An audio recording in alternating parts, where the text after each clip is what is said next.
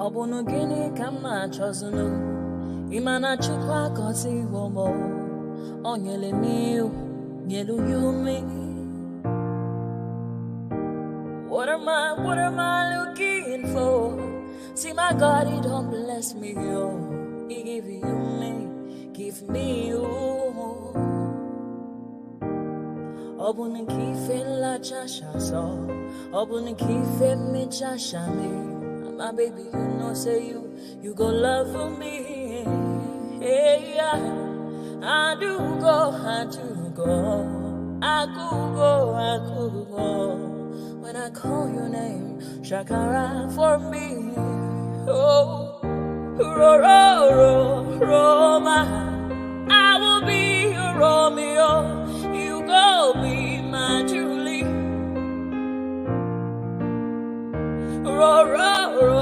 Roma, I will be your Romeo.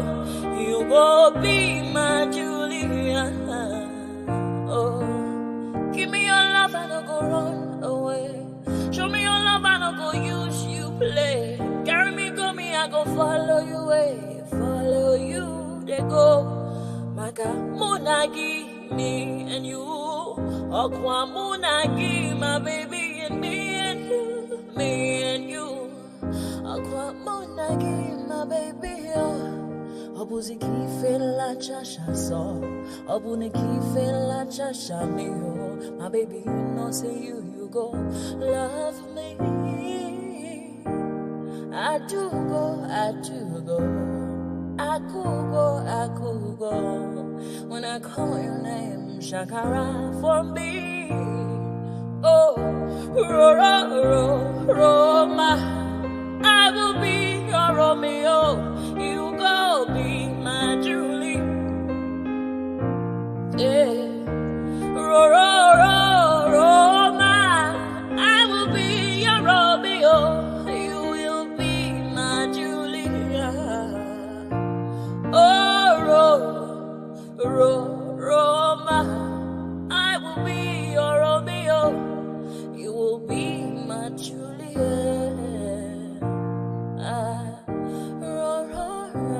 Roma, I will be your Romeo. You will be my Juliet. Obuzi kife la chasha so, Obuzi kife mi chasha me. My baby, you know, say you go love me. I do go. I could go. When I call you, Shakara for me.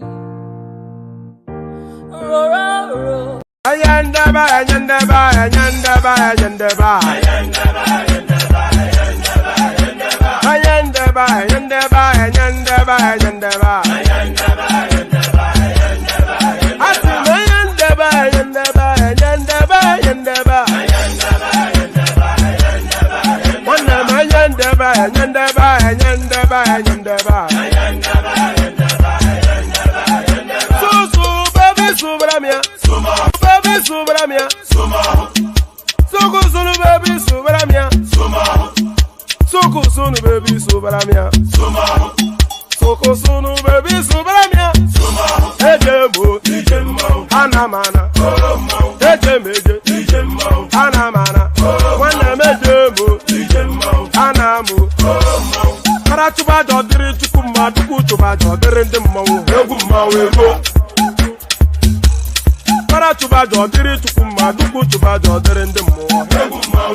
Obodo jisike n'ụbọchị erona. Oyibo. It is everyone.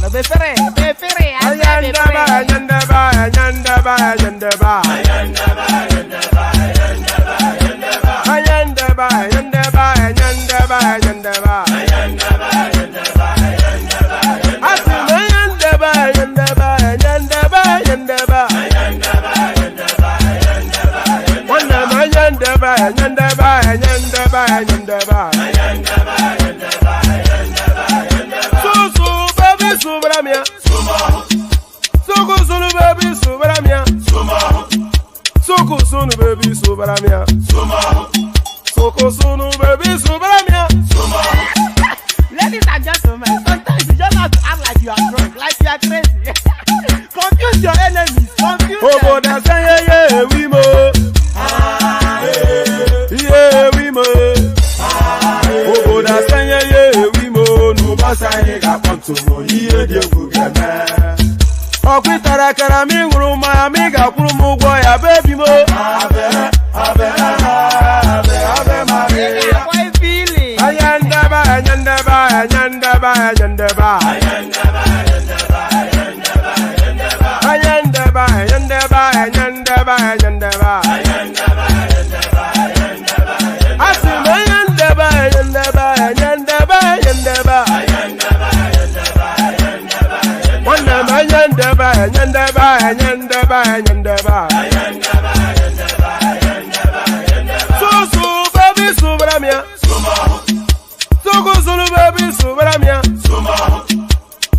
Sunu baby subramia. Soko sunu baby subramia. Asekwa nefo ya branye si akuna nyego mukambasi ozo. Since I was born, but now I am getting youth. Akuna mota nwa akuna toga bu.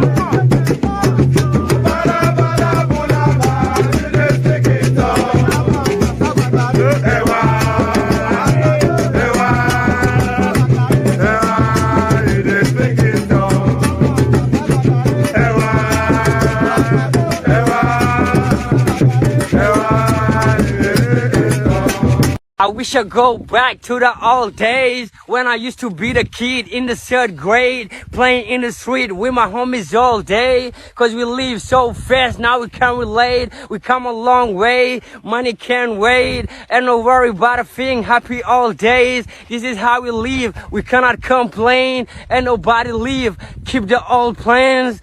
Hey, when I'm better, Mingari Zuda Kari Party. Ko domin moni domin darti yo goro fone bonni bucket as a party and when I'm better min garti min gari zude kadi party ko domin moni domin darti yo goro fone bonni bucket as a party ay chuwa gamne weli focus souvenir film hanki wana hande hanki jamon bale sim min nyalla fije nange jamon lengi mbade tin on sa kuran ala wura men ko jaro find sifti namo ala chifti ala ind. Okay now. To question between my pen. I see what I don't really forget me. Okay. Papa you look at film. And the Igaya. Mama say I want me to go kwa. I can now move the lumba. Oh, we put it again. I got to do the put it on one.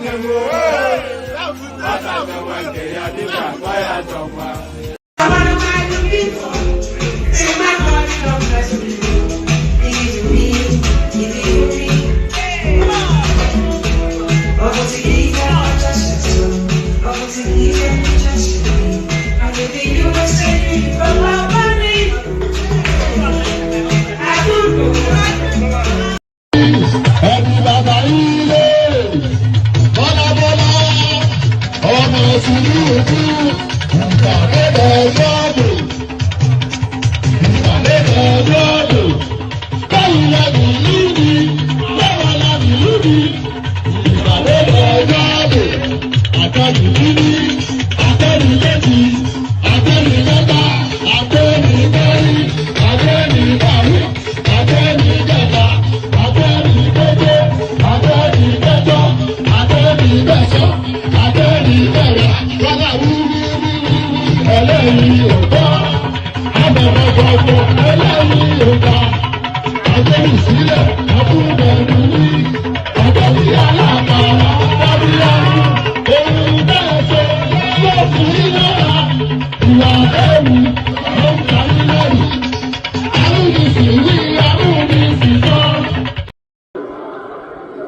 Tí ò bá sí àwa èmi tí ń dúró wájú yìí tí ń lérí ogun tí ní òkè Buhari nìṣó ká máa bá lọ.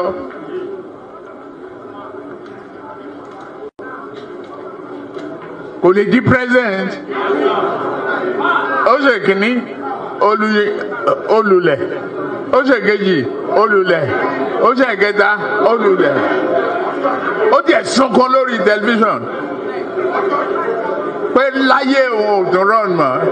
Mo dẹ̀ lọ bá ń Kaduna wa rán ọ̀rọ̀ ẹkún kọ́ lélẹ̀ àdúró tiẹ̀ wàá dẹ̀ wọlé. Nǹkan kan ní pé o ò ní fọ̀rọ̀ orílẹ̀-èdè Yorùbá ṣeré.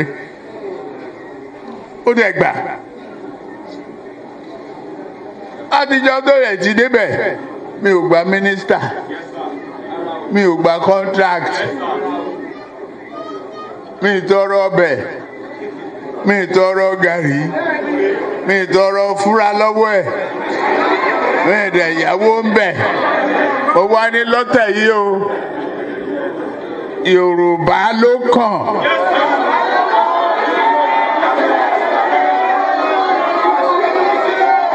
Tá a bá dẹ̀ sa Yorùbá náà, èmi ló kàn.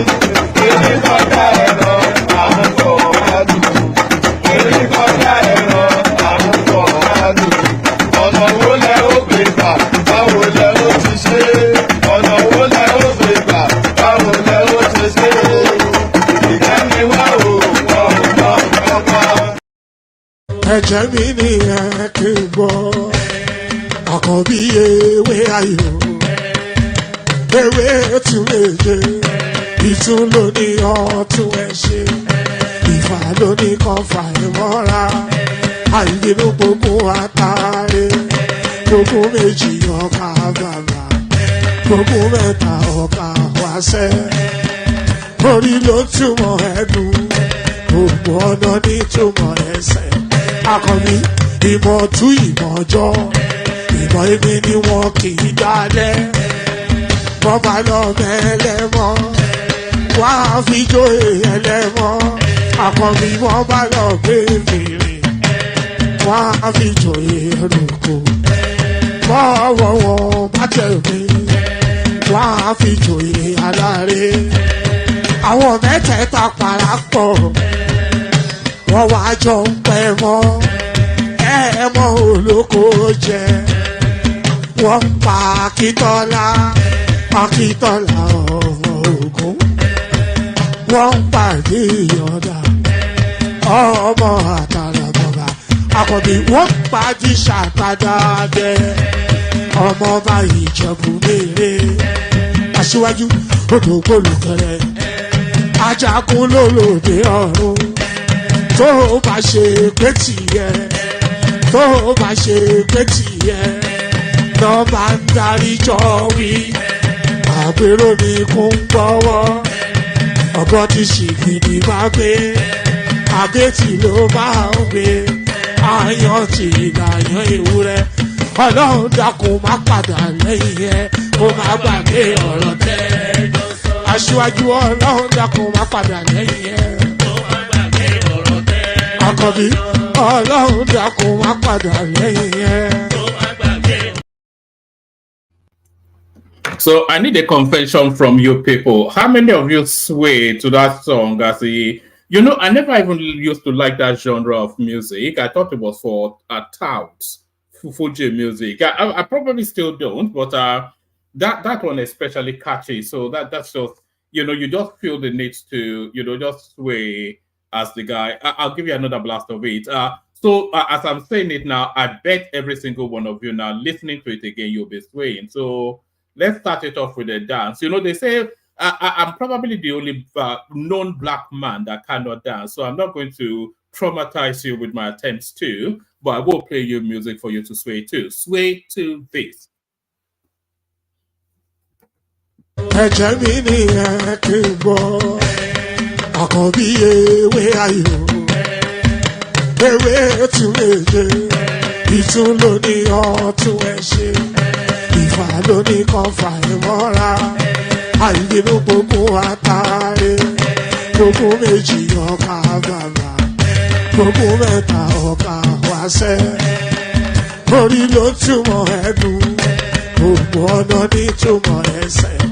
Akọni ìmọ̀ tú ìmọ̀ jọ ìmọ̀ èmi ni wọn kì í dálẹ̀ wọ́n bá lọ mẹ́lẹ́mọ́ wọ́n á fi jóye ẹlẹ́mọ́ akọni wọ́n bá lọ gbé fèrè wọ́n á fi jóye ẹrùkù bọ́ọ̀wọ̀ wọn bá tẹ̀lé wọ́n á fi jóye aláre àwọn mẹ́tẹ̀ẹ̀ta parapọ̀ wọ́n wá jọ ń pẹ́ mọ́ ẹ̀ẹ́mọ́ olóko jẹ wọ́n pa Akíntọ́lá ọmọ Ògún wọ́n pàdé Ìyọ̀dà ọmọ Àtàlàbọ̀bà Àkànbí wọ́n pàdé Ṣàtàdá bẹ́ ọmọ ọba Ìjẹ̀bú Mèrè Aṣíwájú odò gbólùkẹrẹ ajagun lólòdì ọ̀run tó bá ṣe pé tìyẹ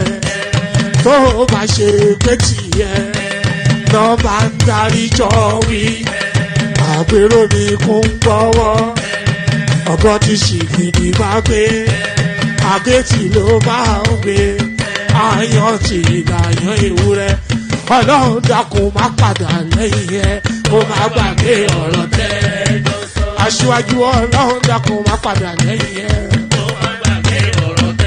Àkànbí ọlọ́run dákun má padà lẹ́yìn. All right, so confess. How many of you swayed to it just like I suggested that you may do? So, yes, good day to you. Good to be in your company. And how are you? Good day to you. Good to be in your company. And how are you?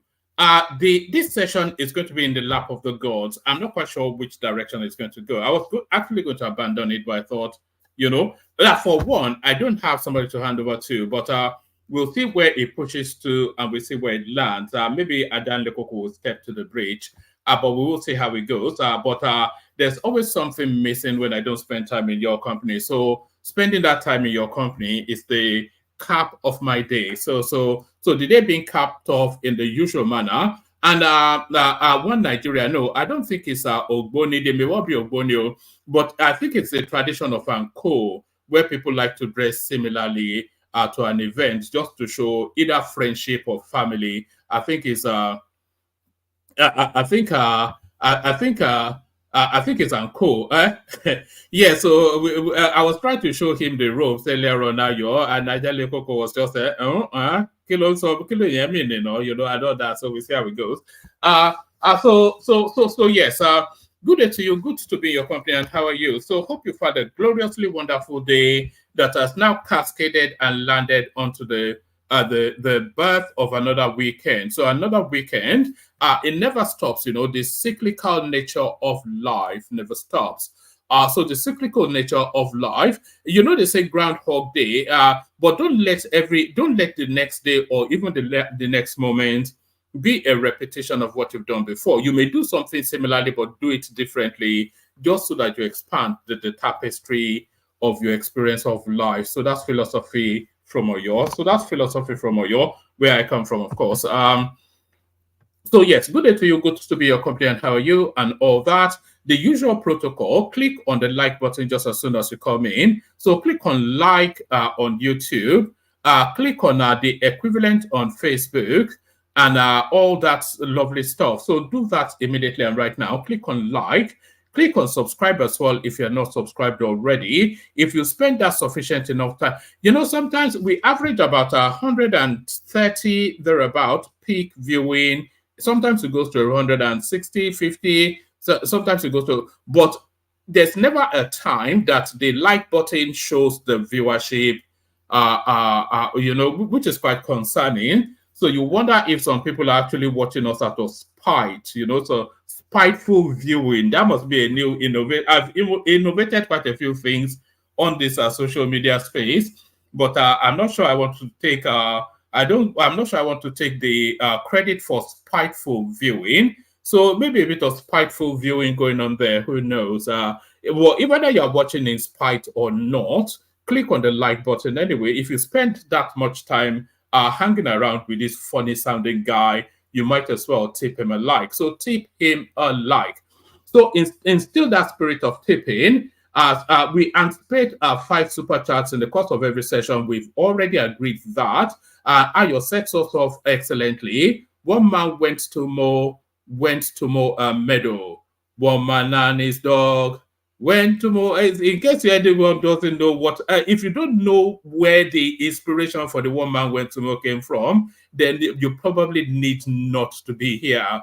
It's from a nursery rhyme limerick or whatever it is. One man went to mow a meadow. So you should all know that, unless you've not had anything that looks like the designs of an education. One man went to mow a meadow, just like Ayo explains to you there. So just like Ayo explains to you there, so Bosu doubles up with Ayo, just as it often does. So we anticipate at least 3 more people to complete their great complement of 5 super chats. So there it is. Do that. Click on like, click on subscribe, click on the hyperlink that says StreamYard.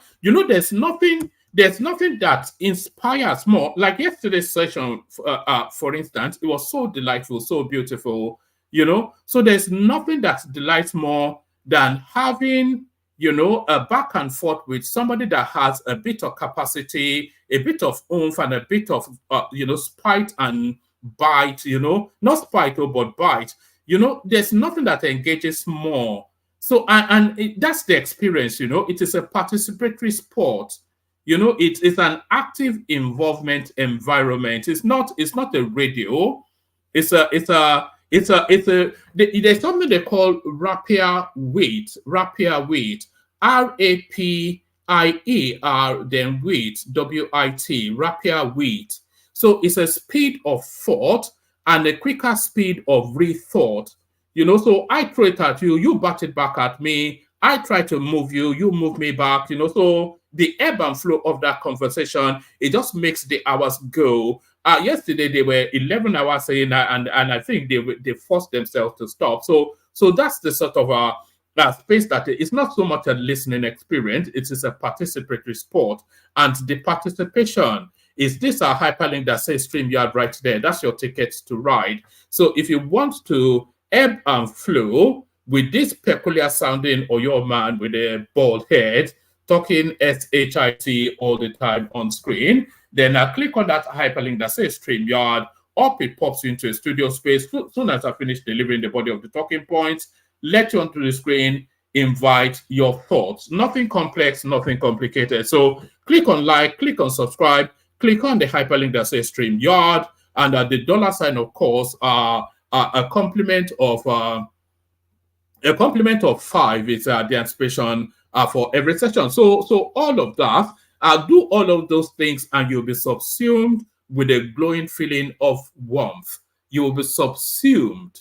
To be subsumed is to be covered in the totality of your being with a glowing feeling of warmth. So if you want to be subsumed with a glowing feeling of warmth, do exactly as I've just directed. So pardon me. So do exactly as I just directed. But like I said, we'll see how it goes. Let's kick it off. I had to push the time back quite a few times because we did not have enough compliments of what we will consider to be sexy news. But I think we've got sufficient enough to carry on with now. So we'll proceed, and then we'll see where it lands. We'll proceed and we'll see where it lands. So which one are we kicking off? Yes. Let's kick it off with this one. You know, this headline actually, this came in at the last minute and it caught me off guard somewhat. Kogi Senator Natasha appoints 100 aides. So, of course, your friend, not mine, Natasha Akpoti, I mean, Bobby talk about Akpoti law, but that is her name anyway, Natasha Akpoti. So it really surprises me because she straddles the Nigerian political space as a left of center pro-people sort of political activist. She fought tooth and nail to get herself into parliament, promising us that she was going there to clean up the urges table. And for all of that, to land on this headline now, Kogi Senator Natasha appoints 108. So there is absolutely categorically nothing. It's job creation, also you could say that, but there's absolutely categorically nothing that justifies just a senator to having 100 aides. So let's see how this is explained. The senator representing Kogi Central Senatorial District at the National Assembly, Natasha Akpoti, has announced the appointment of 100 constituents as aides. In a statement released via her official Facebook page on Thursday, the lawmaker said the appointees are aimed to assist her in her legislative responsibilities. And by the way, somebody should come into the studio so that at least there's one person there. Pardon me. The senator representing Kogi Central Senatorial District at the National Assembly, Natasha Akpoti, has announced the appointment of 100 constituents as aides. In a statement released via her official Facebook page on Thursday, the lawmaker said the appointees are aimed to assist her in her legislative responsibilities. According to the senator, these aides were carefully chosen from the 57 wards in Kogi Central in order to enhance the quality of representation. As a means of empowerment, each aide will be receiving 50,000 naira for community projects. So I'm not quite sure. I'm not quite sure what I'm reading here, to be honest with you. I'm not quite sure what I'm reading here because aids is a different thing. It's to personally assist. So if she has created employment for 100 people, that's one. But having them as aides, and she goes on to explain that they're there to assist her in her legislative duties. So what level of importance does she have within parliament that she would need 100 aides? I'm not quite sure if I'm reading something that is for the people or just self-aggrandizement. The senator representing Kogi Central Senatorial District at the National Assembly, Natasha Akpoti, has announced the appointment of 100 constituents as aides. In a statement released via her official Facebook page on Thursday, the lawmaker said the appointees are aimed to assist her in her legislative responsibilities. According to the senator, these aides were carefully chosen from the 57 wards in Kogi Central in order to enhance the quality of representation. As a means of empowerment, each aide will receive 50,000 naira for community projects. So they are receiving 50,000 naira for community projects, not for stipends, not as a payment for services rendered. So I'm not still clear on what's being said here. Natasha stressed that these appointments were made without any bias towards political affiliations. The senator noted that she made sure to allocate these positions to individuals from various professional. The senator noted that she made sure to allocate these positions to individuals from various professional and artisan backgrounds, including both young and old, men and women, amongst others. Furthermore, the senator emphasized that the selection process was conducted in a transparent manner. Her intention is to ensure fair representation for all constituents regardless of their background or affiliation. As the senator for Kogi Central District, I felt it was important to enlist the support of 100 energetic individuals from all 57 wards of Kogi Central to bolster our representation. These individuals, comprising people of all ages and from various professional and artisan backgrounds, not only cover the geographical expanse of our communities, but also bring diverse skill sets. They will receive a monthly salary for the duration of my tenure as their senator in the National Assembly, with the first salary to be disbursed on June the 30th, 2024. So that's Natasha Akpoti then. So let's do quick math. You know, I'm very, very good at math. So let me just you probably laugh at me. Is that 5 million naira a month? That commitments then for the duration of our tenure. So I'm not quite sure what that means. I suppose that's some form of dividend of democracy. I suppose on the whole that lands on a positive, but I'm not quite sure quite how we're reading that. But I'm not quite sure how we're reading that. But hold on. Yes, good morning, Patrick. You stay there because you're the only one there at the moment. So yeah, at least so somewhat of a conversation taking shape. So let's go on from there to a clip. This is I'll play you two clips now. This one first, it gone viral. This is your former first lady then coming back from the abyss.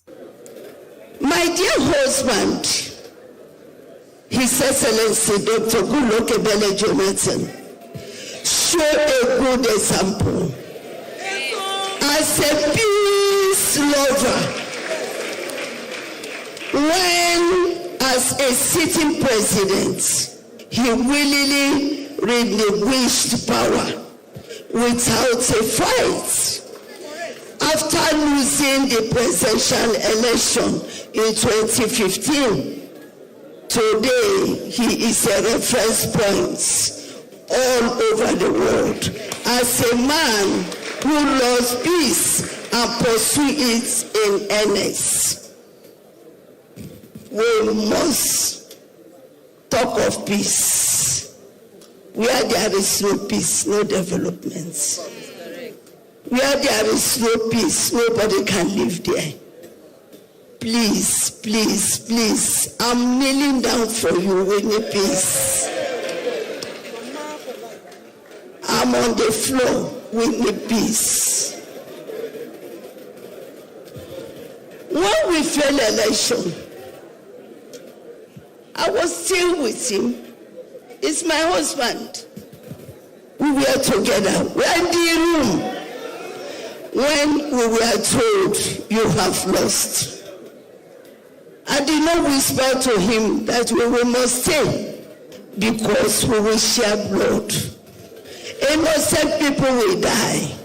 And who will be the person we don't know? It might be you, it might be me, it might be my brother, it might be my sister. We don't need anybody to die. We are brothers and sisters. We are one country. Nobody will. So that was your former first lady. She purports to have something that somewhat of an education, but this is not the first time. You know her infamous clip, "There is God, oh, this blood that we're sharing," you know, and then she said it again there that because we don't want to share blood. So nobody is inviting you to share blood. It's not biscuit, you know, it's shed blood. Anybody beyond Form 6 in secondary school that doesn't know that should be flogged. But she purports to have somewhat of an education. But I think she's speaking to the politics of what is going on in River State, which is on the keg or on the precipice of an implosion if things are not handled very carefully. So those are the seniors there from the creeks are asking everybody to sheathe their sword. So I think she just wanted to come back into the limelight somewhat. So that's Patience Jonathan. So so the next clip now, a man very much in the limelight And just fortuitously, not intentionally, the current call of Mrs. Jonathan actually cascades into this now next clip. So this now next clip, it's a dog hearkening to his master's voice. So attack, the master says, and woof woof, says the dog. What the dog bark? The activist who later became a politician had also made some comments. But to be wrong, sitting here without correcting some impression. First of all, we are talking about democracy 25 years. We know we have challenges. I expected the lecturer to say, yes, we have made some progress. And on his lecture, not one progress was made. Criticism, criticism, criticism. Are you telling me that for 25 years, we have not made one progress? Then we can say, yes, we have made this progress, but there's still room for us to move forward. Just like Shehu Sadi said, how they were locked up, how they were detained. Can he say under this democracy, any Nigerian have found himself under that state? That is a progress. That's a progress. You see, we should give the impression as if we have not made any progress. You have said here about infrastructure, FCT. You have said here FCT. Who is FCT minister working under? Who? The president. Mr. President. Which means he has the capacity to do those who can help him move the country forward. That is progress. Mr. President knows that there's a problem. And that's why he said, renewed hope agenda.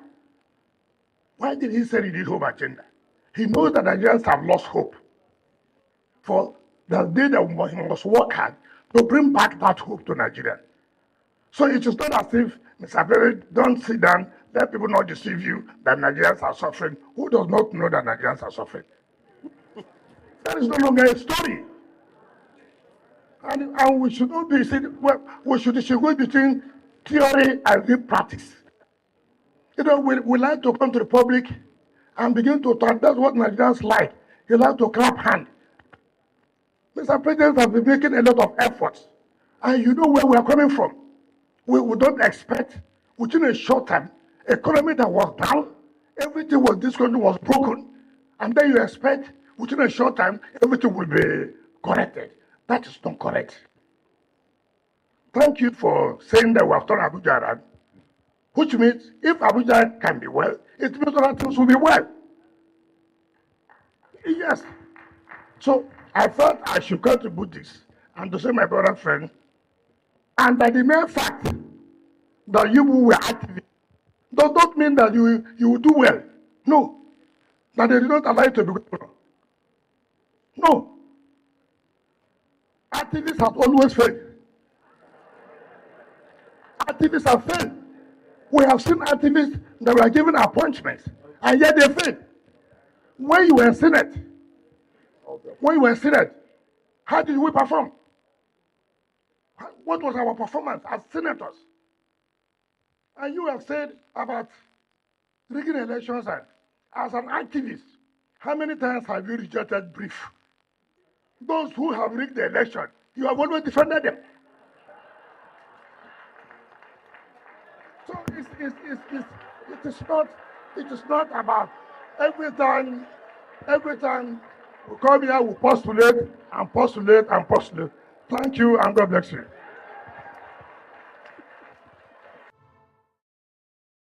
All right. The one thing I'll say first is that in a fight, it's always better to have somebody like EMC Wike on your side than against you. I think we saw that play out in the elections, and so you all understand why that is being said.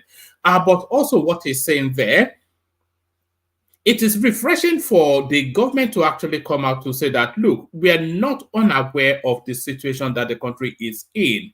So nobody needs to be told that Nigerians are suffering. You know, nobody thought that Nigerians were having a good time. Do you think Tinubu is rested in Aso Rock thinking, oh, jolly good, my people are having a good time? No, he knows what's going on in the country. It is impossible for anybody not to know what is going on in the country because it is vocalized loudly enough. So they are aware of what is going on in the country. But what are they doing about it is the question. And that is where Wike went to. It's telling you that these are decades and decades and decades of rot that have now come home to roost. So is it the expectation that somebody will turn those decades and decades of rot round in 1 year? That cannot be the expectation, no. So I don't think that's the expectation. That may well be the expectation, no, because there's some empty-headed, vacuous sort of elements that will say, he said he can do it now, so why has he not done it? Why has he not done what? Why has he not done what? Yeah, he said they will hit the ground running now. Why is he not hit the ground? The price of Gary is diggy. Well, don't be silly. Don't be an idiot. You know, you lived in that country. We've all lived in that country all of our lives, either remotely or in actual reality. We've lived in that country all of our lives. So we saw the slow build up to where we are now. And from 2015 to 2023, we saw the fast tracking of a total attempt to destroy that country for good by Buhari and his band of not so many. We all saw it. So what's the expectation that what did you think would happen? That somebody will just wave a wand and the country will turn into Dubai? So of course not. Don't be silly. And that is what we can say to you. So now the next go-to space then is that, okay, the situation is as it is. We know what led us to that situation. You said you wanted this job. So what are you doing to turn it around? So that is where the conversation should be. Not, with a realistic, because forget politics. There's a very good chance that guy is going to be there for 8 years. In fact, the probability it's more of a probability. In fact, it's a possibility even greater than a probability. It's more the most likely thing. The 70% chance, or at least the 65% chance, is that guy is going to be your president for the next 8 years. So now you audit those 8 years into your life and see, and then ask yourself how you want it lived. So that's where the question, are you getting me? Did you even understand what I'm saying? Is the cranial functioning there to be on board with the journey that we're embarked on? We don't need silly people here. Are you on board? They audit 8 years into your life, because the bookmakers odds as to tell you that Tinubu will be your president for 8 years. So audit those 8 years into your life, and then ask yourself how you want those 8 years lived. So do you want it lived in this guttural, low rent, screech and squeal, or do you want to get on board? Do you want the betterment of that country? Or are you so subsumed in partisanship and resentment that you cannot abide good because you don't see it as favoring your political interest? So Tinubu is going to be in that country, in that presidency for a likely 8 years. So it serves your interest better that he gets it right, because then your life is lived better. If he gets it wrong, your life will be miserable. I am not affected. You are affected. No matter how wealthy or poor you are affected. Because all of the things that makes life a pleasurable journey, it's in the behest of good governance. So it serves all of us. Anyway, let me not go on. Sometimes you just get irritated by this backward-minded sort of low-rent mentality, screeching and squealing all over the place, making empty-headed noise. Let's go on to the next headline. How Nigeria bounced back from economic hardship during Babangida's era. So this is Goodluck Jonathan again. I think he I think he and his wife. Yes, I think he and his wife they've come up for air because they come into the news cycle just within the same time period. They needed a bit of attention, I suspect. How Nigeria bounced back. So I think this might well be a nostalgia piece. How Nigeria bounced back from economic hardship during Babangida's era. Good luck, Jonathan. Former President Goodluck Jonathan has said that the country needs the let's do again. Former President Goodluck Jonathan has said that the country needs the collaborative effort of Nigerians to move forward. He opined that the economic situation in Nigeria will also be overcome by the grace of God. So, the new phraseology, the new go-to by the steez people is the grace of God is not a plan. Good wishes is not a plan. This is where they are now. So let's do it again and do it as paid. Former President Goodluck Jonathan has said that the country needs the collaborative efforts of Nigerians to move forward. He opined that the economic situation in Nigeria would also be overcome by the grace of God. Jonathan stated this during General Ibrahim Badamasi Babangida. Jonathan stated that during the General Ibrahim Badamasi Babangida's administration, Nigerians also suffered severe hardship, but they were able to bounce back because of the grace of God. He shared his thought at the DSP Banquet Hall, Yanagoa, on Friday, whilst declaring open the 2024 annual law week of the Yanagoa branch of the Nigerian Bar Association, etc., etc. The former nation's leader described the theme as not only apt but well. So let's do it then. He said this thought at the DSP something banquet hall Yanagoa on Friday, whilst declaring open the 2024 annual law week of the Yanagoa branch of the Nigerian Bar Association with the theme the legal profession in a time of socio-economic uncertainty. The former nation's leader described the theme as not only apt, but well chosen in view of the present economic hardships in the country. Jonathan, who was represented by the paramount ruler of XYZ clan, Right Majesty HRM, is Royal Majesty. Yes, HRM is Royal Majesty Collins Daniel. It irritates me somewhat that a Nigerian monarch will be called Collins Daniel. What does that that can anyway? This is it. The people of the creeks. These are the Sapele Water people. Jonathan, who was represented by the paramount ruler of XYZ clan, His Royal Majesty Collins Daniel, said, between 1984 and 1987, there were also economic challenges in Nigeria under the General Babangida administration, which led the federal government to introduce an economic recovery program called the Structural Adjustment Program, codenamed SAP. The country experienced scarcity of essential commodities and the citizens suffered severe hardship. God was with us and the country bounced back. Between 2016 and 2019, the whole world went through another economic recession. Nigeria also had our own share. So there is hope, is essentially what he's saying there. So nothing new that sparkles or sparks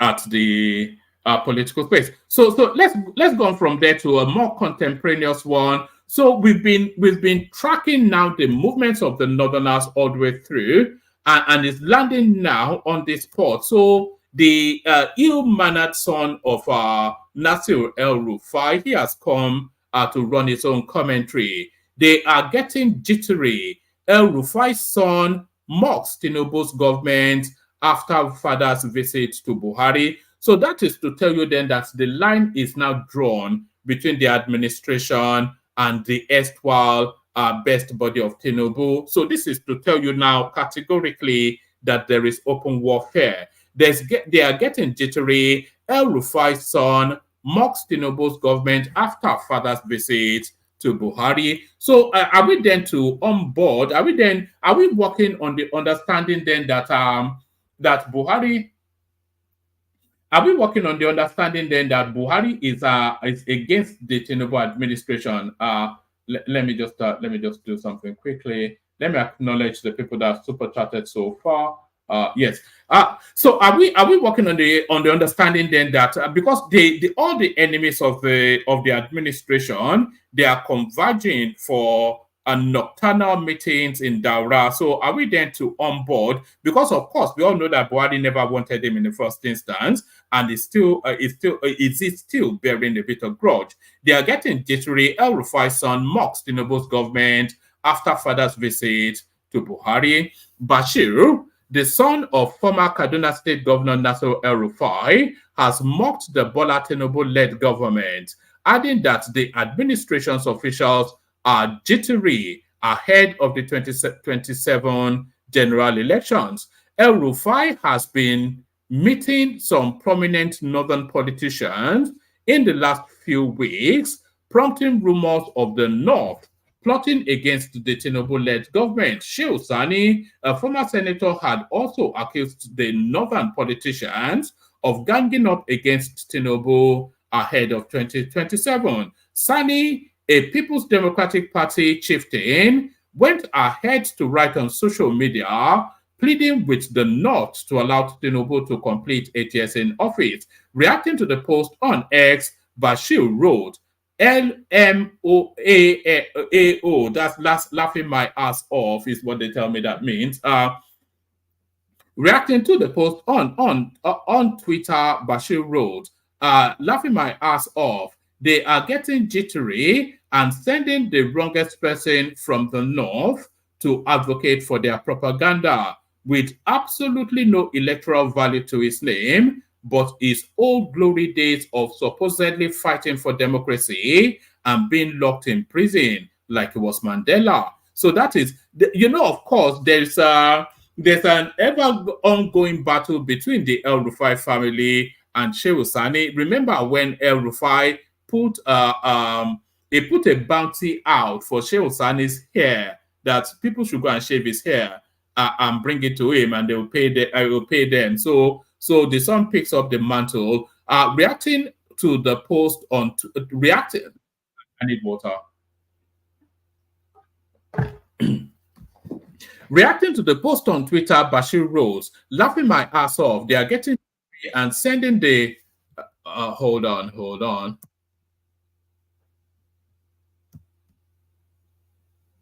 Oh, somebody needs the link. Let me send the link. Apologies. I get a lot of beeping coming through as I'm reading these things. My phone is beeping because my WhatsApp is on my laptop and whatnot. So over.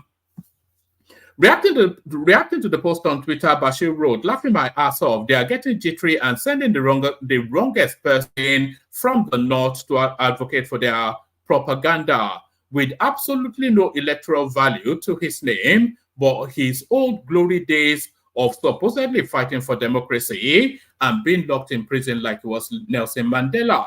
Sani recently spoke at the event organized by the Tinubu government to mark Democracy Day. He praised President Tinubu, describing him as the father of protest during the military era. Sani, a former human rights activist, joins a long list of former PDP chieftains who have been speaking in favor of the Tinubu-led government after the 2023 general elections. They include former spokesperson of Atiku Abubakar, the presidential candidate in the election, Reno Omokri, and Daniel Buala. Ex-Senator Ben Murray Bruce has also been supporting the incumbent government. So winner takes all. They say, what's that saying? Failure is an orphan and victory has many children, or something like that. Let's go on from there to this one. Nigeria missing in top 10 of most stressful countries in Africa. So you're a happy lot is essentially what this is telling you. Well, that's essentially what this is telling you.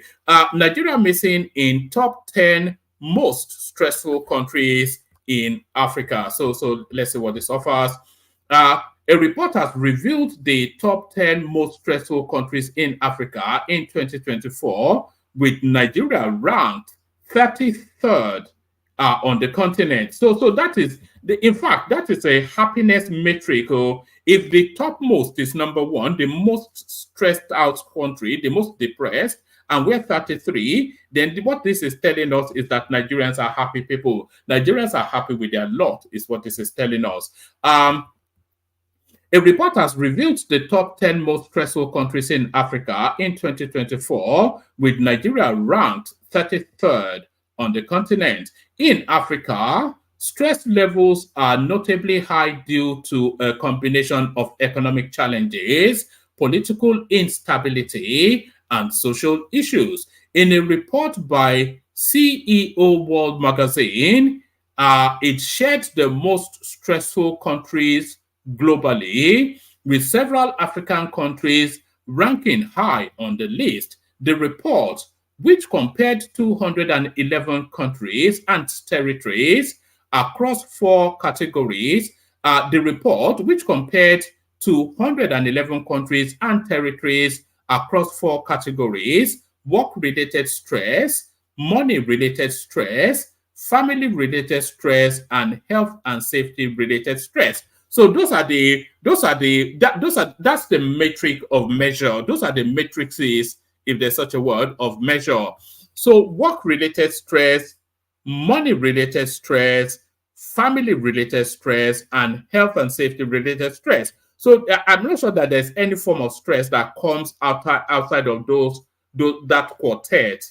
You know, I'm not sure that outside of work-related stress, money-related stress, family-related stress, and health and safety, there's nowhere else that stress can come from. So using that metric, Nigeria very much a happy place. The report, which compared 211 countries and territories across 4 categories: work-related stress, money-related stress, family-related stress, and health and safety-related stress, provides insight into the global mental health landscape, highlighting which countries are performing well and which need improvement. The most stressful country in Africa, according to the report, is South Sudan, with a stress score of 45.68. Burundi follows closely with a score of 45.8, and the Central African Republic ranks next with a score of 46.07. In 2023, the main source of stress globally include money, the economy, and health issues, as highlighted by the magazine. The analysis helps identify areas where mental health support is most needed and which countries are effectively managing stress among their population. Here is a list of the top 10 most stressful countries in Africa. So South Sudan, we already know. Burundi, we already know. Central African Republic, Democratic Republic of... So is all of the expected names actually that are occurring? Yes.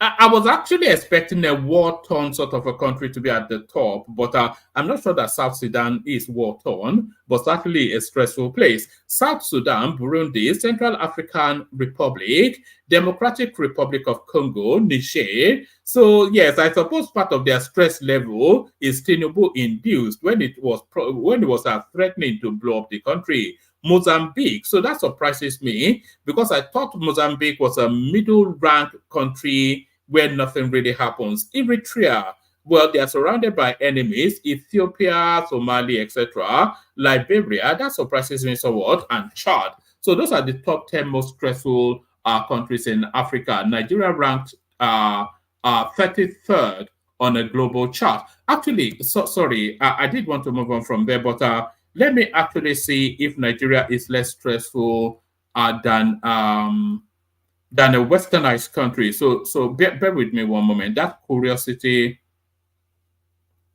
just struck me now. Let's see if Nigeria is actually less stressful than a westernized country. So I'm just opening the link to the to the. Let's see if it will open. Oh. Oh, this is just a. Oh, okay. Sorry, it doesn't actually give me.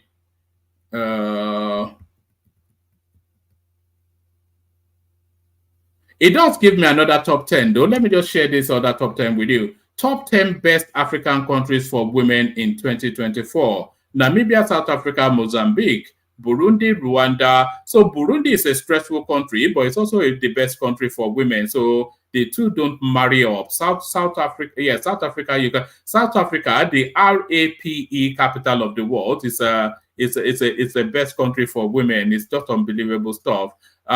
So this is just a ridiculousness. So let's just move on from there. Let's move on from there to another one. Federal government rolls out 1 trillion naira palliatives massive construction project. So this dovetails from conversations we were having yesterday about our job opportunities in Nigeria, and it looks as though now,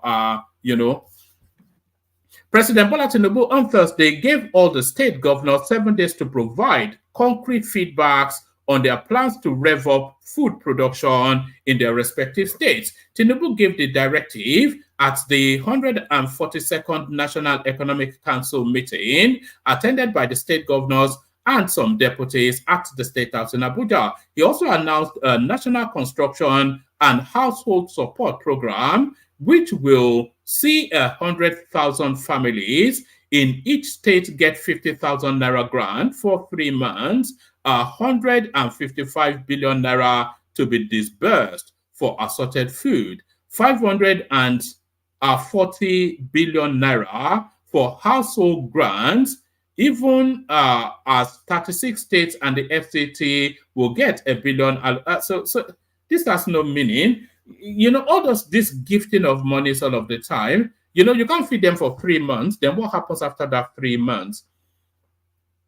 Emphasizing the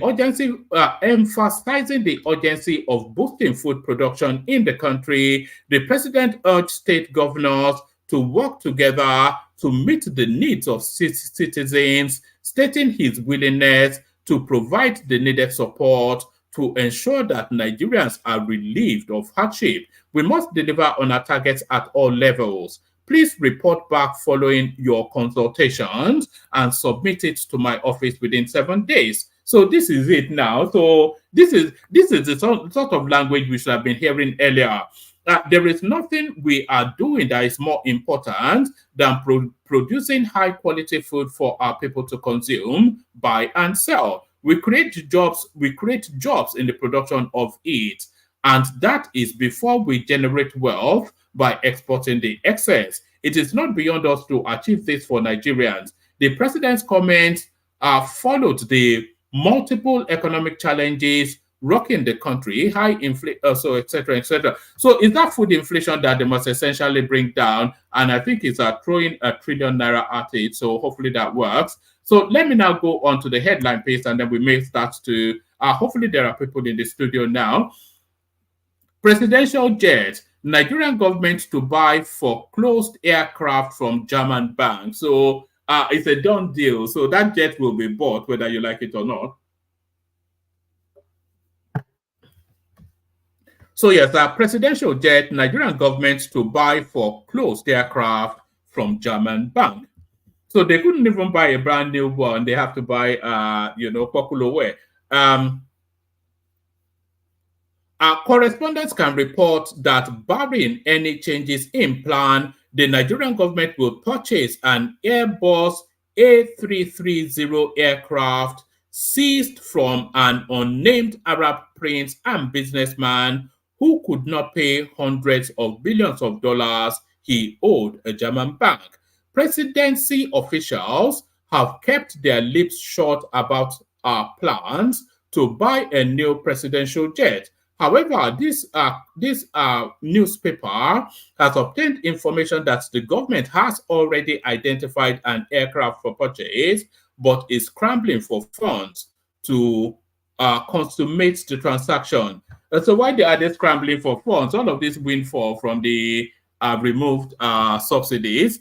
The identified aircraft is said to be a repossessed one recovered from a troubled oil sheikh who used the aeroplane as collateral for a loan he obtained from an unidentified German bank to buy it. When a bank loan is taken to purchase an aircraft, the aircraft is usually pledged as collateral.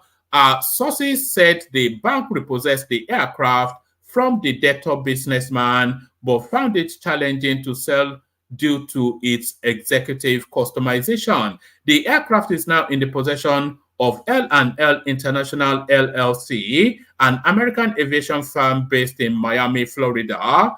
L&L International LLC is trying to help the German bank to sell it to the Nigerian government. The multi-engine Prestige jet, which has an elaborate VIP configuration, is said to be worth $600 million, but the Nigerian government is offering a little over $100 million.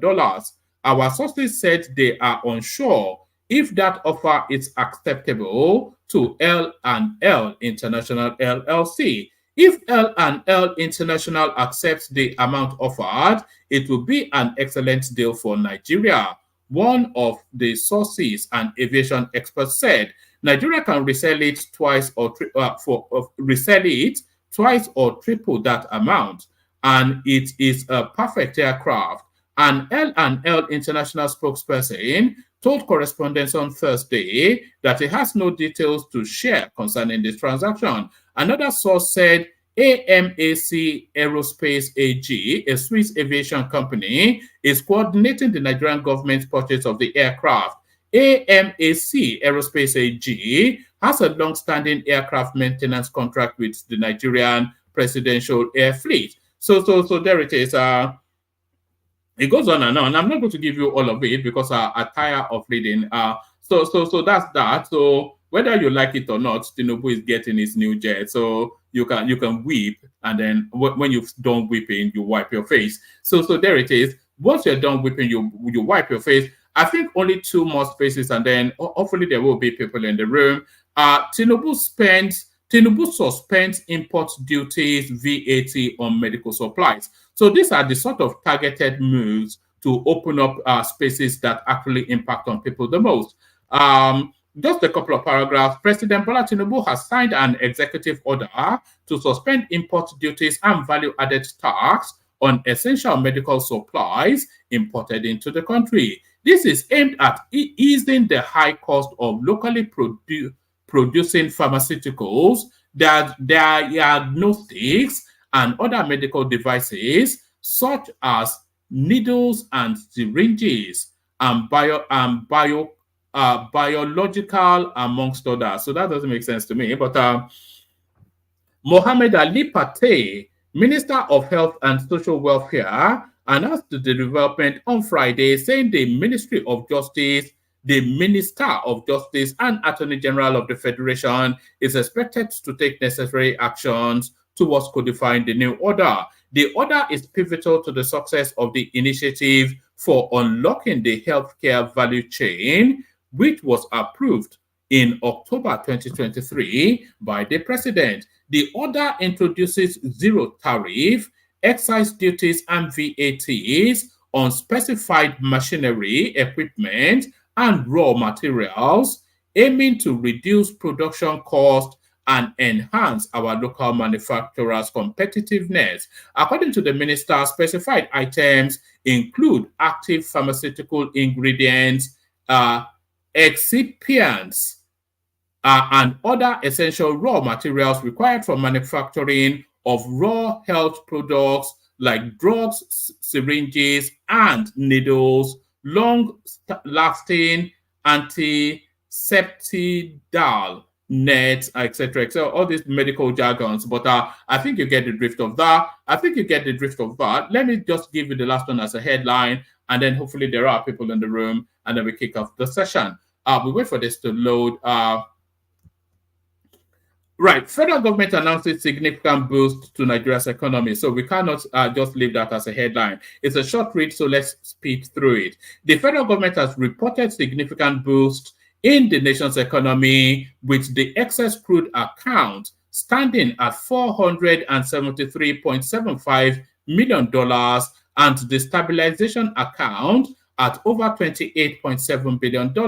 The government also said the nation's natural resources fund stood at over $53.89 billion. So I'm not quite sure what that means. The government also said the nation's natural resources fund.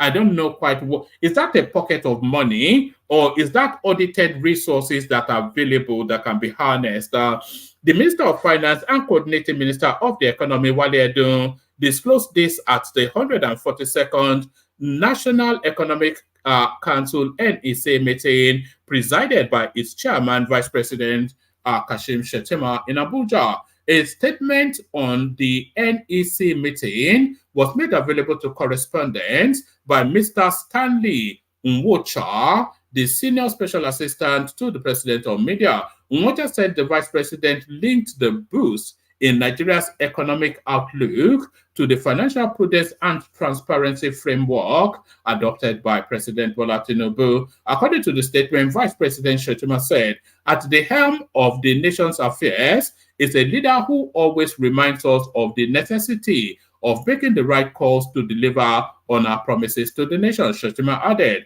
the president is Jagaban, the front row commander. He has a rare political virtue that has made him the unifying node of the zeal to serve the country. You know, Shettima has such an elegant way with words. You know, if you remove this accent, it's probably at the oratory level of Wole Soyinka, because it's a wordsmith and a spellbinder. Kashim Shettima is a wordsmith and a spellbinder. We highlighted Nigeria's improved credit outlook by Fitch rating, owing to Mr. President's transparency and effective financial management to further the nation's economic progress. Today, as we prepare for the agenda of the day, I am excited by the presence of His Excellency President Tinubu, a reservoir of ideas, a visionary extraordinaire, as he guides us towards finding common ground. So that is all right, sir. Elegantly done. Nobody can do so better than he does. And it is this rare political virtue that has made him the unifying nucleus of our aspirations to serve the nation. He is the Jagaban, the front row commander, for a reason. Also, in the statement, Nwocha said the NEC ratified the nomination of 6 state governors as members of the board of Niger Delta Holding Company. He said the governors representing the 6 geopolitical zones were from Borno, Katsina, Imo, Ekiti, Kwara, and Akwa Ibom. Sorry, I don't get that. Also in the statement, Nwocha said that NEC ratified the nomination of 6 state governors as members of the board of Niger Delta Power Holding Company. So why is Niger Delta Power Holding Company being steered by the governor of Borno, Katsina, and Kwara? What's the link? It said, Nwocha said the NEC noted the importance of NDPHC to the country's economic development in approving the nomination. He added that the meeting saw the presentation of key updates and recommendations from various ad hoc committees. So there it is right there. All the good news that we hear, but we've not had that good news land on the price of Gary. So all the good news we hear, we've not had that good news land on the price of Gary. So that's the readout. I played the Kegite music, and then if somebody turns up, then we have a conversation. If nobody turns up, then we say a good night. So first we go to it's almost traditional now, isn't it, that I start for the Kegite music. Sometimes maybe I even feign it for the dramatic climax. And here they are, the Kegite. water, only water, where they see ma. Water, water, water, water, water, water, water, water, water, water, water. Only water, where they see ma. Hapa o naido. Hapa o naido. Hapa you don't come o.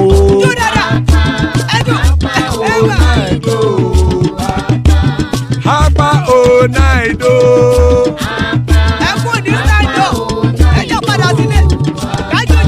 Oro kẹ̀kẹ́ ẹlẹ́mù yé o. Ibe sodi akẹ̀kẹ́ ẹlẹ́mù rẹ o. Bobby master kẹ̀kẹ́ ẹlẹ́mù rẹ o. Chifu Faila ti kẹ̀kẹ́ ẹlẹ́mù rẹ o. Eruku lẹ̀lẹ̀ ẹlẹ́mù dé. Eruku lẹ̀lẹ̀ ẹgbẹ́ ẹlẹ́mù dòdò jàre o. Eruku lẹ̀lẹ̀ Ghana ti dé ẹgbẹ́ bọ́dì o. Ọmọ ẹlẹ́yẹ ẹ̀yẹ o ó dìlé o. Odúyẹ̀lá ẹ̀yẹ o ó dìlé o. Petrosoname ẹ̀yẹ o ó dìlé o. Petrosodúnkẹ́ ẹ̀yẹ rẹ̀ ó dìlé o. Ẹlẹ́kọ̀ ọ̀run mú ìní o.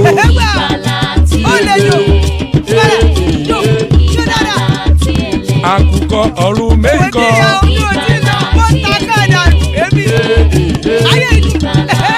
Ikú kò ní ríwà gbéṣe o.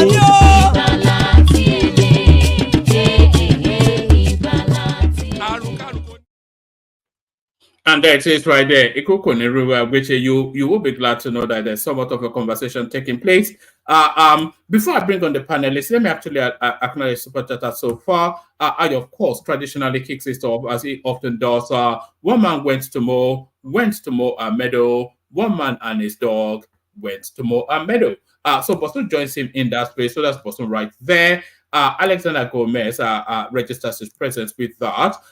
Fourth is right there. Fourth of how many, though it hasn't told us yet. But then Tony comes in with this long speech. He says, what is silly about him running a propaganda government? Are we still paying subsidy? Where are the jobs? Are the farmers returning back to their farms? Is governance all about road only? So pertinent question to the central space. Coming to give some answers, Ekene joins us. Good to see you, Ekene. Baba is in the house. Always a delight when Baba is here. Adan Lekoko, of course, guarantees a banging session. Emmanuel joins us from Abuja and Jide from somewhere in Lagos. So thank you, gentlemen. Good to have you on board. Good to have you on board. So plenty of spaces still. Anybody wants to hop on. Let's kick it off with Baba. Let's kick it off with Baba. Baba, you ready to go? Okay, one man. Or do you want to defer to Emmanuel? It's up to you. Emmanuel, no way. All right, Mbanu, as they say in the. All right. Where do you want to kick it off from? I mean, so many things to talk about, but floor is yours. Well, I think it's. Let me kick it off with the private jet or presidential jet issue. I don't know why they are fixated on this. I can understand actually that something attractive has come into the market and it is better they snap it up. And but a lot of the way they are going about it is very wrong. The timing, in my considered opinion, is also wrong. The optics is bad. In this time of, let me put it, let me quote positivity into the life of our country. In this time of plenty, I think we shouldn't be seen to be doing this. There is a limit to human endurance or what one can take. But some people will consider it a slap in the face of the populace. But I don't know. because yes, for legislative harmony, it is good for the executive to be at peace with the legislature. Uh, but this is pushing it to the limits with people like Babio, who is always having his foot in his mouth anytime he opens it. What he's saying about it is like whether we like it, just the way you put it, whether the populace like it or not, they will buy it. But I don't know. I'm not in support of this jet thing as far as I'm concerned. Maybe I know so many things surrounding it. Hold on. Baba, there are so many things to consider before an opinion should be formed. First, is there a need for it? Is the first thing. So that's the first thing to establish. And is that need urgent? That's the second thing. So we can establish that there's a need for it because we've seen trips cancelled, and we've seen, and a lot of those in the presidential fleet, they are quite old. So we've identified that there is a need for it. Is that need urgent? Maybe not. But if an opportunity like this golden opportunity presents, should Nigeria strike, so $100 million is not going to make or mar anything. It doesn't really matter. Yes, I look.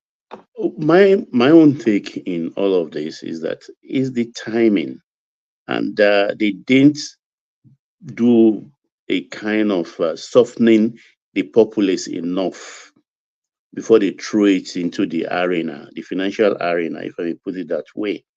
You don't just put that kind of expenses. You don't put it on the people without testing the waters. You understand? And those jets are not old. They are not old. Maybe it's normal for the normal corruption thing about our establishments that affected their upkeep.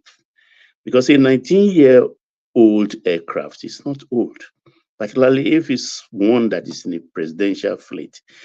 Even in commercial, the commercial airlines. Is a 19-year-old aircraft befitting of a country the state like Nigeria? If it's well maintained, Right. So when everybody is turning up in brand new boots, our president should turn up in popular way.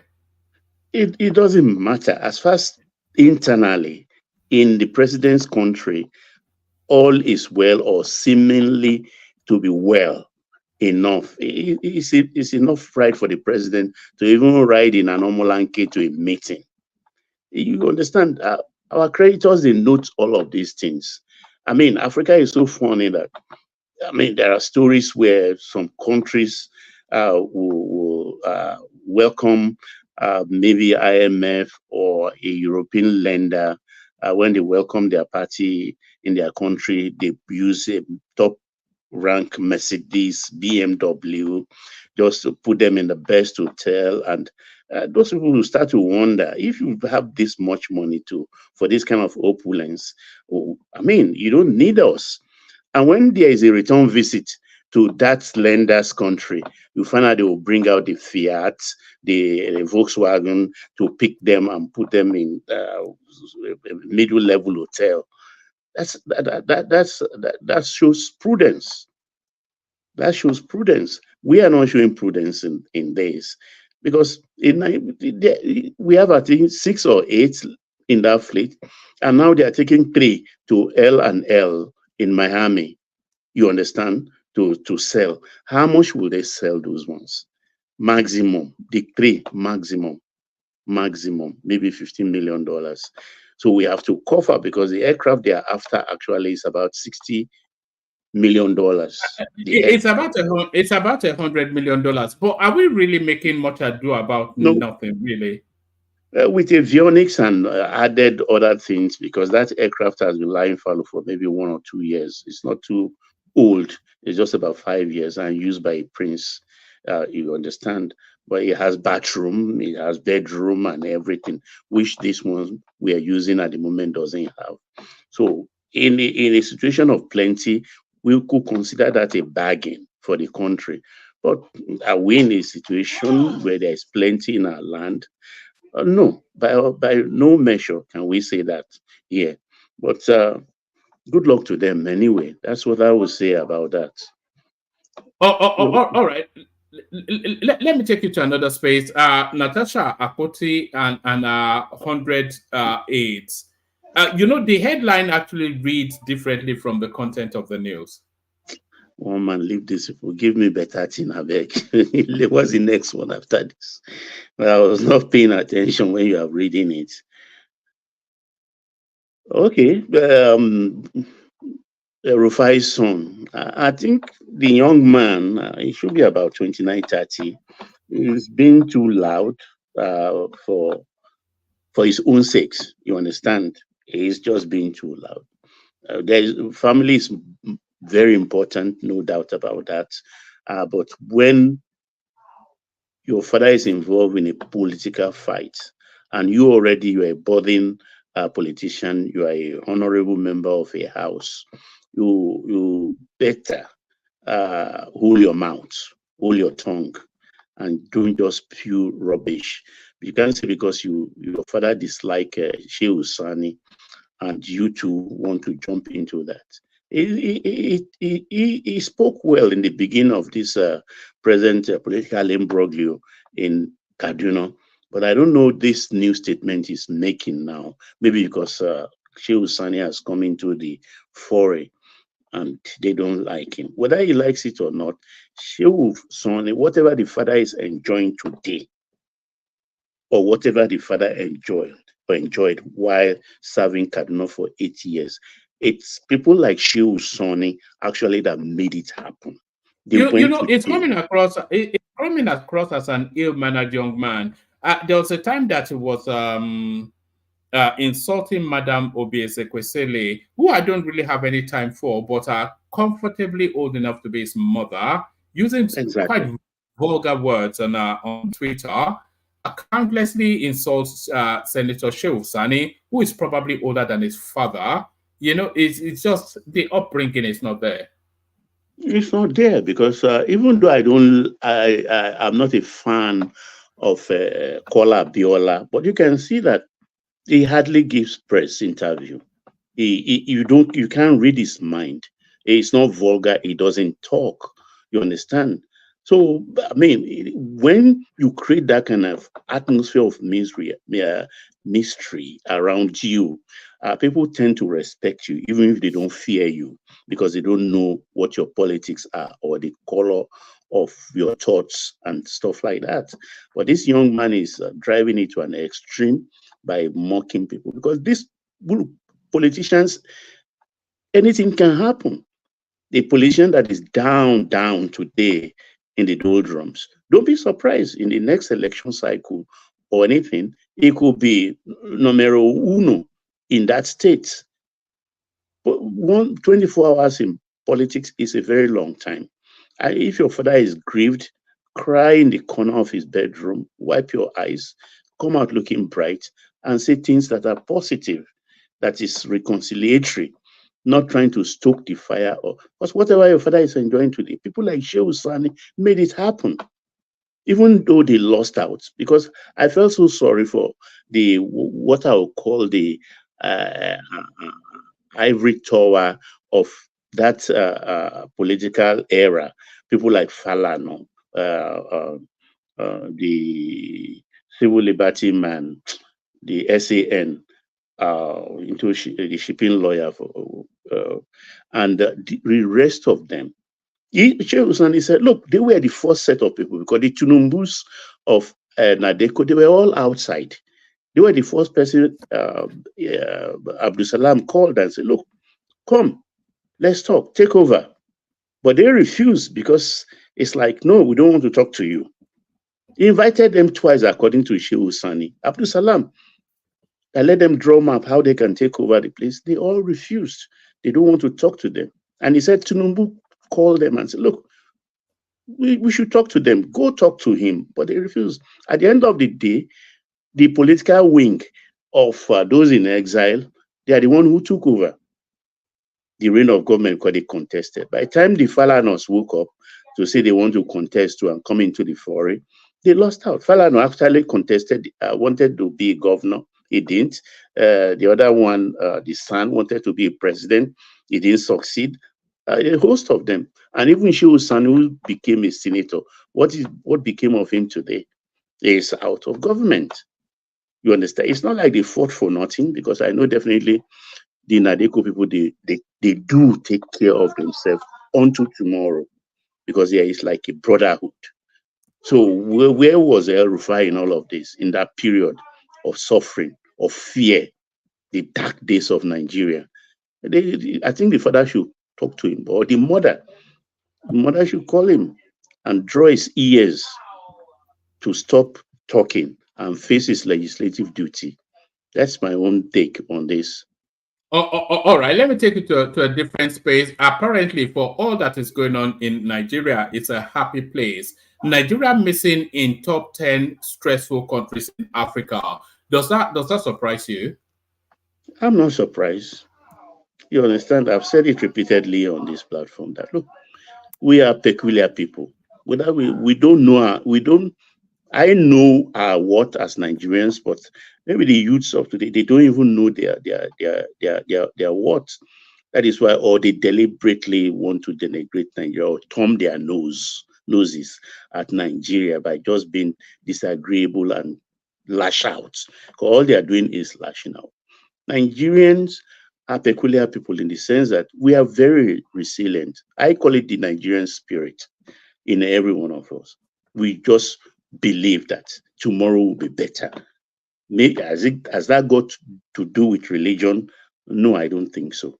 It's about the social terrain of Nigeria, because people have seen lots and lots and lots and lots of grass to grace stories in Nigeria amongst their peers, in their streets, in their school, their classmates, and they've seen it.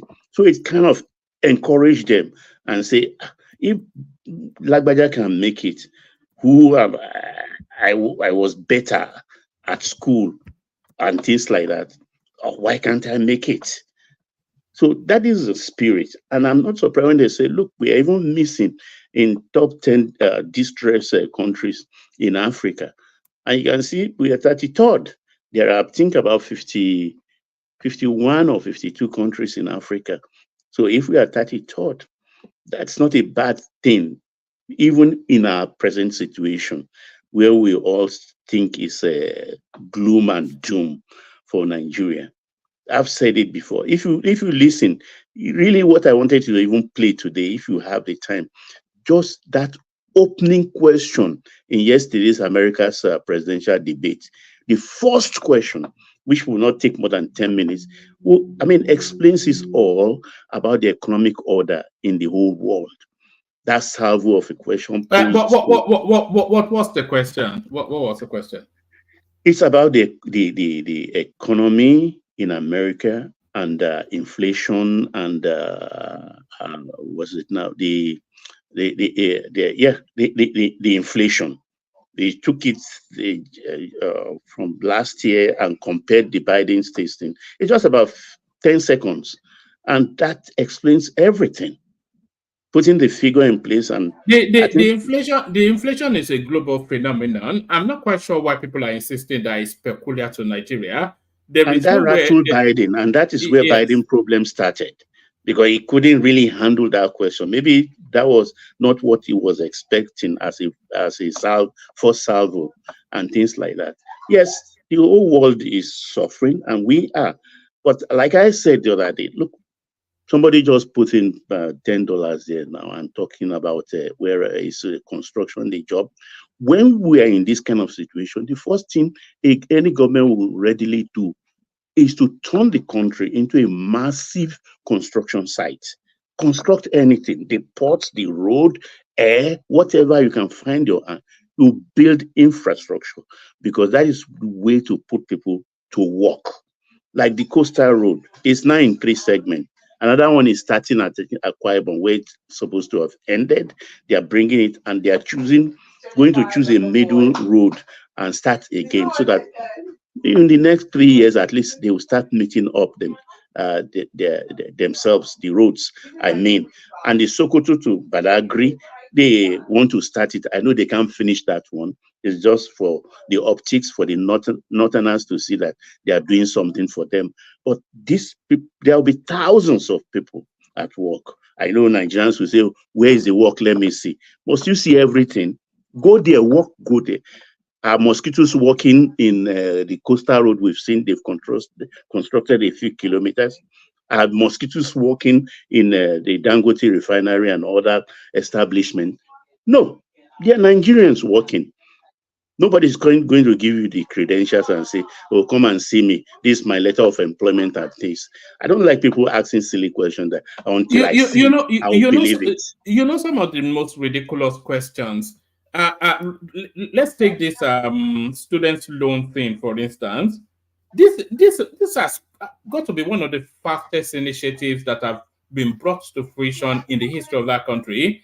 They came up with the idea, and then in the 6 months, they took it to Parliament, revoked it, and then brought it back again to improve it. And then they set up a committee. They set up all of the structures in time for new entrants into university to avail of it. They took the applicants, and there were 70,000 successful ones, all within a period of 8 months. And people are still saying, where is the money? Where is it's just, look, and then when they give the money, they say it's not enough. And then they say, why is every student not paid? And then if every student is paid, they'll say, why are they not giving them cars? You know, so that's the nature of where we are. Do you know the army in this period have recruited 10,000 soldiers and trained them? They just passed out, I think 2 weeks ago. They've sent them into battle. 10,000. The police one is filled with a lot of intrigue, so it's delayed. So these things are aggregated, staggered in a way. And one thing I like about this government, because when they look, you have to learn to win the battles that are winnable. Those that are not winnable, you backtrack. Unlike Kenya, where the government is acting without fear, this government has some element of fear. If you remember the cybercrime levy, I mean, within 3 days, people started making noise. They beat a hasty retreat and stopped it immediately. And there has been several orders. Unfortunately, but they shouldn't be doing that too often, you know. The government cannot be cowered by the people. Yeah, you can't. But then you have to listen too, because that's how Kenya problem started. Yes, and but you can't be reversing everything just because some obedience are howling at the moon. Oh, well, I don't know about it. Look, Ruto, for instance, I'm so disappointed, a young man. When you have trouble like that, shut down the internet. Shut down the internet. Maybe his handlers didn't go to school in Moscow. You shut down the internet, and when you shut down the internet, Baba, he did. You know, Kaizo, the Kenyan guy that streams into our platform, he was actually streaming when they shut the internet down, and he was calling me to take over his show and shut it down. They shut the internet down just to. But that thing was running for over 36 hours because I was following it, and you have to get a fall guy in your cabinet, that which maybe the populace beloved a little bit. You make him a fall guy, throw him into the mix, throw him to the sharks and blame him for everything. Fire him and let him go to appease them.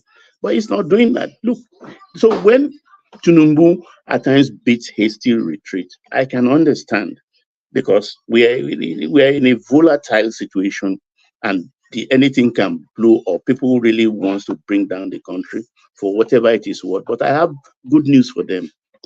Nothing will shake Nigeria. Maybe I'm old enough to have seen several economic cycles in our country. Some bad, some good. But I know it's a cycle. Good luck, Jonathan was just taking us down memory lane, reminding us about the structural adjustment of the Babangida administration, when people were soaking gari in order for it to fill the belly?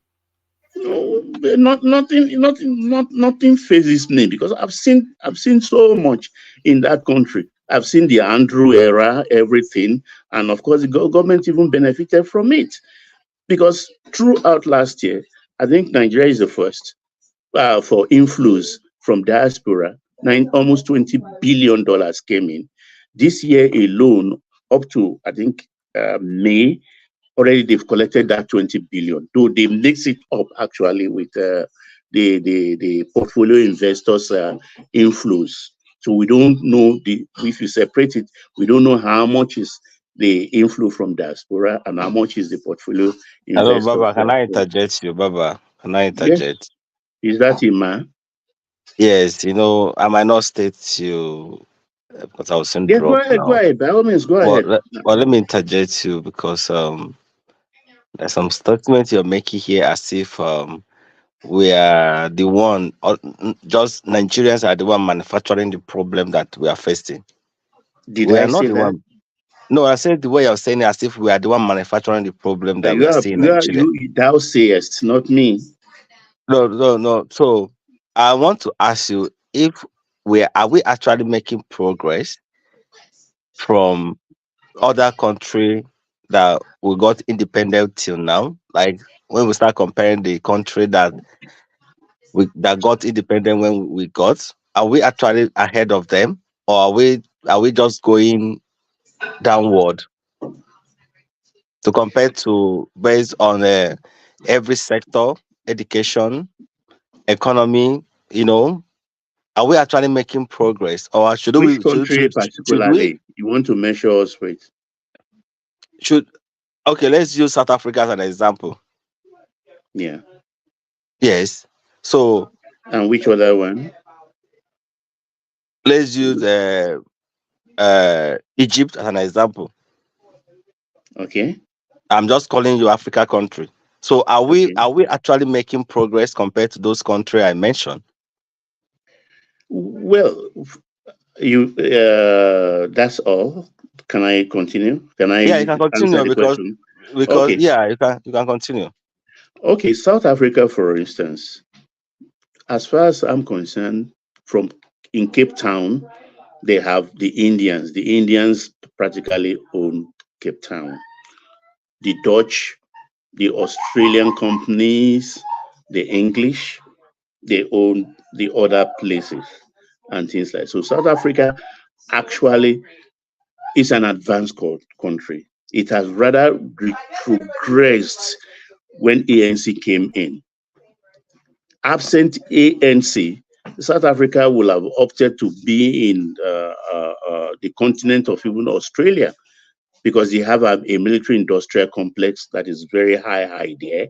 And before they handed over power to ANC, they were like they have nuclear capability, and it's one of the things So, Mandela signed Baba, to. what makes it advance than Nigeria? As it that I'm they are sorry more to tell you, educated, it is they are more because the educated on white people run Nigerian. the country. The white The people white run people the built country. it now, and they If you had want an me to be, apartheid. if you want me to be blunt, the white people built South Africa. Maybe we should invite white people to come to Nigeria to make our country move forward. That's your call, not mine. But Yeah, why are you're we? just giving me that I as mean, an excuse because the white I country mean, that built it. And hold on, Emmanuel. It's a reason now, not an excuse. Emmanuel, let me come in here, please. no, I'm just saying that to compare to a country that has more economy, that has more Emmanuel, natural resources hold on, than Emmanuel. How does it matter? I mean, how does the people that are there matter? Are they not citizens? South Africa is city. We have West African, we have Black South African in that country, and they are all South African. So how does because they are Oyibo, that's there. So is it because you are Black people, you don't have no brain? That is why you can't develop your country. I mean, this argument sometimes Okay. Can I I don't answer your understand it. question? Can I Yeah, answer East your so African question? country. that is the point I'm coming. Are you now using the white people or what? Uh, What are they doing that we are not doing? Do we not have white One by people one in now, I Zimbabwe? will answer the question. We have white people in Zimbabwe now. Okay. Okay. Let me answer the No, question. I don't think No, it's. I no, don't. I woman, don't let think it's me white answer. people. It's me they ask the question. Okay. Let me answer. South Africa was under apartheid. The blacks were minors. 99% They were in of the blacks. indentured slavery for decades and decades. Pure slavery, apartheid, separate toilets, separate living quarters. They are not part of the economic structure of South Africa. So they practically run. It has a standard, European standard. That's what they had. In Zimbabwe, the same thing. That's Rhodesia, when Ian Smith was there. You understand? These are the two different things that happened in Zimbabwe and South Africa. Mandela came. He assured them, because the whites were running away. They feared that there would be reprisal when Mandela takes over. Then he assured them, because Canada was ready. No, let me. Okay. That's not where the question was.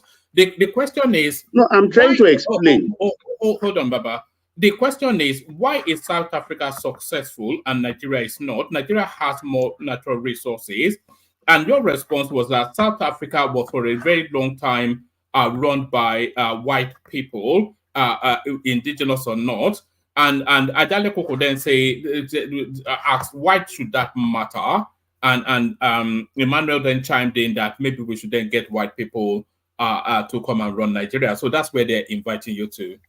Okay, I will answer that question, but also that's why I want to compare Zimbabwe. When late Mugabe came in and sent the white people away, what happened to Zimbabwe?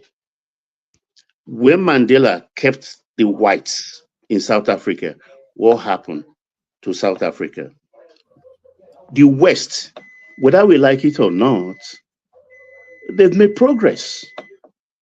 I don't want us to go into this debate of white or black, because that will take us into another realm entirely.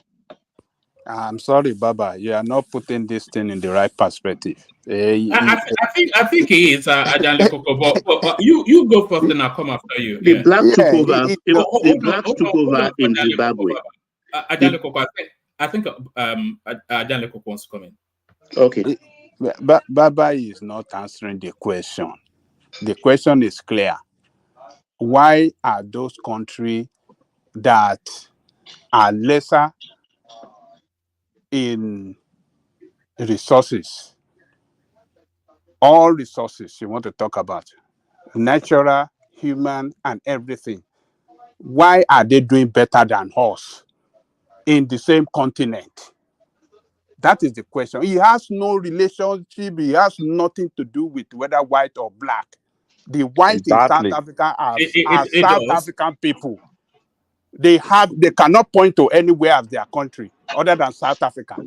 They can. Hold on. So let me land. I don't get it. They are South African, and that Zimbabwe, when this guy sent white people out, he didn't send them out. He distributed the land, and the West imposed sanction on it, sanction against Zimbabwe. That is what happened. That is why Zimbabwe suffered. Is that what Mandela did? Is that what Mandela did? Let's forget whether Mandela don't do it. No, we are comparing the two countries. The way you are answering it has nothing. It doesn't answer the question. What do you want me to? I've answered it as no. Much You don't answer the question. Hold on, Baba. Hold on, Baba. Now let other voices come in as well. Ajale Koko, can you name one African country that is developed that wasn't developed by the whites? Rwanda. Rwanda is developed. Hold on. Rwanda is developed. Oh yes, it's a well-developed country. Yeah, more than Who told you Nigeria. that one? Who told Yeah, you that? it's a well-developed country with Look, better infrastructure than your country. And it's unbelievable. governed by entirely black people governing Unbelievable. that place. Unbelievable. Rwanda, So what are we talking about? Rwanda is not better than Lagos Motiba. because it's a small place and the population is low. Baba, let's accept It that is this is low. Even their military is the strongest military in that region. Within this short time after the war, they were able to build their military to be very, very strong. Even Better than the Nigeria's Uganda military. Better than Nigeria's military. They don't let us even go there. You want to say Nigerian military is better? A military that cannot defeat just insurgency within the country. One man will play you over 15 years. An American general comparing equipment they can handle. Your military cannot defeat insurgency for just over 15 years. And you say because there are saboteurs within the system. Let us there are saboteurs within the system. Baba, so can they I don't say have something? Hold on for today, Emmanuel. Where is their intelligence gathering capacity? They fail. When you have saboteurs internally against you, you think anything will work? A house divided cannot stand. Simple. Baba, the house divided against itself. Is the military divided against itself? Let me answer divided against itself. Let me answer Babajanle Koko. Babajanle Koko. All right, Jide, come in here. Yeah, if one man has put out a very good comparison, which is another African country that doesn't have any white input. Okay, and you've mentioned Rwanda. I will tell you that Rwanda is not as developed as Nigeria. Sorry, Jide. Kulata Super Chat backs that up. Kigali is not the entire Rwanda, and it's saying that it's only really the capital city that is developed. So please let's leave this white or white, no white. See, please. What's developed? Hold on now. One man, I don't understand. Which one is that? Is the white that developed the country? Somebody is speaking now. Let him speak, and then you come after him. No, one man. I'm not happy with white, but this guy is saying which one is white? That is because of the white. They have white. That's why they developed the country. You brought it up now. He's not fleshed out a position, and let him flesh out a position. You brought it out now, Emmanuel. You brought it out. Yes, I brought it up to ask what. Calm down. Calm down. Let me speak. So now, what I'm saying is this: Rwanda might be the only thing I think Rwanda has more than Nigeria is that Rwanda is neater than Nigeria. Yes. And when you want to compare, you compare in terms of population. What's their waste management like versus what our own waste management like compared to the population that is there? Rwanda is a 12 million population. Very good, woman. So what's the economy? I think there are more people in Ikeja than that, but carry on. So what's the economy of Rwanda? What's the GDP of Rwanda? If you put the size of the military of Rwanda versus the military of Nigeria, you see that it's way different. If you look at the capacity in terms of equipment, fighter jets, if one man can do it, one man can pull it up now, put it side by side. You see that if Nigeria goes to war with Rwanda, it's just going to be like you are destroying that country. I don't know what we take our country for. We just come and we just talk down our country and talk down. Is it easy to be the fourth biggest military in the whole of Africa, even in terms of weaponry and everything? Is it easy? Nobody is talking down. I'm not talking to you. I'm talking to Babajale. GDP is 14 billion, which I think Lagos surpasses. So what are we saying? Lagos is over 16 billion. Oh yeah. What are we saying? Hold on. The first thing is let's have one voice at a time, and then the second thing is we're debating actually from what your politicians are going there for conference.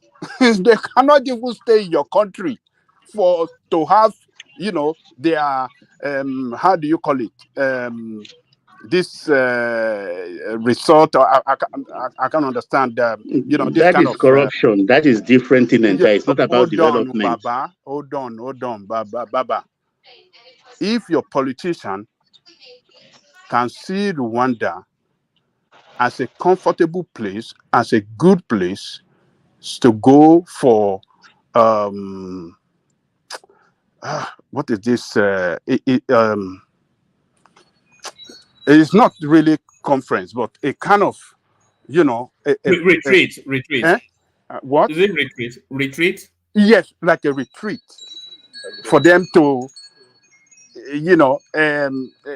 before, starting their terms of office, a place where they can go and receive lecture and training on how to govern.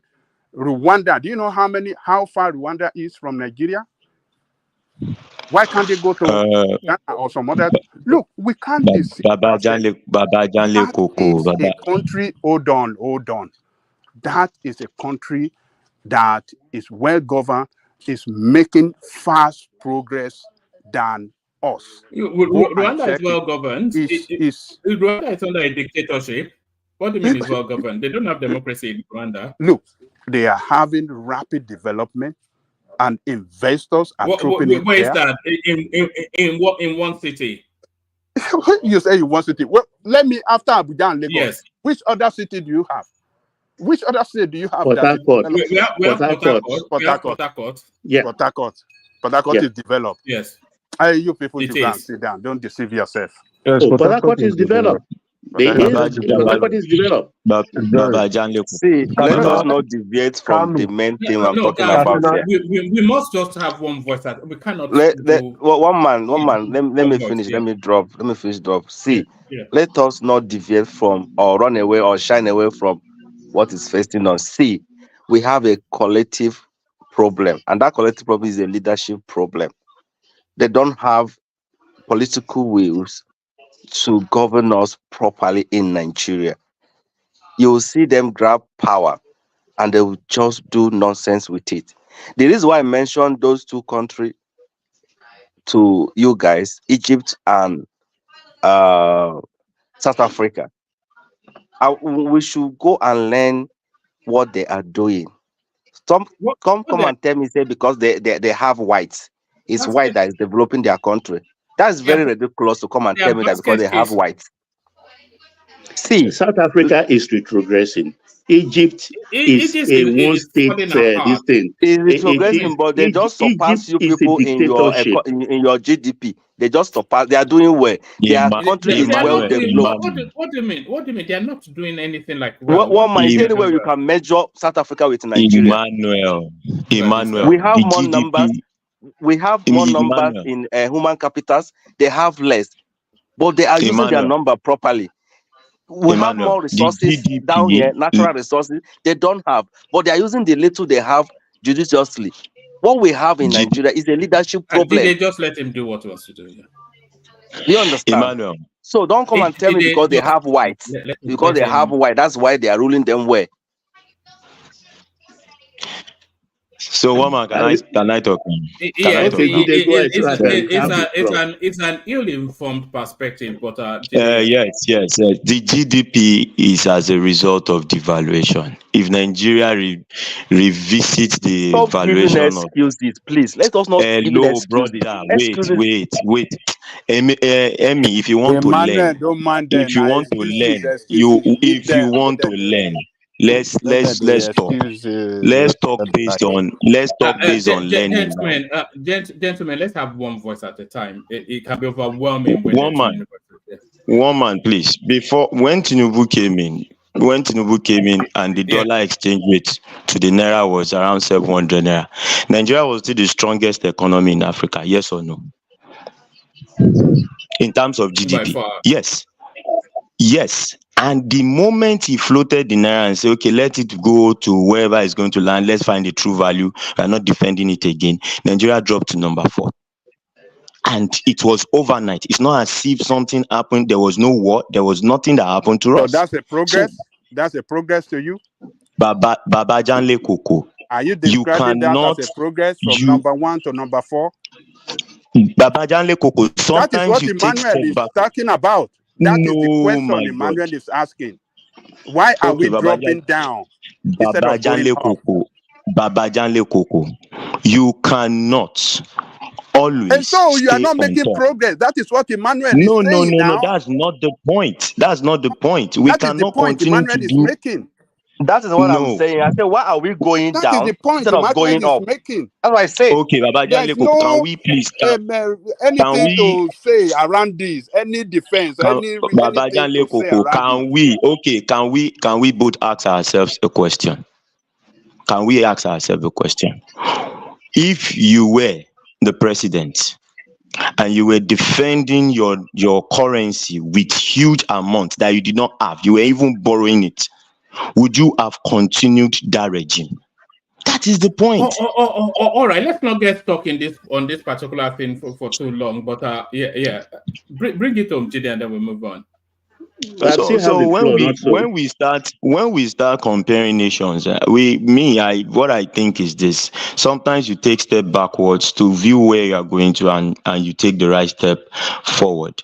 For me, if what we are doing is the right thing, and from all metrics, all indications, on all analysis, this seems to be the right thing to do, because even all the presidential candidates campaigned with these things that we are doing, that they are going to do it.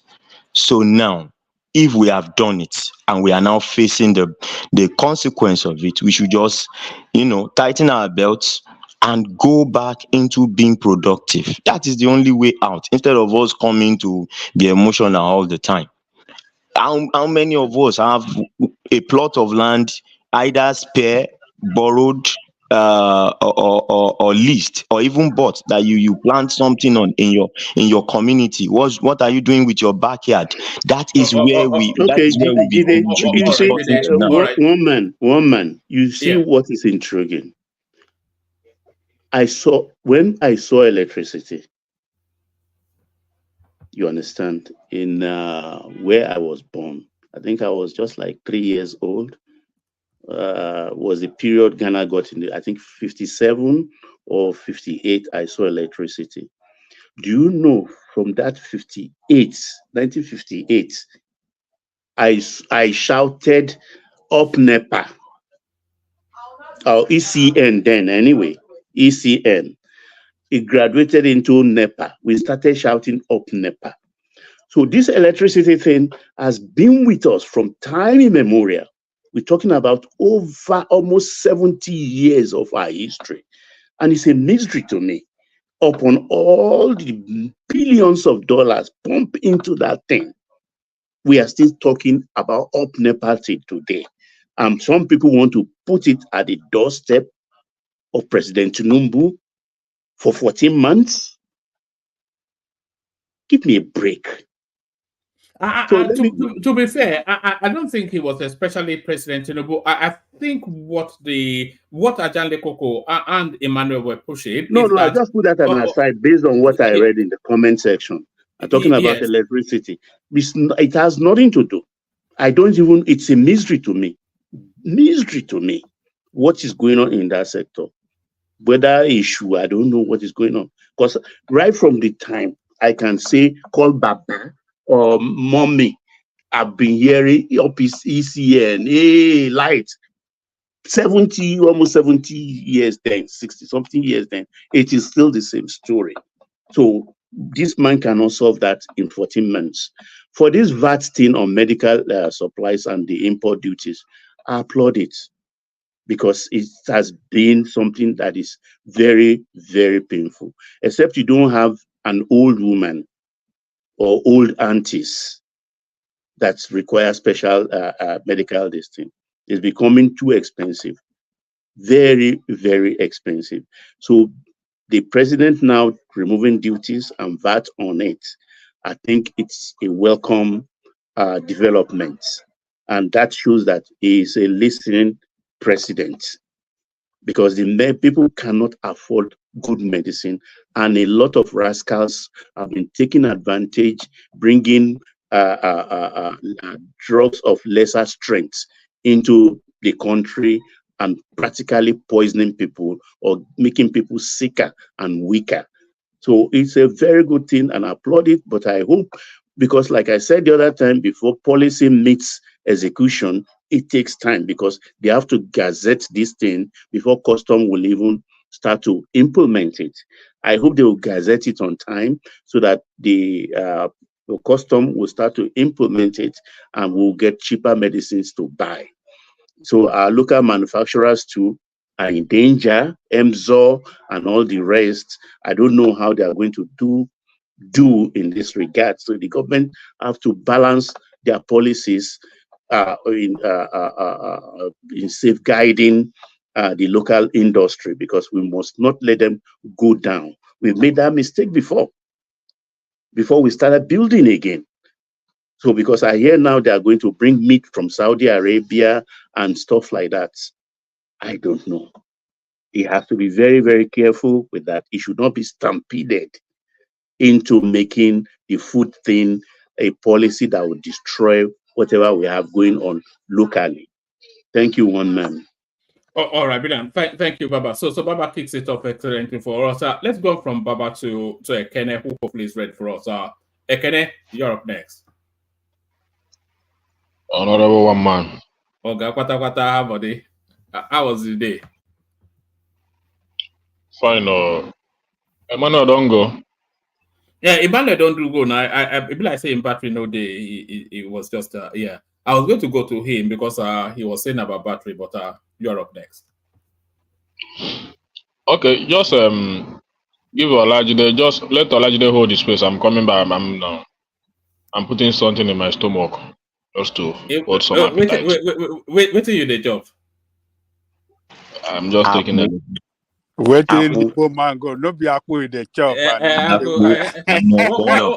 One of these days, I'll in fact maybe even tomorrow I'll go and look for a restaurant and I've never tasted it before. I have to go and taste it. See what all the now go and a goosey soup with goat meat. Now eat the chop now. You know, I'm educated man though. I don't take apple by this time. I think you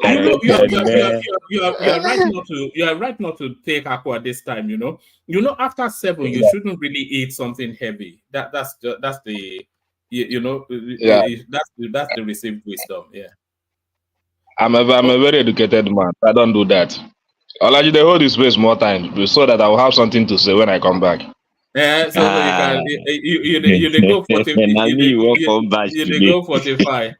All right, the floor is yours. Do you know the talking points, or should I rattle them through? We played a couple of clips, but essentially, Natasha Akpoti getting 100 new aids. We're wondering why. Nigeria bounced back from. All right, go on. Well, I've already picked the topics I'm interested in. That Natasha story is nothing to me. It's not making any sense. But that's our own decision. Anyways, I think what I wanted to speak to is the northern politics, the Fulani thing, and what El-Rufai is saying. I begin to see El-Rufai's son as wọ́n ní kí Adití lè gbọ́rọ̀ náà ṣe ń sọ lójú kinní kan, something like that. More like they are just using the boy as a mouthpiece. Because I remember very well in one of his interviews, he said his father has told him he would stop him from doing anything political after his tenure or something like that. So it means the boy coming out to say what he's saying now is actually saying the mind of the father and the mind of the people working or ganging up or planning together with the father. For me, there's no big deal about it. I've always said that the war in the north is between the Kanuris and the Fulanis, the Hausas and the Fulanis, because these people feel that they've been marginalized for a long while, and the Fulanis that are marginalizing them are not willing to relinquish power. They are willing to continue to have it. And I said it, that once Shetima is the vice presidential candidate to Tinubu, they have the hope of having one of their own becoming presidency very soon.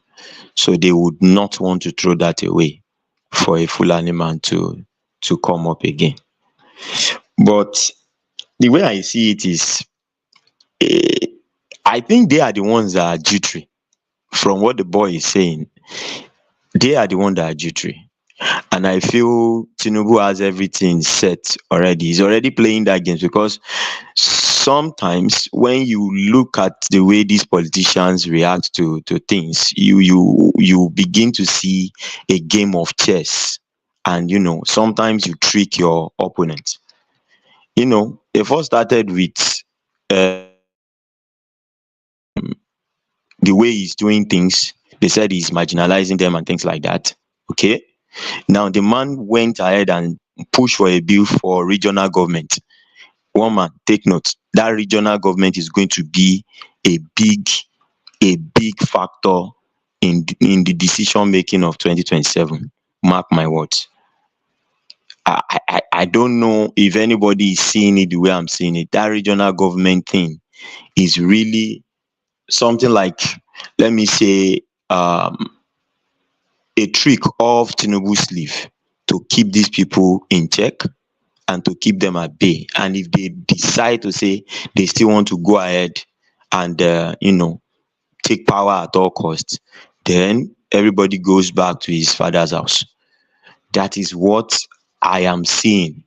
Because now, if they clamor, we were here 8 years under Buhari, they didn't say anything.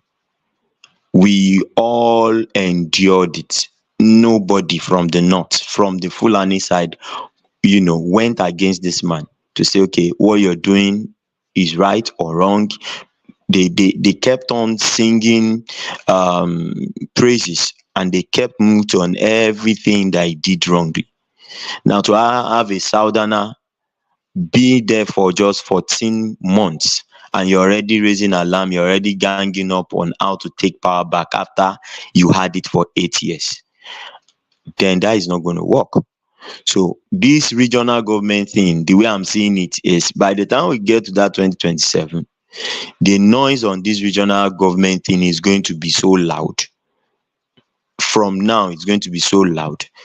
And they are the ones that are jittery on, separation of regions.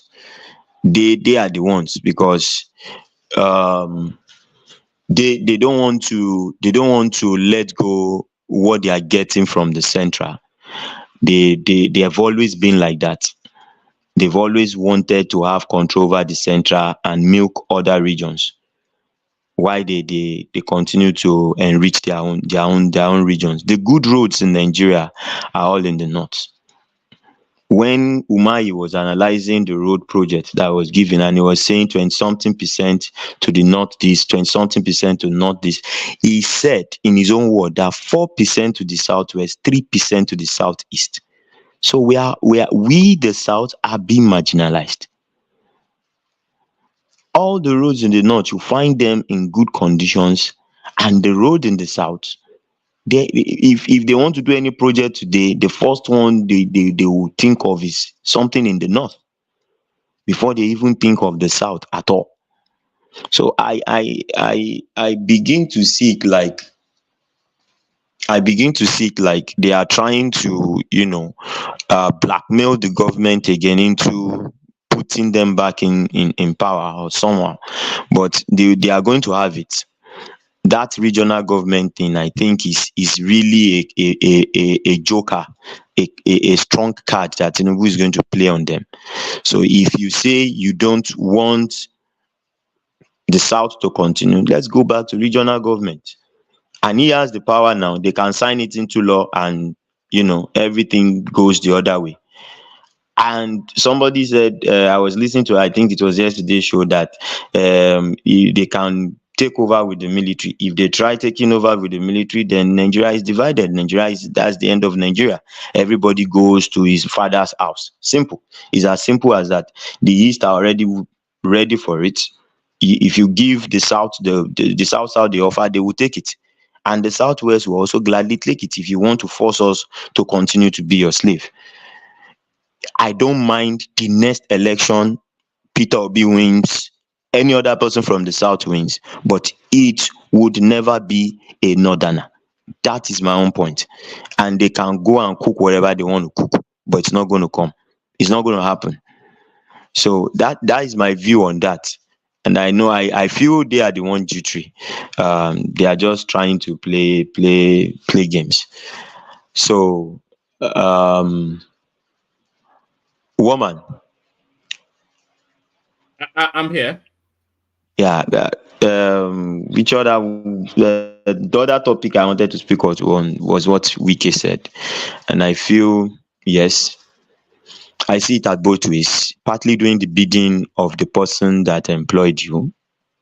Yes, you can't speak bad against the person that employed you, and at the same time, I see it as laying out the facts the way it should be. Because these people, when Shehu Sani was in the Senate, I remember very well. I think the only thing that man achieved was for his constituency was sharing translators. Translators. That's the only concrete thing I can point to. Translators, language translators, something like this, like Hausa to English to Hausa. Yes. Yes, that was what he shared during the. So these people, they will now come once they are out of government and they are not there. They begin to say nonsense, try to criticize, make it now seem like they are the good ones, and the people in power now are bad. These guys are all birds of the same feather, and that's why I like what Wike told them. And even facing the person that called himself an activist, that when you and that is the truth. All these lawyers like Falana will come and talk, everybody will come and talk. If somebody rigged an election and goes to him and say, come and defend me in court, the man will still stand up there and go and defend because of his pocket. So why can't you say, yes, I reject this kind of case, I'm not going to defend you, you are a corrupt person, I'm not going to defend you. But when it comes to coming to TV stations and throwing up all sort of analysis, condemning government, they are very good at it. Meanwhile, they are also part of the problem, and that is what Wike was trying to point to them. But at the same time, I also see it like he's also protecting his master, his boss, and like I said. 2027 will be very funny. This issue of Abuja 25% is already gone because Wike is going to win that place and hold it down for Tinubu. If there is going to be an election in 2027, that clause is not going to even come up again, because by far Tinubu is going to win Abuja because of what Wike is doing.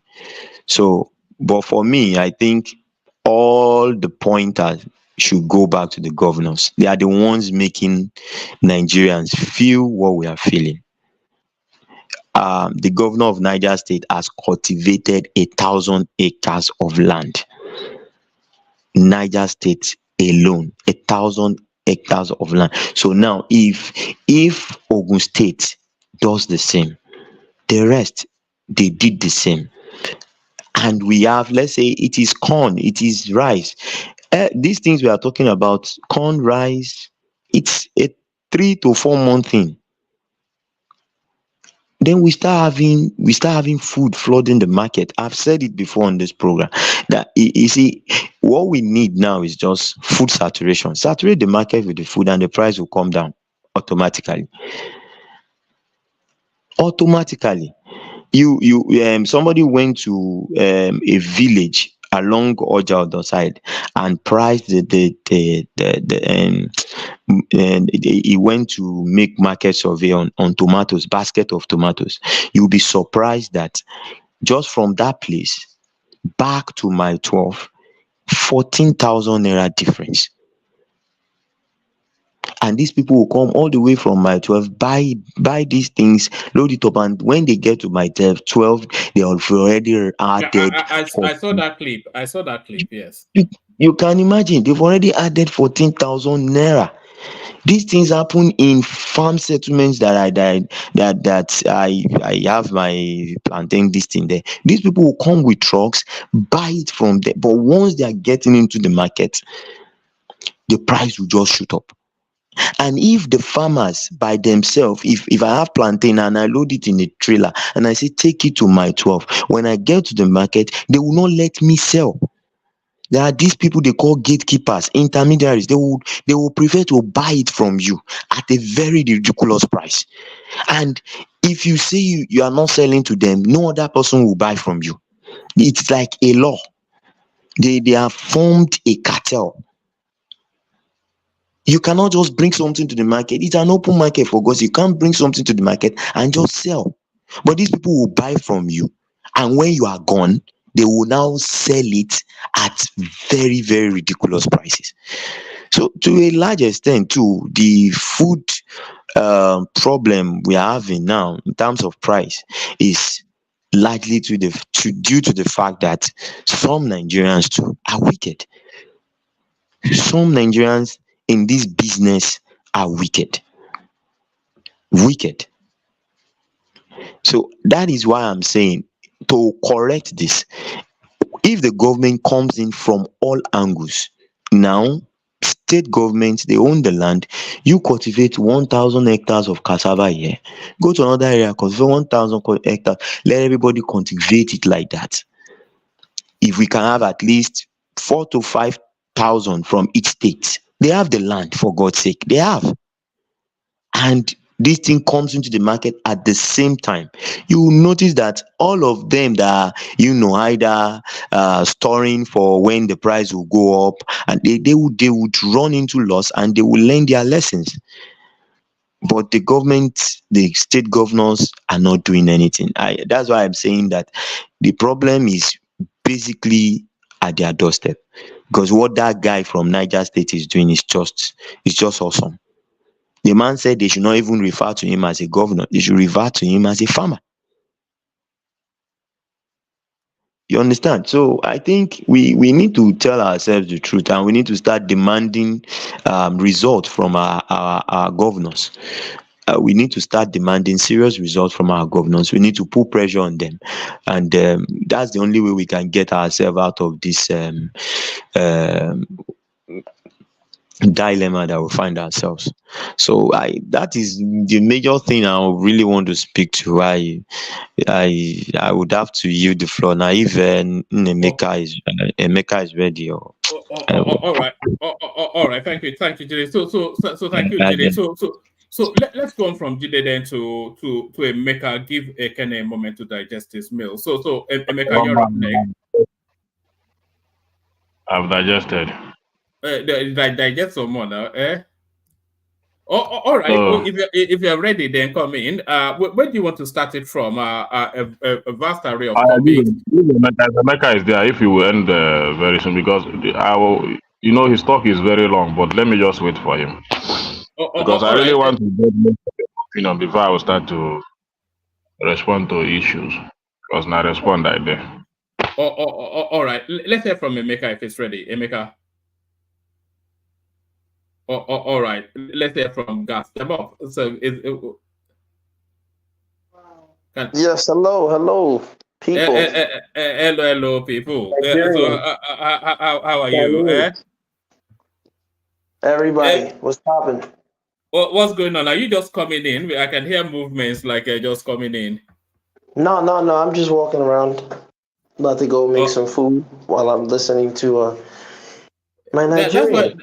That's why you should get yourself a wife, then you wouldn't have to go make food, I can't remember the last time I made food. That sucks for you, but It I like doesn't to suck cook. for me. That's all right for me. I'd rather not make food. I'd rather just eat it, which is what a That's man that, should that, do. that, that's that, listen. What works in your situation is your situation. I have my wives; they cook for me, but I like to cook my own food. I don't like to rely on anybody because one thing that I learned is any man who relies on a woman to satisfy his stomach, the day she vexes with you, now you're in trouble. You have to buy her and kiss her butt. No woman can control me. So if you allow women to, have control over your stomach, that's your choice, not mine. Yeah, look at this guy. No woman can control you. There's no man alive that is not being controlled by a woman. But this. Speak for yourself, sir. Speak for yourself.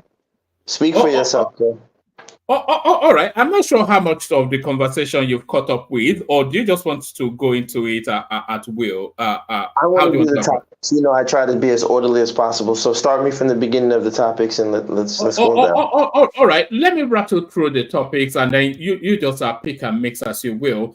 So Kogi State Senator Pote appoints 100 aides. So I was querying why she would need 100 aides, but in the of the piece, it was actually a job initiative for our constituency. So we don't know if that's good or bad. How Nigeria bounced back from economic hardship during Buhari era. This is a Wait, I wanted to go one at a time. So can I? And then we go. I'll just get my. Okay. Start with this one because I think this might be a space that has more meat. This is how Nigeria bounced back from economic hardship during Babangida era. This is Goodluck Jonathan, and is trying to going back memory lane to say that we've been at this rodeo before. All this economic hardship, we had that structural adjustment phase under the Babangida era when Nigeria suffered a real pain through in terms of food and everything else. So it's essentially telling us that good times are coming. So what are you making of the memory lane nostalgia by the former president? Yeah, this is just more, nonsense. It's it just reflective of a bankrupt elite, a morally bankrupt elite class that have nothing to offer us in Nigeria. They're cowards. They're weak. They're not ready to be strong men. They'd rather be big boys. It's just silly. It's this. It's for example, yesterday we were talking about budget deficits, and right away you say, well, America has budget deficits too. And it's like, God dang, so if Americans are jumping out of the windows, you say, well, Americans are jumping out of windows too, So the mentality of our people in Nigeria is just sick, especially our elites. Instead of this guy to say, okay, listen, what are some strategies? Just be creative. Like I was talking yesterday before I got off, I said, hey, listen, I think a solution to our oil and gas problem is to at least have each state have some sort of modular refinery so that whatever oil comes to their state, they can be able to handle and even create reserves for themselves in terms of scarcity whenever there's a problem. So states don't have to feel the scarcity. These are the type of creative solutions that I think our elite just don't have. And the reason why they don't have it is because their existence is just to take money, get money, and consume Western goods, and then oppress people, who are in the country. That's the mentality. So I don't know why he's bringing up the Babangida era. But look, listen, Jonathan, he can't even he has to hide in Abuja. He can't even go back to where he's from, unless he goes with dozens and thousands of security. He can't go back to his place in the Niger Delta. They want his head because he didn't do anything for them. So, look, man, every elite class, whether Yoruba, Igbo, South, they're all garbage. It's from your neck of the woods, isn't it, Goodluck Jonathan? Yeah, but I'm going to repeat that again because you like to do this. Every elite in Nigeria, whether they are Yoruba, Igbo, Hausa, South, Middle Belt, they're all garbage. So just leave it at that, right? Whether he's from my so-called neck of the woods, I'm telling you he's garbage. I'm waiting for you to do the same. I'm waiting for you to stand up and be a man to say the elite that comes from my region are garbage. I don't share your logic or your No. But just because I don't share that belief system, I don't think they are garbage. I think they are on a varying frequency of usefulness. You know, I wouldn't call somebody like I wouldn't call Tinubu garbage, for instance. I wouldn't call Obasanjo garbage. You know, I might call Buhari garbage, but I wouldn't call I wouldn't call Obasanjo. Babangida garbage even because Okay. Babangida developed a lot in that country. You know, Yeah, sure. He also gave I us wouldn't call structural Yadua that garbage. You know, but I believe the only person I probably call garbage really is your guy, Goodluck Jonathan and Buhari. he's Those not are the my only guy. You see this? You see this? You look. When I attack you people and say you Nigerians, people in Is the it not comments. the same? Are you not from this? Is it not from the same Sapele water region? You see. Once again, when I say you Nigerians, you guys get upset. The people in the comments say, "How dare you say that?" I just literally casted him aside. And I don't care if he alleged. I have nothing in common with him. I have more in common with the Nigerian like Fela than a good luck Jonathan because he's my type of African. We want what's best for each other. We respect our cultural differences. We're not looking to oppress each other. So I have nothing to do with a good luck Jonathan. That's And your you type of person. and you Let's be partake clear one thing. you Your partake type in of the same person. herb as well. You share the same Listen, herbs as well. listen. Your type of Nigerian is a good luck Jonathan, is an elite. I'm not that type of Nigerian. So as Fela said, me and you know they the same category. You understand? But quickly, you said Obasanjo. Now, keep in mind, I told you guys to check this out. I'll repeat it again. During the presidency of Murtala, they sent the guy to kill him. He was talking with the UK people. Now, before Murtala was killed, US President Ford told Murtala, why is he supporting the rebels and the Russians? All of a sudden, Murtala let that paper be leaked in the New York Times to expose that America is trying to put pressure on them. And Murtala is murdered with his aide.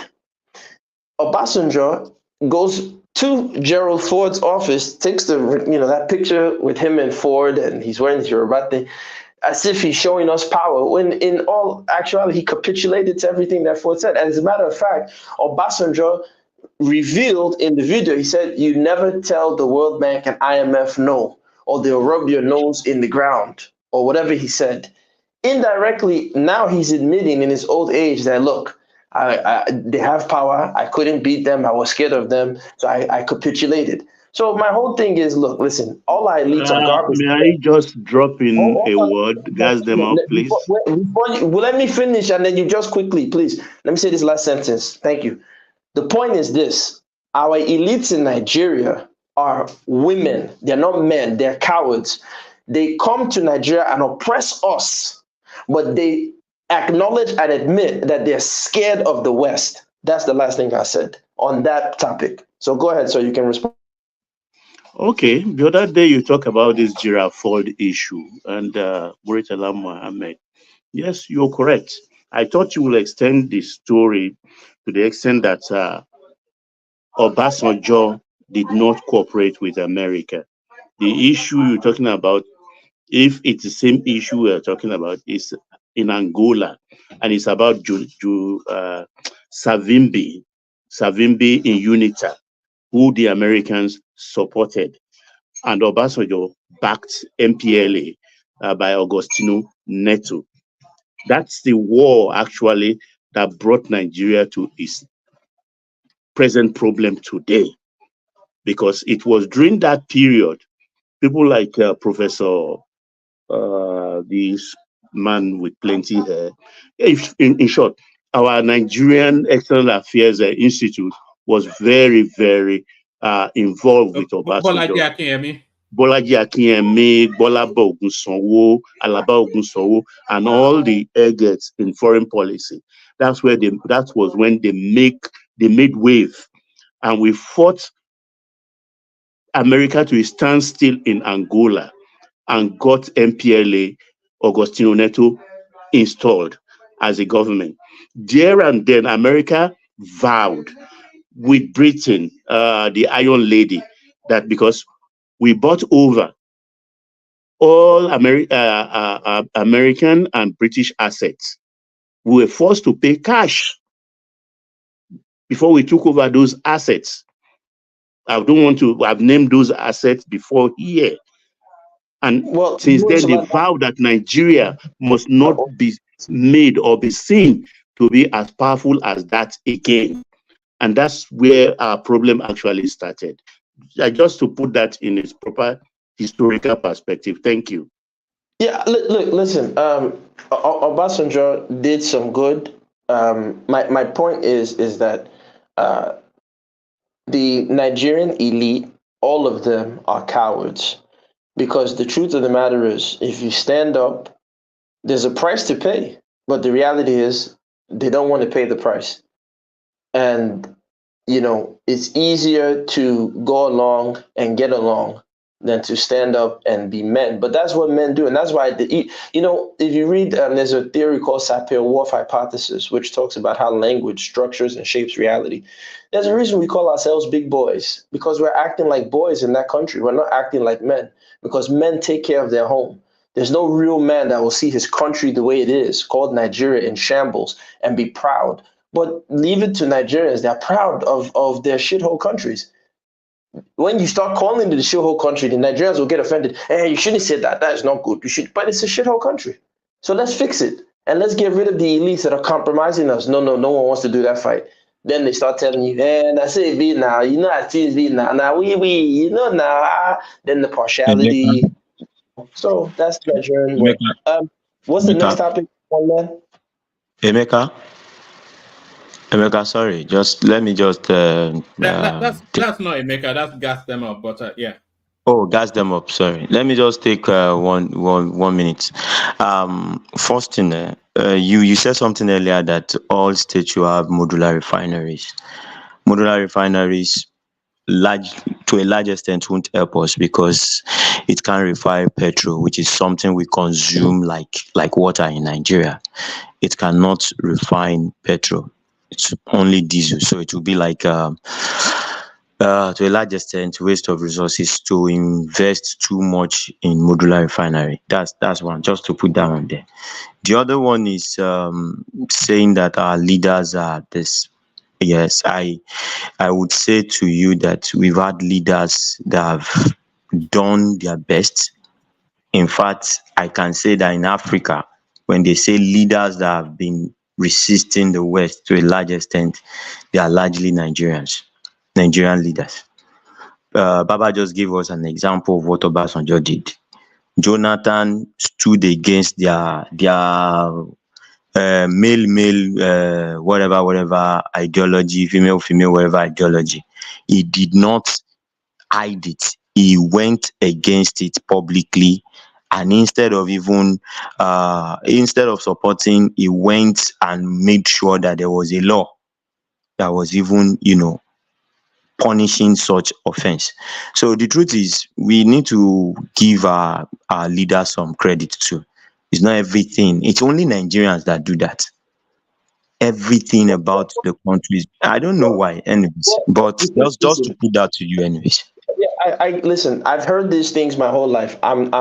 You are okay with it. I am not, and I have my right to not be okay. So, that's all. I'll push back on that. I get your position, but for too long we've seen people die and literally give up the ghost over silly things that could have been avoided. As for the modular refinery point, I didn't say that's the end all be all. I said there's no creative solutions. It can be each state in private-public partnership can have, if it's not a modular refinery, an actual refinery. These are things that we have to find solutions to our problem and be creative. Now, last thing I'll say is, one man, once again, you show your partiality, typical Nigerian. Every time someone says a comment disparaging me, you highlight it. Other than Pansat, I don't see you do that to anybody else. Maybe you do it to two Niger once in a while. Maybe you do it to two Niger once in a while. But when it's me, Gasdema speaking, someone will say, and when someone supports me, I've never seen you highlight that comment. So this is why I'm on here purposely to expose. We complain about the government, but you guys behave just the same way. This same mentality. All right. Before you get into your knickers in a twist and all that, I have a question for you, but I don't want you to go to your predictable answer of they are all useless. So that's not really but likely where you're going to go. But that's not where the question is. I want you to, in a hierarchical order, from best to worst, Nigerian presidents. So, what's your rating of the Nigerian presidents from independence till date? And don't go to the obvious; they are all useless, and or you can do that if that's what you think. But I mean, I'm glad the option is there, right? They're all useless. I mean, I'll say this: when we say president, are we including military heads of state? Yeah, all the way through. But just rattle through, just like take about 3-4 minutes here. If I would say three that. Okay, they did okay. I'll put Murtala there. I'll put Abacha there, even though his human rights record wasn't the best. But hey, listen, China also was doing their own in Tiananmen Square and other places, and the world gave China factories and other access to capital so they could develop. They didn't do that for us. And then the last Yar'Adua who died, may he rest in peace. I think he was sincere. He was somewhat more sincere in terms of his approach. I think he really wanted to do the right thing for Nigeria. And then Obasanjo, sure, you give him a little small sliver of credit, but the rest of them, there's been none of them, even Obasanjo, like I said, I'm stretching to just give him anything. He wasn't able to galvanize leadership to where people followed, I guess, what he was looking to implement. So, yeah, those three I think are in terms of leadership. I would say Murtala, I would say Abacha, and then I would say Yar'Adua. And I will say this. Sorry, hold on. Two out of your three barely administered the country for. I don't think either of them lasted 2 years. Yeah, but that's what I'm saying. Not sufficient enough of a period to make a judgment. Murtala was 6 months. What I'm saying for Murtala, his nationalizing of the oil, I think was a very genius move. He understood. After the Biafra War, he had an approach that was very conciliatory, that was empathetic. He didn't rub things in the nose of the Biafrans who were brought back into the fold of Nigeria, and he could have gloated, but he was empathetic. So to me, when I see that, I have to give credit and call a spade, so, and I'll say this, any time for me in my history, I was researching, whoever the Oyibos don't like, whoever the Oyibos seek to kill, whoever the Oyibos seek to rubbish their image, that is who is standing up for Africa. When the Oyibos like you, when they're your friends, then you're not doing right for your people. Because the truth of the matter is, if any Nigerian leader is doing the right thing for Nigerians, that means, for example, we're talking about the IOCs, international oil companies, and their effects on Nigeria, even to the point that our big men like Dangote are having difficulties navigating the oil space, the oil and gas space. If I'm in charge of Nigeria, I'm nationalizing everything. And I'm telling them, look, we don't need you here. Or if you're going to stay here, you're going to play by these rules. Enough of the BS. But the question is, will people like one man support me? No, one man will easily allow the CIA, MI6, and whoever to get rid of me. Because one man likes to capitulate and negotiate. And that mentality of capitulation and negotiation with the West, because they're seeking validation, allows them to allow all manner of nonsense that happens to us. So if we have a strong Nigerian leader, he's not going to be popular with the West. And I don't think Nigerian leadership understands that. So one man will negotiate you away. Of course he will. One man will get rid of me in an hour. One man, it won't be up to 1 hour. And what they will even give him to get rid of me, it might be, the equivalent of a house in UK, access to some white girls. No. That's not the standard price. It's a mirror. One your lot ni one man. One your dollar ni one man. The standard price is an umbrella, a mirror, and a bottle of gin. Is that what? You know what? One man will get rid of me for what I call the Oyo special. And the Oyo special is what the Oyos were used to sell their own fellow Yoruba slaves. Mirrors, Manila, top hats. No, you are going too far. Only Oyo. So your Isoko people didn't sell you as slave. They didn't sell your ancestors didn't sell any one of your people as slave. Right? Wait, now, Ajani Koko. You will respond. You will respond, but I add this on Twitter as well. I think the Obong of Calabar is globally the biggest slaver during that slave period. I think that's what the history books show. No, that's not accurate. Actually, in terms of William Pebble, is if I'm not mistaken, top. You have William Pebble, the Arochukus, and the Oyos, because you have to understand, just looking at the population of Brazil and Cuba alone, and the number of people that were taken from that from the fall, after the fall of the Oyo Empire, the number of people that were taken out, you'll see massive numbers there. But my point is this. I'm not saying that quote unquote Isoko people were these angelic, morally upright people who didn't engage in the slave trade because they were so good. No, but the records show that Isoko Urobo did not partake in the slave trade. The records show. Now, Ishekiri definitely partook. He did at some time. Ijos were part of it with the William Pebble faction. Like you mentioned, the Calabar, you had Old Town and Duke Town. They were heavy in it. The Arochukus, the Oyos. So it was there. We know the main players. But Isoko, from the record, and I did a deep, extensive dive, Isokos were not even near anything to engage in that. And the reason Isoko were all about Benin slaves. Yeah, they were not even Isoko people. They were routinely enslaved by all about Benin.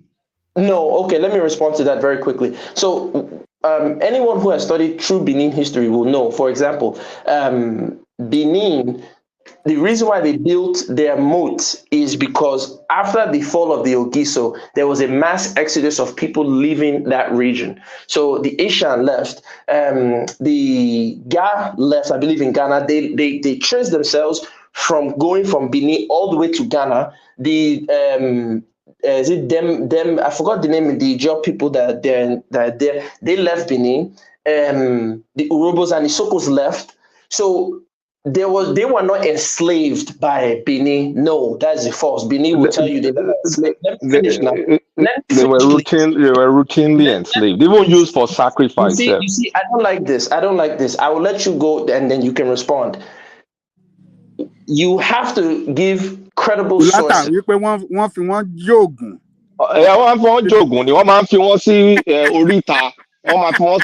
was reading a narrative. I almost vomited.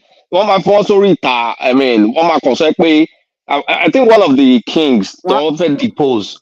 They just take them along the riverside, and a lot of them are Urobos. Urobos, of course. When you say Urobo, Isoko is further south. The Oba of Benin didn't enslave his own people, but he used to use Urobo and the riverside people, Urobo Isoko, as routine slaves and sacrifices. It was disgusting. Let me go pull the book that I was reading. So you see, Ajani Koko, I would think for the people who don't speak Yoruba, I understand you're saying there were sacrifices, obviously, but for those who don't speak Yoruba, I think it would be courteous to say what you're saying for those who might not speak Yoruba and understand what you're saying. To say it in English, but what I'm saying is once again, Kulata likes to just pull things. So yesterday, I told them, actually, Kulata, if you have your email, post it in the back chat, because I definitely went and did a deep dive in your quote unquote source.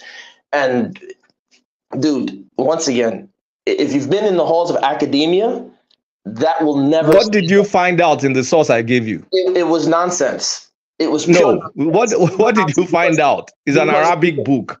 No. First off, the book was written by a person in Timbuktu. Yes. Yes, a Muslim scholar who was talking about the enslavement of blacks in the regions. Right now, the translation that you said, he never called them Yoruba. But he called them Yariba, not Yoruba, because that was how they pronounced them, and this was Arabic written. No. Then, if you're reading the translation, you're not reading the original. But it's been called Yariba all along. Yoruba spelling is more recent. Sir. You see, you're a smart guy. Discuss issues. I don't talk about you and say, sir. You're not a sir. I'm not a sir to you. Just speak. So listen, you're a smart guy, right? But at the end of the day, in academia, you have to have not only credible sources. I don't want to go back to yesterday's conversation. Okay, but so did Oba of Benin? This is where I wish World Peace was still here. Did Oba of Benin routinely enslave? Jesus Christ, dude! Those riverine people. You don't let me get to the point that I'm trying to make, and then when I get there, you can make your point in response. As I'm in the middle of making my point, you just don't get frustrated. Don't be flustered. Calm down. Hold on, everyone. Hold on, everyone. Everyone, you have the floor, but hold on. I know, but can I just say this to Kulata? Don't get flustered.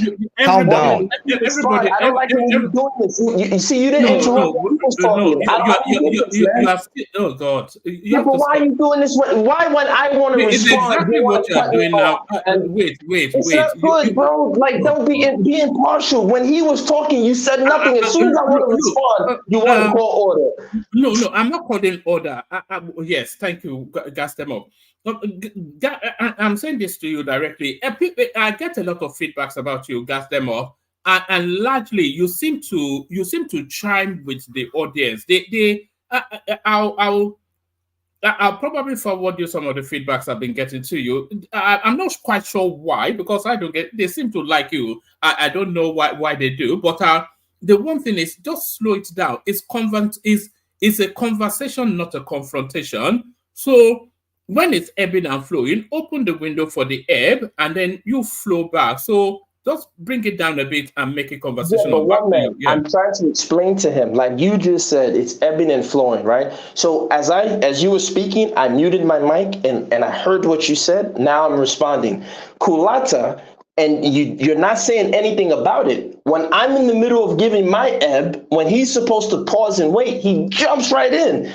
And he cuts off the wisdom that the other person is saying. So he has to learn that self-control to wait. And then when I say it, then he can respond to the point. But then you now say, oh, no, it's ebb and flow. But if I'm doing the same thing, and I've done this before, you call it to order. So I'm saying, let's cut the partiality. Kulata, you asked the question now about the Oba of Benin and the Isokos being enslaved and Urhobos being used as slaves.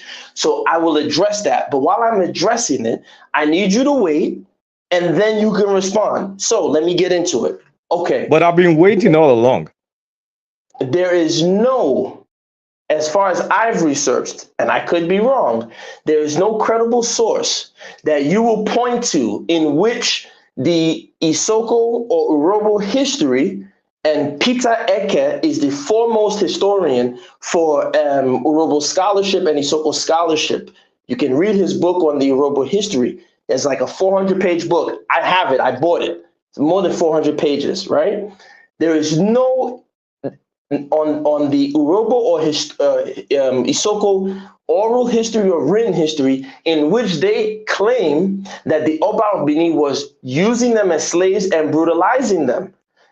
Not only that, the only people who talk about their issues with the Oba of Benin in terms of a brutality are actually the Delta Igbos.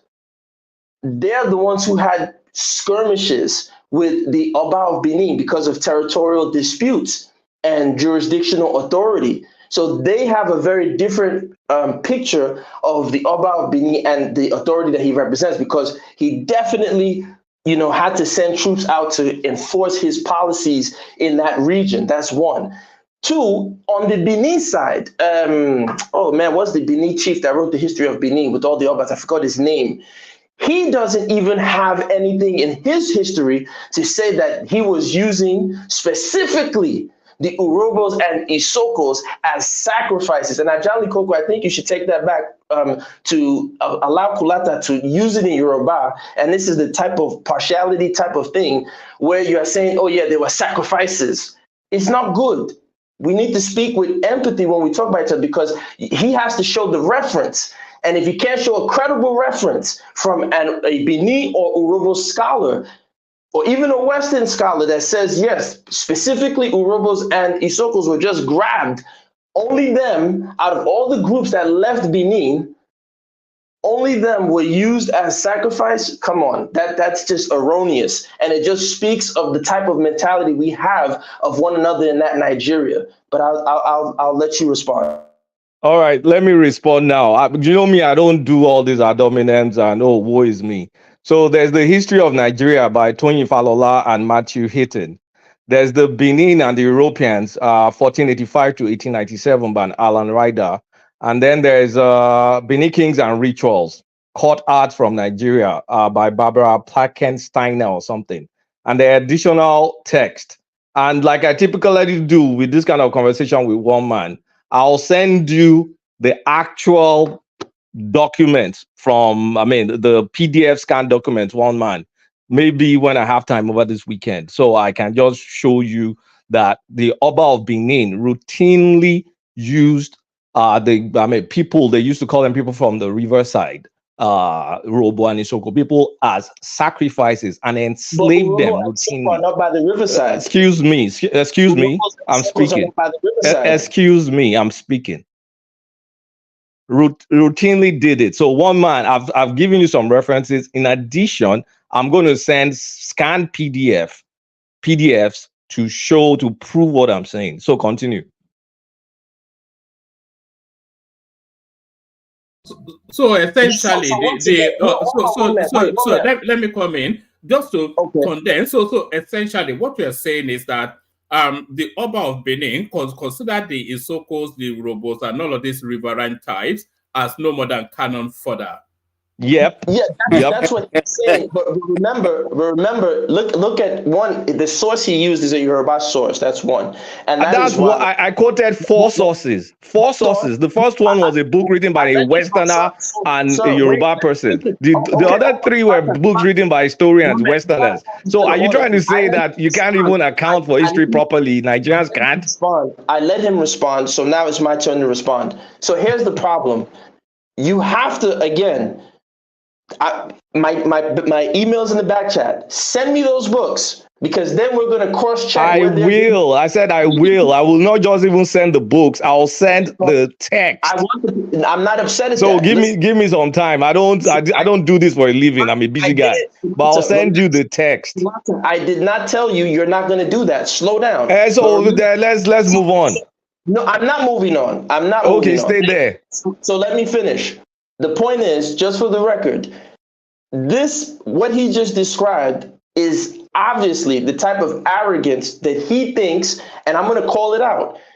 He's a Yoruba man, and it's sickening and it's shameful that you have that arrogant perspective to say that about people. Now, you're saying you got these four sources. Okay, great. It's more than four sources, actually. I just quoted the top four, but it's history. I have nothing to do with the history. Let me finish, because once again, if I cut you off, you get upset. So why are you even calling my ethnicity? What does it have to do with anything? You see, one man, I want you to look. This is the partiality I'm talking about, because when I do what he's doing, I don't want to hear nobody's voice. I don't want nobody to complain. Gas them up. You're being too rowdy. The people who complain, I gas them up. You're doing this. You're doing this. When you people hear this bullshit that he's doing, it's okay. I'm not upset. But when I do it, y'all should shut the fuck up. I'm going to just say that. Because when it's my turn to do it to other people and do it to him, y'all shouldn't complain. Oh, he's making the show bad. He's doing this. Kulata is cutting me off consistently. I'm not complaining, but I'm only upset because when I want to do the same thing he does, all of you people jump out and it's like, oh, you can't do it, but he can. I don't like partiality. One for all for one. He's not special. I'm not special. So if he can do it, then we should be all able to be doing what he's doing. Now, again, those 4 sources, we have to look at where they're getting their quotes from and where they're getting their sources from. So send it to me. Just like you said, you had your so-called source. I'm going to put your email in the back chat. I can easily debunk your Yariba. No, I'm not going to share my email. I'll send it to one man. Don't worry about email. I'm not sending you any email. So obviously, you're not. This is. I will give one man. I don't send anybody emails. So forget. You can forget that. So listen, look, that's great. You don't have to share your email. At the end of the day, I just want it to be for the record. Guys, let me ask you a question. Don't cut me off, please. Let me finish my last sentence. Thank you. These platforms are proof that most of these people who come here have opinions. When you have been in an academic setting, the way you're going to get your links. Can you calm down? When you get the links, then you can read them and come back and give your academic opinion about the links. Stop getting flustered. You get flustered easily. You don't need to cut me off. You can keep quiet and control yourself. You're acting like a woman right now. Let me finish. Thank you. Who is acting like a woman? So let me finish. Listen, is it that hard to just keep quiet for 30 seconds? Every time I talk, it's like it's biting your body. You got ants in your pants, bro. Relax. Once again, for the record, for everybody who's listening when you play this back, this is proof that these platforms, these people, particularly these Nigerians, have never really been in a serious academic setting. They just come on here, make wild assertions, and then they just shout and loud. And if the host is their friend or likes them, they allow them to do this. But when you want to sit down and get scholarly, like I tried to do yesterday, the gentleman will tell you he doesn't have time for that. But he'll just throw things out there. And when you want to start checking the sources that he's providing and say, okay, let's analyze it with a fine-tooth comb, then he says, I don't have time for that. So you can't have it both ways. Why did I say? I said you're going to get your links. Listen, what part of that don't you understand? I'm not even speaking Yoruba, it's English. Listen. So why don't you wait for your links and just continue with your submission? At the end of the day, don't send me shit. If you can't email it to me, why then calm down. When you get them, you can judge. Why are you being presumptuous? Can you calm down? Listen. I'm not reading anything you send me. If you can't send it to me, I will send it through one man. Just calm down. One man. Listen, one man. Don't send me anything. I'll delete it straight away. If you have the nerve and the goal, gas them up. He'll send them to me. This is not the first time I've done this, so don't worry about it. I need you to step aside and don't be partial. Don't send me anything. He had the nerve and the effrontery. I shouldn't send you anything again. Don't send me nothing. He had the nerve and the effrontery because if I come on here and say if I come on here as an Isoko man and talk arrogantly about Yoruba but people, it's history now. Well, I mean, what happened has happened. What do you have to? What can we do about it? About Yoruba people and the slave trade, you guys will not feel comfortable and you won't like it. But they enslaved Yoruba now. King Gezo enslaved Yoruba. He sacked the whole town. So why is history? He said it's not. I don't know why he's getting angry. I don't understand. I don't know why you're getting angry. You're talking about Yoruba taking. When they were enslaving Yoruba, sending them to Brazil, you spoke about that. Nobody was sensitive. It's a fact. Nobody argue with you. When they are talking about your own, then you are getting angry. What is the problem? Calm down. No. I'm not angry. Here's what I'm doing. Ajanli, I don't need you to defend him. I get it. He's your Yoruba brother. That's cool. That's the partiality. At the end of the day, what I'm saying is this. He is presenting information, and if he's a man and he wants to talk to me like a scholar, we can talk like scholars and gentlemen. But he doesn't want to do that. He wants to learn. I mean, what else is scholarly than me providing the links and you going to read them? As in, what was your problem? As if you are the harbinger of the full knowledge. I'm not the harbinger of anything. I did not write the books. I just read the books like you read the books. Except you're an author, then let us know your books. Since that's the case, did you write any of the historical books? Gas them up. Did you?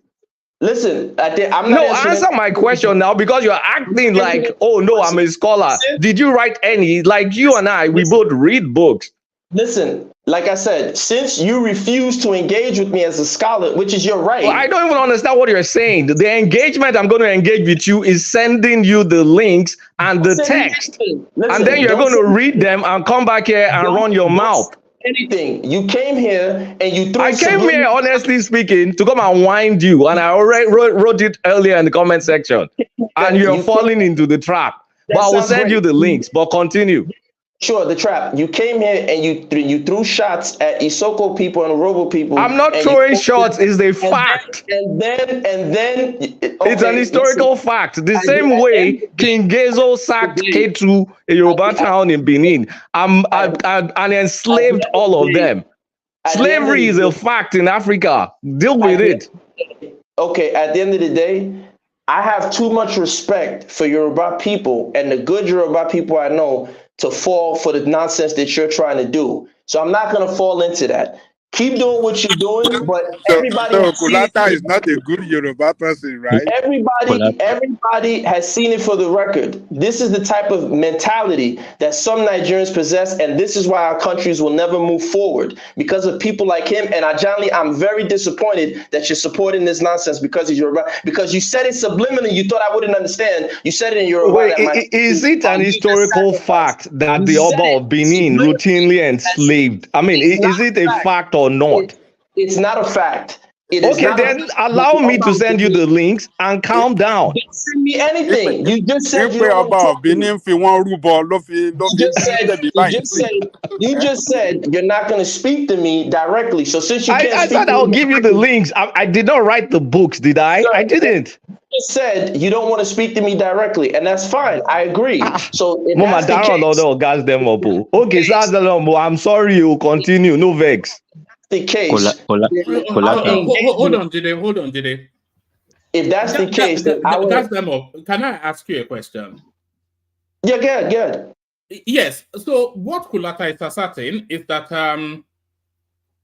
the Oba of Benin in those dark period, they used to routinely enslave the Isoko people.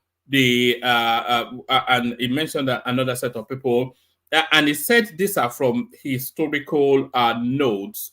So are you saying that? Sorry. No. Sorry.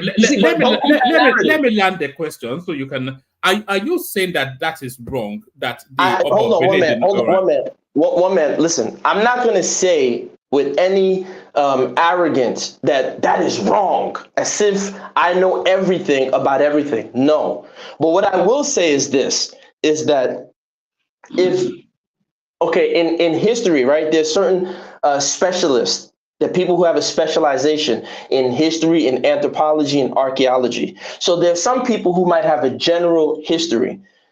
If he cannot give me, and I specifically gave the specialist in Isoko studies, another specialist comes to mind, Philip M. Meek, I believe, right? He's a European, but he's a specialist in Isoko and Urobo studies.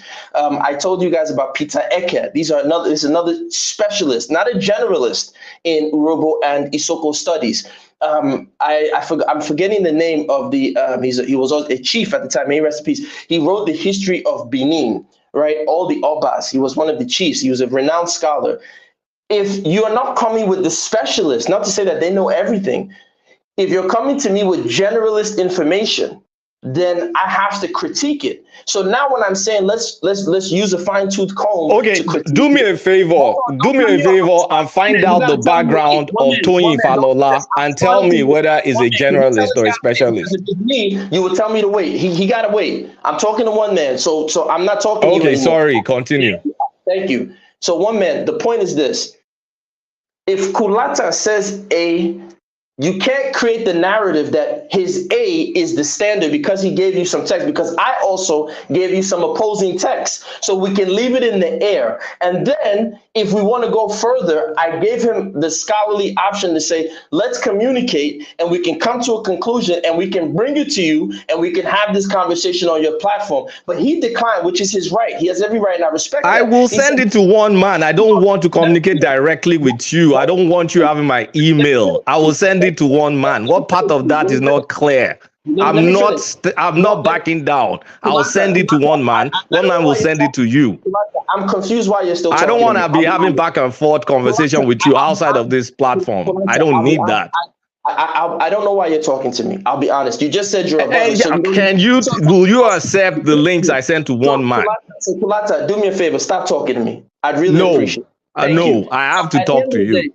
Now, one man, if I did the same thing he did, you would cut me off. You push me to the back. You got to stop playing victim. You're bigger than that. You do the same thing to me. Look, I'm talking to somebody. That's them up. If you're talking to me, then I get the right, the overly the privilege to converse with you as well. You think I think it's unfortunate. Yeah, but one minute, can you address the fact? Hold on, don't do that. I'm telling you that when I'm on this platform and I'm doing what Kulata is doing to other people, what you do instantly is you shout me down. You guys say, "Oh, gas the da." I'm trying to have a conversation with you to respond, and this guy is interrupting consistently. And I asked him politely, please don't talk to me. He says no. If I did the same thing to someone else, you, as the person who owns the platform, would instantly come in and call the order, right? Why is it so difficult for you to do the same to Kulata? Okay, do you want me to answer that? Why can't you do it to him? No, do you want me to answer? I'm asking you, so why is it so difficult for you to do the same thing? All right, so you have to give me the window to answer then. The only thing I do, gas them up, is that you talk at pace and you talk abrasively, and that's the only thing that I just try. I don't pull you back from anything you have to say. I never pull you back from the only time I will ever pull somebody back is if there are 3 voices and then it gets like a bit too.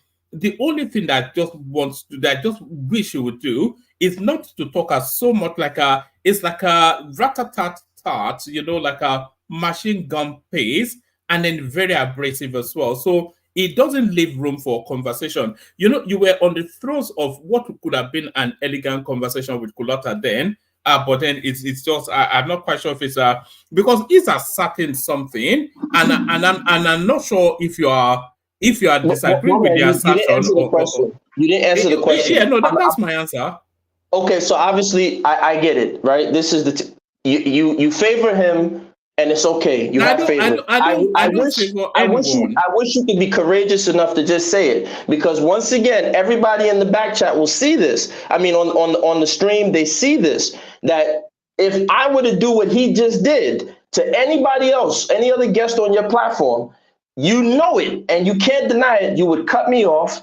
You would call the order, and if I consistently continue the way he was doing, you would put me to the back, which I don't care about, right? It's just YouTube. But my point is this: stop being partial, bro. We come on these platforms and we say that the Nigerian government. No, nobody is partial here. Now. What are you saying? You're doing the same thing. You're doing the same thing, one man. So going forward, if that's the case, if you guys are claiming, when I'm not going to say nothing now. If there's another conversation and I decide to do nobody is partial against you. Just stop accusing people wrongly. Ajali, please, no disrespect. Stop accusing people wrongly now. You're saying that somebody is partial. Ajali, I didn't abuse him. You're my elder, and I want to give you that respect. You said accused. Okay, what I'm saying is I want to give you that respect, Ajali, and I feel that right now you're being biased, and that's my opinion, right? You can feel you're not. If that's the case, Ajani, please let me discuss. Okay, gas them up. Sorry, continue. Can we get back to the conversation? Okay, so to get back to the conversation. Hold on. But let's get back to the conversation. But can we agree one thing? Can we agree that the conversation is conversational rather than adversarial, or confrontational? So if we can agree that, because we're opening up an interesting little space there, because quite a controversial assertion there that the Benins, they saw the Isokos, the Urobos, as no more than cannon fodder to be used for pleasure and sacrifice, and that is what Collateral sought. And it cited historical documents which it says is going to provide an expansion on. To you. No, he's going to provide them to you, because yeah, I don't want. I will forward them to you. No. 1 minute. I'm. See, I want you to respect me the same way you're giving him his partiality and respecting him. Right? He has a right to not to engage with me directly. He said it. He's above talking to me outside of this platform, which is his right. I agree with him. So since that's his right, don't forward me anything that he sends. Let him keep that same energy, as we say in the Bronx. Let's not be fake. Let's not be phony. He doesn't want to talk to me. To be fair, so that's fine. to be fair, shall we be fair, Gastemop? I don't think there are up to 3 people that have direct reach to Kolata. He's a very private person. Yeah, but 1 minute. Once again, here's what I'm going to say. Once again, he has a right to not have to communicate with me. I also have a right to not communicate with him. So whatever he sends you, keep it with you. Please don't send it to me. I'd appreciate that. Thank you. Fair enough. So going forward, to just quickly respond so I can go to the next topics, what he said is grossly incorrect, highly insensitive, and if I were to take the same approach, which I can equally do about quote unquote Yoruba people, which I will not do because I love Yoruba people, I have respect for Yoruba culture, I'm not going to go down to that level, but it's okay. What he shows is the arrogance, and it's a disease of that mentality that I continuously call out on these platforms. And I know that it pricks the Nigerians, it pisses them off, and he's one of them. So please, let's go on to the next topic that you have. All right, we go on to the next topic, but you can say the same thing about Yoruba people if it's historically backed. You know, it's history now. It's not even a diss. It's a matter of something that happened. Even if, like I said, empathy, that's the key thing that's missing as Nigerians. I would never come on a platform and say that this group of Yoruba is cannon fodder or is slave, and then to say it in Yoruba as if I wouldn't understand what you guys were saying lets me know that was the original purpose to go ahead with that message. But it's okay. Let's move forward to the next topic. 1 minute, please, 1 man. Right. Please, when I've told Kolata to send the books to you, when he does, send it to me. No, that's my space. I love history a lot. So please send to me, please. Thank you. All right, brilliant. All right, so let me take you to this headline on the screen then. I was more interested in that conversation than this headline, but since you decide to, Nigeria missing in top 10 most stressful countries in Africa. So does that come as a surprise? There's a global chart actually where Nigeria came number 33, which is to tell you then that for all of these things that we gather and bemoan on a daily basis, the impact on the everyday Nigerian is not as profound as we like to imagine. So if you remember, on this platform a few days back, I simply stated that Nigerians have a penchant for suffering. It's a cult of suffering mentality that they have, where they embrace suffering, particularly amongst the middle class and the poor, as if it's a way of life, as if it's a right of life. And so I'm not surprised that Nigerians are not necessarily on the list of people who are stressed, because Nigerians don't stress the important things. They don't stress what they need to stress. You know, if the government implements a policy where you can't buy yams, they don't stress. They just chop it up into pieces and sell each other pieces of yam. If the road is bad, they don't stress. They just, walk through the dirty water. When the roads get flooded, they don't stress. They just keep persevering. And on one hand, it's a great attitude, but on the other hand, it's kind of pathetic.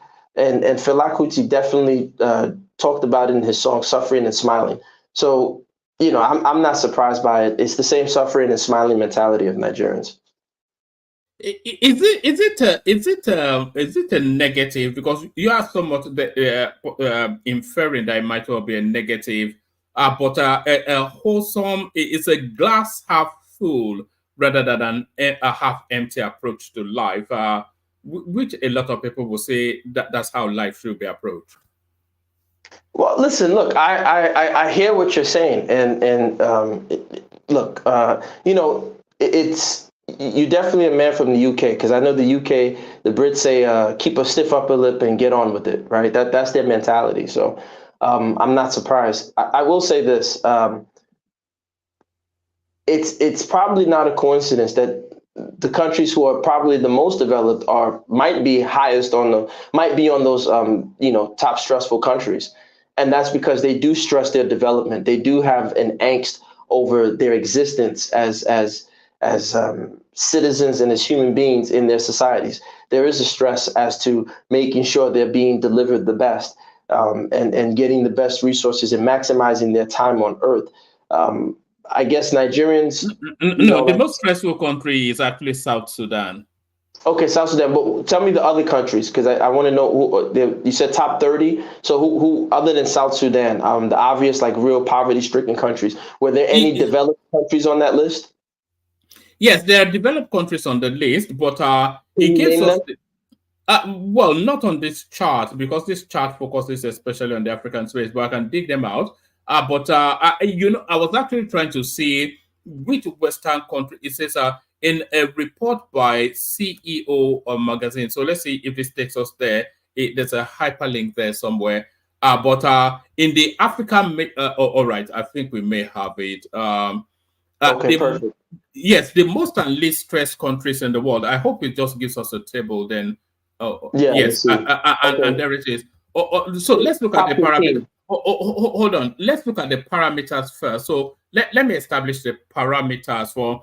So it says that the report, which compared 211 countries and territories across 4 categories. So these are the categories. This is the matrix of measure.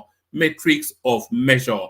Work-related stress, money-related stress, family-related stress, and health and safety-related stress, which a lot of people will argue that stress doesn't come out of come anywhere else outside of those 4 spaces. So they say so. This is from least to in the world to most. So the least stressed out countries: Luxembourg, Liechtenstein, Ireland, Singapore, Monaco, Qatar, Macau, Bermuda, Switzerland, UAE, San Marino, Norway, United States. I'm surprised that United States is not stressed. Denmark, Cayman Islands, Netherlands, Hong Kong, Brunei, Taiwan, Iceland, Australia, Saudi Arabia, Andorra, Sweden, Germany, Belgium, Australia, Malta, Guyana. So is it starting from the least stressed going down? The least stressed going down are Bahrain, Finland, Canada, France. Where is Nigeria? I thought they said Nigeria was the 33rd. Let's look for. Let's just find Nigeria. 33rd in Africa, not the world. Okay, so so Nigerians are not stressed in Africa. Not a surprise. Yeah. Yes. Oh, we're not in the top 50? We're not in the top 50, I don't think. Let's see. Let's see. We're not in the top 100, I suspect, as well. All right. I'm not sure where we are, but it's 211. But you got to scroll up, I think. Yes, I'm actually just doing a find to see if we. So we're 163rd. You just passed us. We're right below Ghana. Right, 168. So there we are, but it's not straight. Hold on. Is there any Western country that is more stressed than us? I'm not quite sure if we're considering Cambodia. Cambodia is not a Western country. Tuvalu, I think, is one of these Dutch islands. Myanmar is we're above Myanmar. you know, etc., etc. Yes, the rest are just. It looks as though a whole bunch of Africans are at the bottom of the pyramid. So Africa Yemen, is blessed, basically. yes. Okay. Which shouldn't come as a surprise. I don't think that should not come as a surprise. Look, listen. One man. Nigeria is good. Nigeria is working well. We have great leaders. Tinubu is going to fix it. What's the next topic, man? I don't know what else to say because Nigerians don't care. All right. You said Tinubu is going to fix it, and it looks as though it looks as though he is. Federal government announced significant boost in Nigeria's economy. So is those good heartwarming stories of improvements in the economic journey of the country? I can't see what you're saying. Can you show it to me? It's not on the screen. Is it not? Sorry. It says federal government announces significant boost in Nigeria's economy. So it's a narrative of monies coming in. The federal government has reported significant boost in the nation's economy, with the excess crude account standing at 473 million and the stabilization account 28.7. The government said the nation's natural resource fund stood at $53.89 billion and naira. So on and on it goes. So it looks as though money is coming in hand over fist. Well done, Wale Edun, you would say. So that's good news. Tinubu will fix it, you said, and it looks as though he is. It's working. Everything is good, brother. It's good. It's a good job. It sounds as though you are averse to good news coming out of that country. Are you averse to good news coming out of that country? Listen, it's a good thing. One man, Tinubu's fixing stuff. So let's see. I want to read this. He's saying Tinubu suspends import duties and value-added tax on medical supplies. Yes. So this is a very nuanced and a very targeted initiative. Tinubu suspends import duties, VAT on medical supplies. So this is the affordability of care. So this surely is good. No, I think it can be a good thing. I think because obviously, we have to focus on providing good medical care and decent health care for our citizens. But just to preface it, we're not giving medical advice because Adama told us yesterday we have to make sure we say that on YouTube so they don't come after your program. So we're not talking about medical advice. But I think, it can be a great thing depending on how they're implementing it and what they're trying to target. I think Nigeria has to definitely start getting themselves or getting ourselves on the cutting edge for medical procedures to make sure that our citizens are definitely receiving the type of medical care that they need in order to survive. So if this is going to allow for people to import, so for example, just simple things like even like I had a family member who went to a dentist in Nigeria, and when I was looking at, and they did a decent job, but I was like, okay, comparing that to because they had to get a crown on their tooth, and I compared it to how like when I got the crown, and I was like, okay, there's certain things, but and I had a very interesting conversation with the dentist, and he said, actually one of the problems, funny enough, with this article was that to get some of these newer technologies and newer devices that they're using to do things like root canals and crowns and fillings, it's quite expensive and to clear them. So I hope that, like I said, things like I said, from dental work to procedures that we need for medical procedures, I think gas them up. There's Nigeria is like is like turning into some sort of under the radar medical tourism sport. You're talking about your friend that went to have a root canal and a crown or whatever. And I know several. No, I said it was someone in Nigeria. It was someone in Nigeria. All right. I've also heard several examples of people going to Nigeria for IVF and things like that. There's an under the radar sort of health tourism going on in Nigeria. Is that something you're aware of? You know, I'm not well versed to say I've done the research on it. The research I've done in terms of organs, I've looked more in terms of organ trafficking in Nigeria. I think that's something that we don't talk enough about. The correlationship or the correlation between organ trafficking and human trafficking and organ harvesting in Nigeria. I think our government should have stricter controls in terms of this quote unquote medical tourism. But if it reflects that our medical providers are top notch, then that's a great thing, and that means that they're providing excellent service.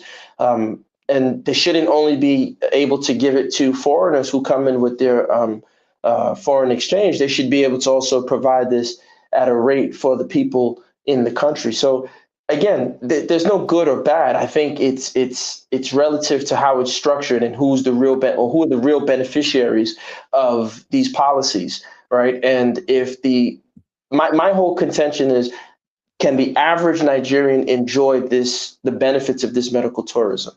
If they cannot, if we still have situations where people go to the hospital and they're turned away or they're dying because of simple issues or metabolic diseases are killing them. And once again, this is not medical advice. I don't want one man show to get flagged for anything.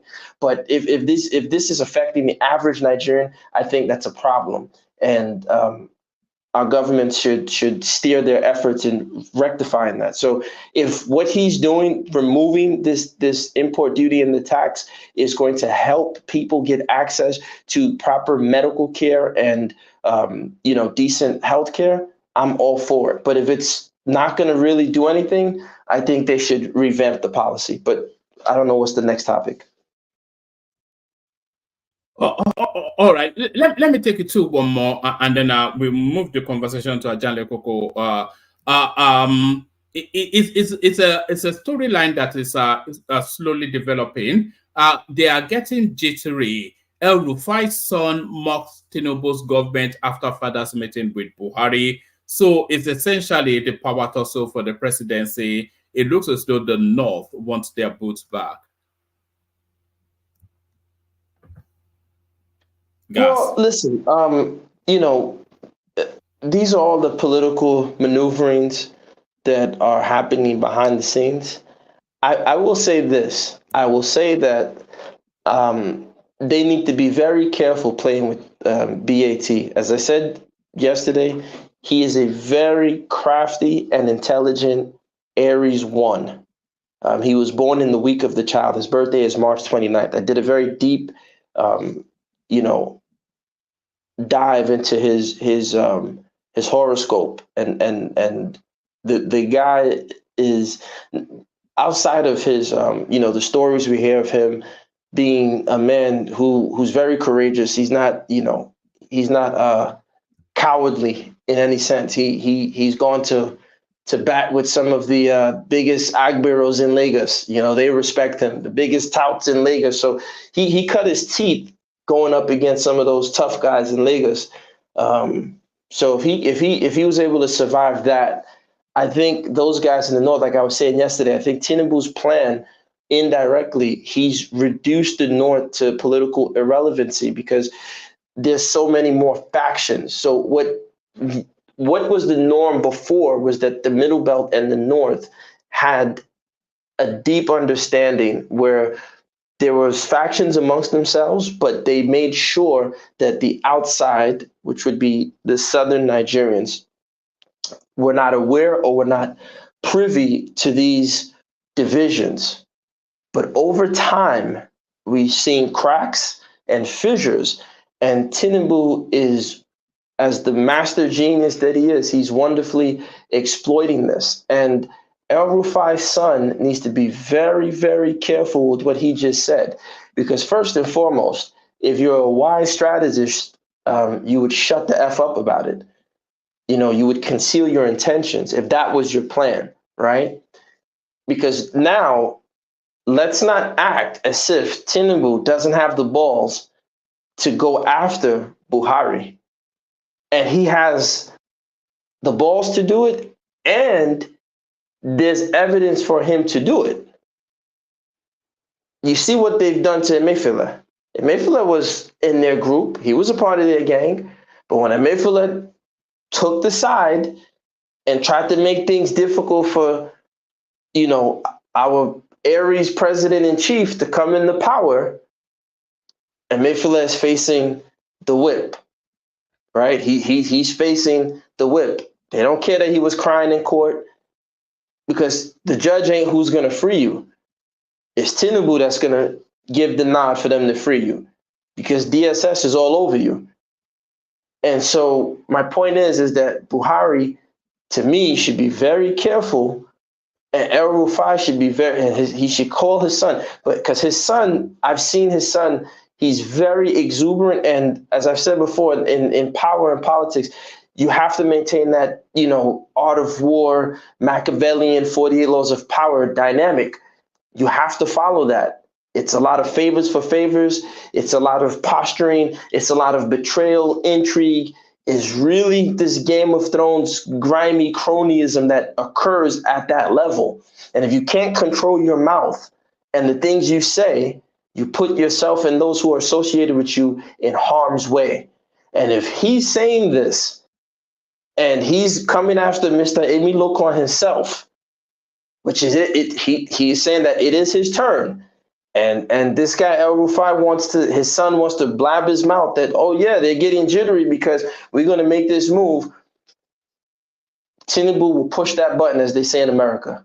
He'll push the button, and before you guys can say Jack Daniels, Buhari will have an EFCC investigation on him very quickly, and there's nothing any of them can do about it. Tinubu is that connected and that powerful.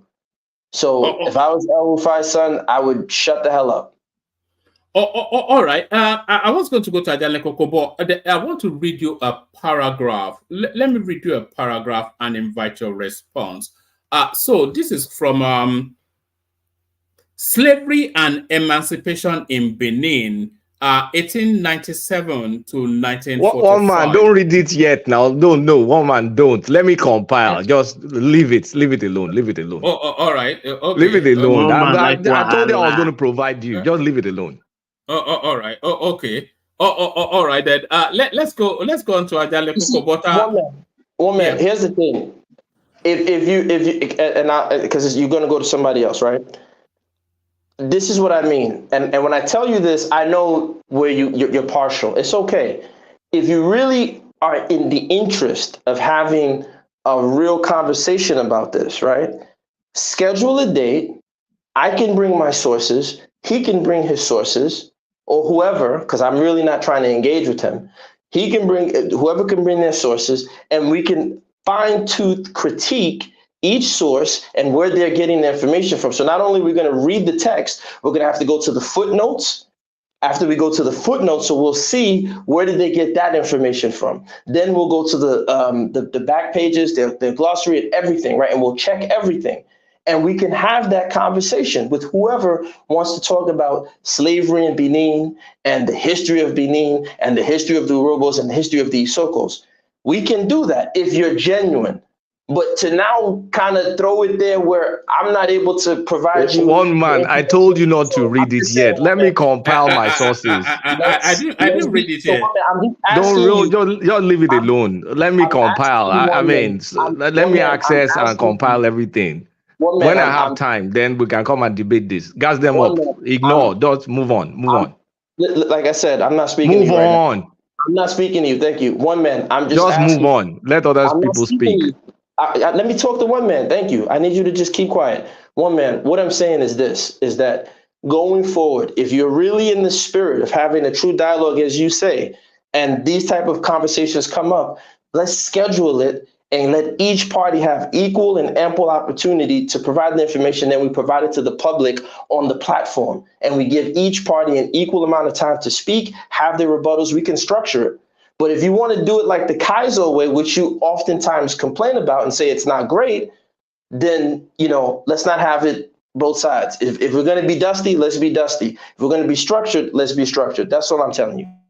Yeah, we can do that, but so long as it's able to retain the attention of the audience, because if it gets too scholastic, I'm not sure that, because the as much as the audience wants to be informed, they also want to be engaged. So if it gets too scholarly, then it might well just be counterintuitive. But we can have like a 30 minutes of it, 40 minutes, where positions, you state a position, somebody states a position, and then right of rebuttal, references, and so then no problem. So schedule a time, and we can talk about the history of slavery in the South and the Southwest, and we can pull our resources. Schedule. You have my email. No. It's too big. It's too big a space. We can do it as slots each. So we can do history of slavery in the South, and then in a separate nobody's section, contending about slavery in the Southwest. It's a fact. It happened in the Southwest. Nobody's arguing whether slavery happened in the Southwest. So that's not the conversation. That's a red herring. Nobody contested that. So why are we bringing it up? Because then I can start. I'm not talking to you. I gas them up. Shut up. I'm not talking to you. Tell that to your mother. We can level. I'm not talking to you. Just shut up. Hey, gas them up. Come on. Don't do that. Just shut up. Like, if you're not well brought up, you can expose yourself, but shut up. I'm not talking to you. Gas them up. Don't do that, please. My man, don't tell me nothing. When he was talking to me, y'all didn't say nothing. So tell him to say it to his mother. Shut up. You've spoken for a long time. Your voice should be tired. Your voice should be tired by now. That is detestable. No, just shut up. Don't go for the appearance of anybody on the platform. That's a line. Please, that's a line. Please, I beg you. No. It's a no-go area. Oh yes, no, we don't do that. Yes, let's have the dulcet tones of Ajanle Koko to bring things back to order. Ajanle Koko, you're up next. Yeah, thank you, one man. Oga, we've been Kaisorians tonight. The Kaiso people have come to give us a flavor. I don't know. He's taking it. He's too emotional about this thing. He was talking about Oyo taking people as slave and stuff. Even in Jesha, where Ikulata originated from, the Oyo took them as slave. They took some other people as slave too. So what's the big deal about some people being taken as slave? Even me, Aja, my name, not be slave name. Slave name now. So what's the big deal about it? When we have facts to back historical past, let us just present it so that we can get more education and better about our history. So we don't have to go after each other and be calling someone's name and mother and something like that. It's not good. So let's move on, one man. All right. So to the conversation, then, do you want to kick it off with El Rufai's son just coming out into the public space, just to essentially tell us that now there's an open warfare between not the North, but a sliver of the North and the Tinubu administration. We did know that when Tinubu did not give El Rufai a ministerial position, there will be consequences, and it looks as though this is the shape that is taking. Yes, greetings to our listeners around the world. Click on the like button, share and subscribe if you haven't done so. Look, this Rufai son has been acting too ridiculous these days. Yes, we know that when it comes to families matter or families affair, we want to stand up and promote our family, defend our families, and stand up for our family member. But since the state, the assembly of that state took up that probing of his father, financial rascality when he was the governor.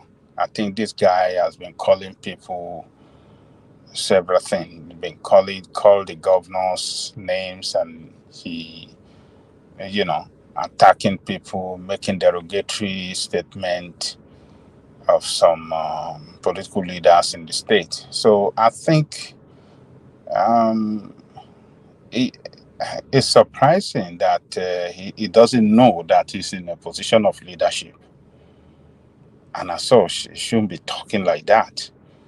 If at all he want to defend his dad, he should say it in a more matured way that will not appear that is insulting other people. So I think he should have done good for his dad by being an a mediator between his dad and the governor and other assembly member. He should have been the mediator, a man that want to uh, bring all of them together, and you know um, because as a state representative, he has that leadership responsibility. And one of which I believe he should have done well is by being a mediator between his father and the governor and others.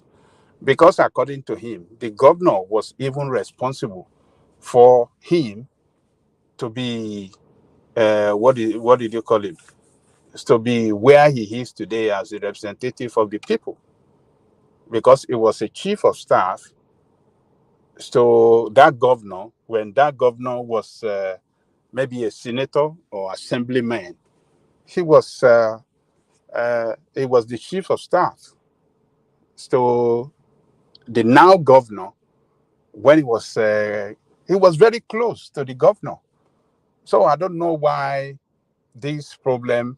since this problem started, he has developed uncontrollable rascality, making very bad statements and talking very, very bad. So I think somebody need to sit him down. I think his father should have done that now. It speaks to and this is a lot about their late space, the upbringing of a lot of their children.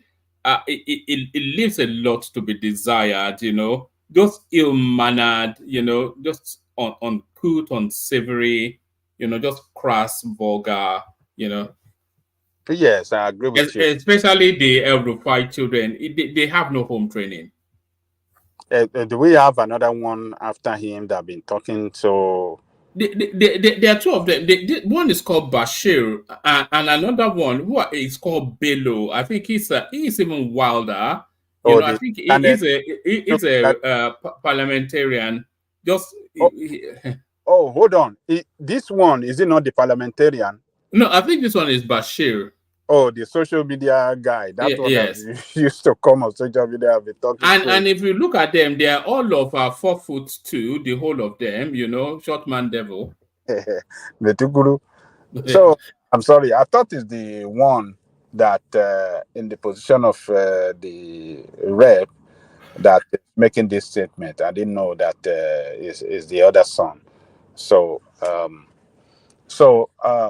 but the one that is the rep. I mean, he was acting so uncontrollable too when his father was being probed.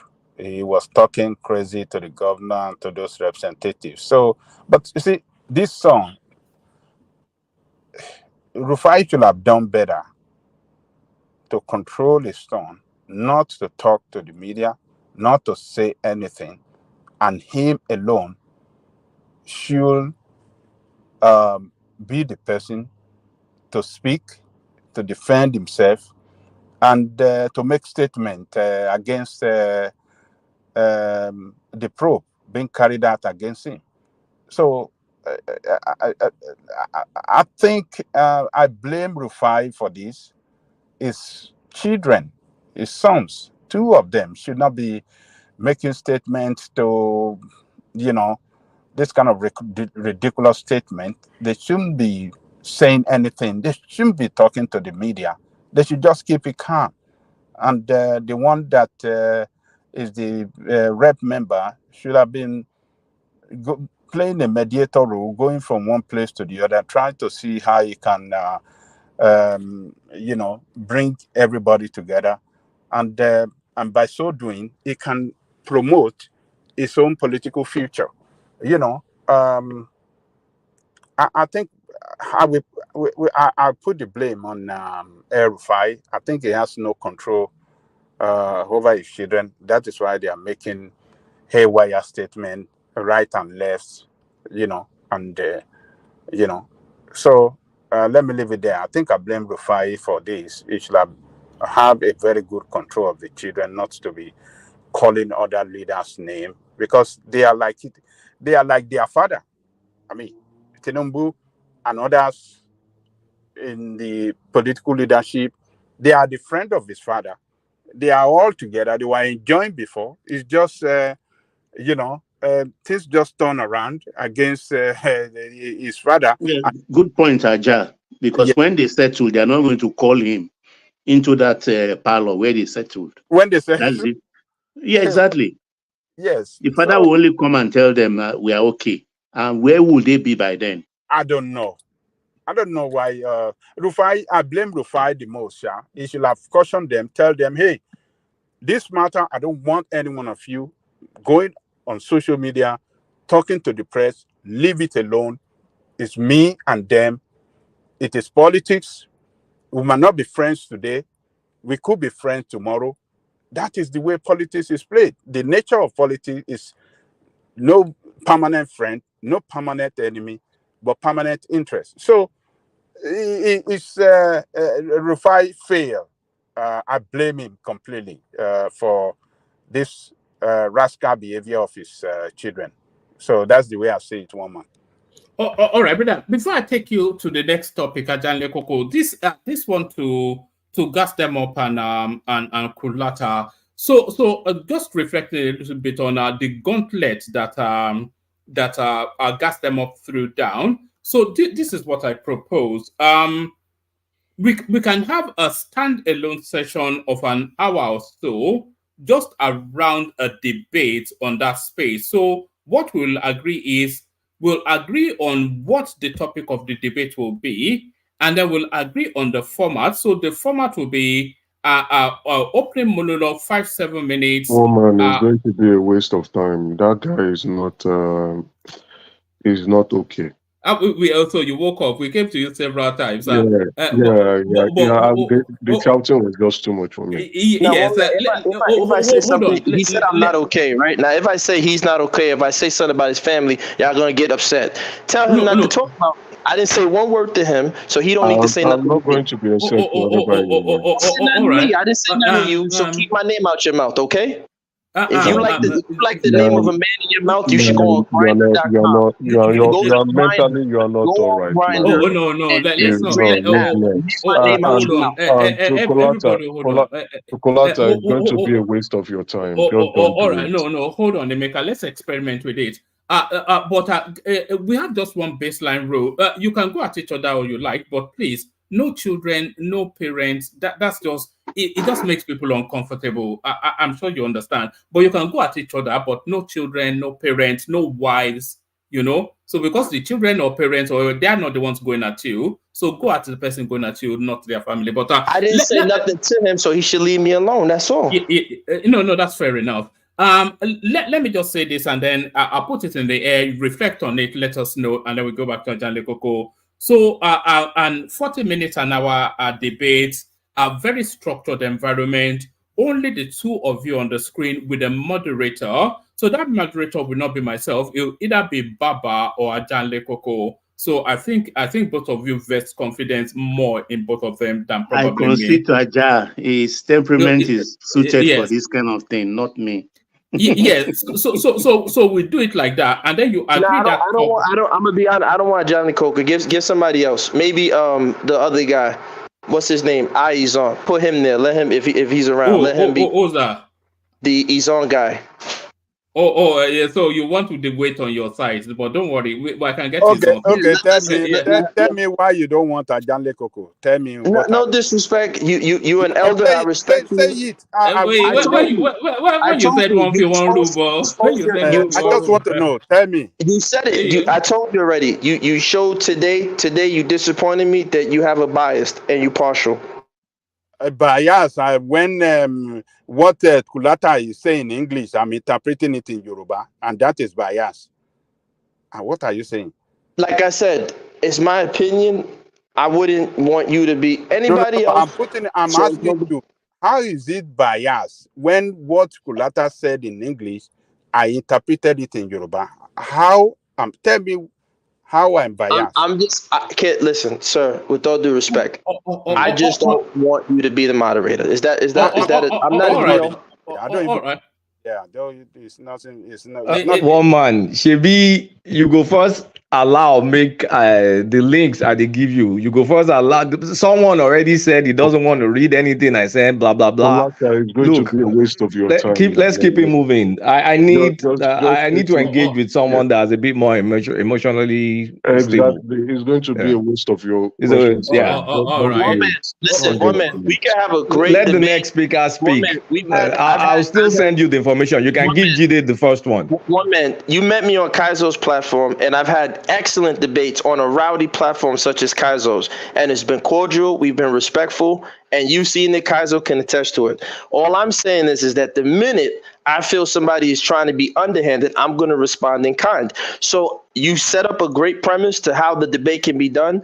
We can do it. I'm not going to scream. I'm not going to yell because it'll be orderly and structured. So as long as it's like that, let's do it. I have no problem. My track record speaks for itself. Even on my channel, you can type it in. I'm not plugging my channel because I don't even care about YouTube. I had a great conversation with a guy who's very contentious, but shout out to him, Nakmizi. I don't know if you've engaged with Nakmizi on Kaizo's platform. You know how contentious he could be. And we had an excellent back and forth on similar topics. So don't let anyone try to gaslight you. Oh, that guy's not serious. No, they don't. They want to run away from the seriousness of the topic. So we can have a serious topic. That's all.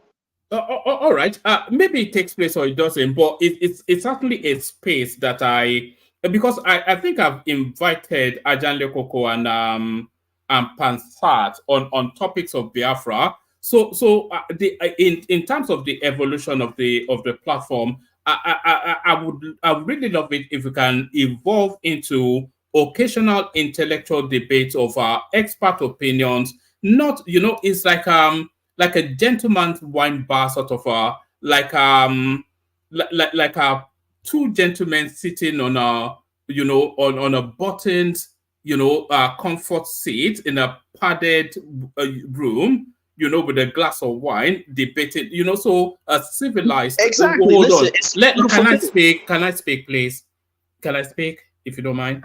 Yeah. So I want that sort of format, just a crafted, civilized conversation within minds of comparable qualities. So if this is not on, it's not on, but certainly it's an evolution that I'd like to see take place. Just like about 40 minutes of a really, quality conversation amongst really solid, people. So and then just a moderator in between, just to keep it taken over. So we will evolve into that at some point. But I was hoping Ajanle Koko and Pansat would be the first intro into that space, but we'll certainly try and develop that space. Ajanle Koko, back to you. And let me take you then to. Let me take you. Where am I taking you? Let me take you to. This Natasha Akpoti storyline doesn't really have any legs because it looks as though she's doing more good than harm, and we don't really like good news. We like news that can make people say Chineke me. Let me say something on it. It's what she did by giving those 100 appointments is a way of rewarding people that work hard for her to be where she is today. It's a political reward to her, you know, should I call them close associate and people that are politically closer to her, you know, in her district. So it is normal. Politicians must find a way to reward people that share the same political ideology, that work hard for their group to attain political power.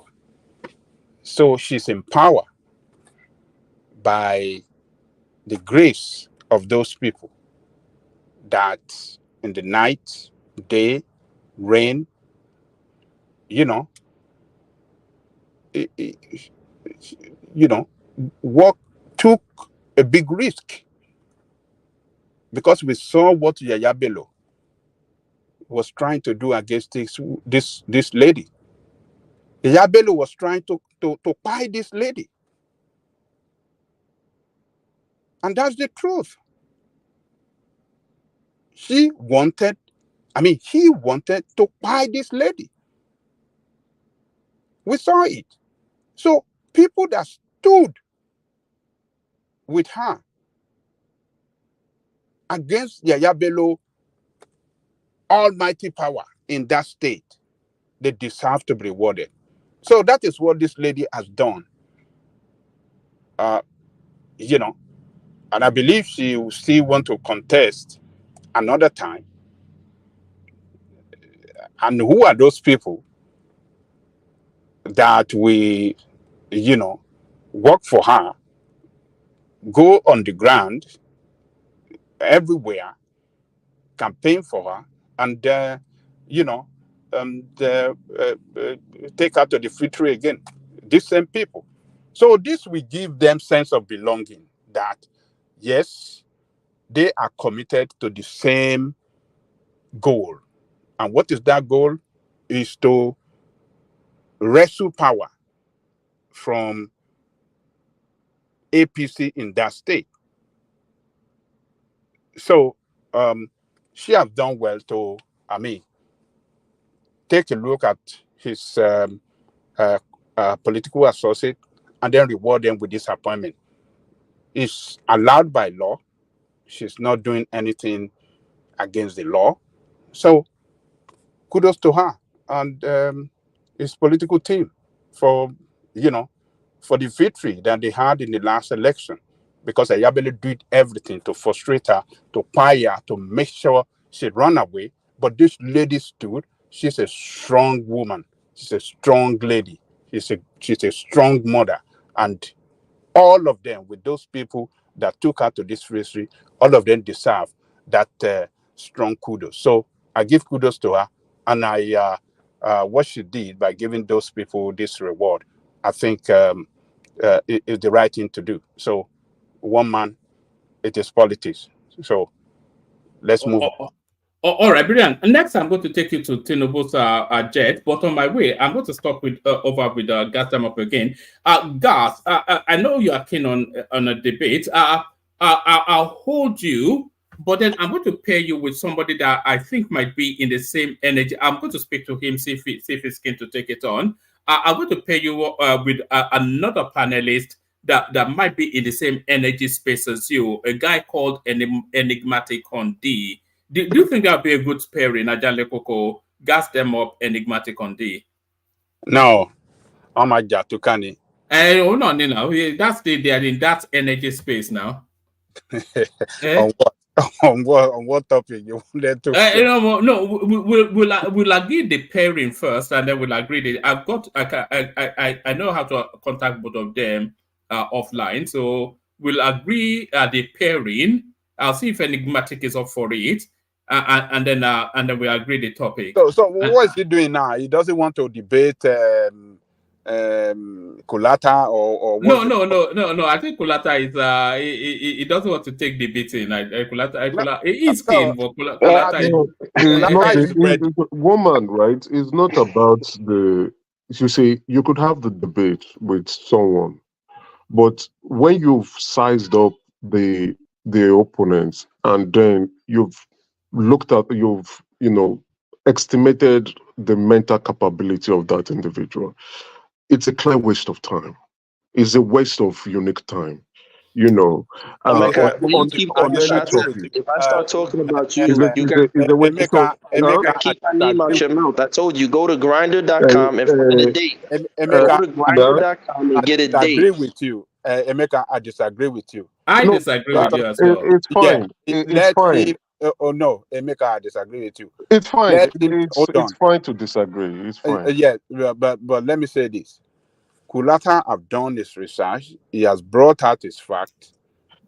Not from of course, Kulata will come with the evidence. But again, what will the evidence do to someone who is poorly exposed, clearly ignorant, just wants to hear his voice? Now, anything for now. Go ahead, sir. Kulata have been sourcing for several facts. He has furnished one man now from several sources, and he did not say he doesn't want anything, except maybe he tell us now that he doesn't want to debate Kulata. Then we will know that there is no debate. I am very ready for the debate with Kulata. I have all my sources. Okay, let me add this as well. Okay, go ahead. Let me say let's the Kulata speak now. No, let me speak. Kulata, you will round it up. So let's build the case.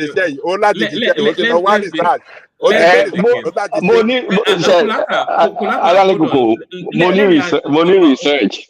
Hold on. Okay. I just want to add this on gas them up. I've seen gas them up in debates. Gas them up can be civil and structured. I think it's just still working at the tempo of this place. It can function within a structured environment, and it can have a civilized debate, and it's extremely well researched. So okay, let me. We get the marketing. Thank you. This goddamn guy, I be gas them up. I would like to debate him, but I have a life. So the debate will be when I come back from vacation, because I'm going to be out throughout next week. And when I come back, we'll look for a time. But he has to calm his emotions down. Imagine just ordinary small twat. You're already talking about people's mothers. And you're already talking about, oh no, what about the Yoruba people? No Yoruba person is telling you they weren't enslaved. So that emotional maturity is not there. But regardless, when I'm less busy, I get very busy. When I'm less busy, I will engage in a debate about slavery, because what is in contention? First of all, we need to clarify what is in contention. Is he saying that the Oba of Benin did not use the Robos and the Sokos as slaves? Is that the contention? Or is the contention that group weren't enslaved at all? Because there's also the Ijaw narrative, the Ijaw slavers, they enslaved that group. So we need to first establish a basis of what we're arguing, so we don't say no, so we can discuss about the Southwest slavery. Southwest is not in denial of the slavery. So if we have a clear parameter of what we're debating, fine. When I'm less busy, we'll have it. I'll take on it. So I can make it clear. Excuse me. So this is what I'm going to do now. Is the premise that Oba of Benin did not enslave or use. In fact, I'm going to be very specific. I can tell you. Hold on. You see why even to talk to this guy, like, it needs to be stable.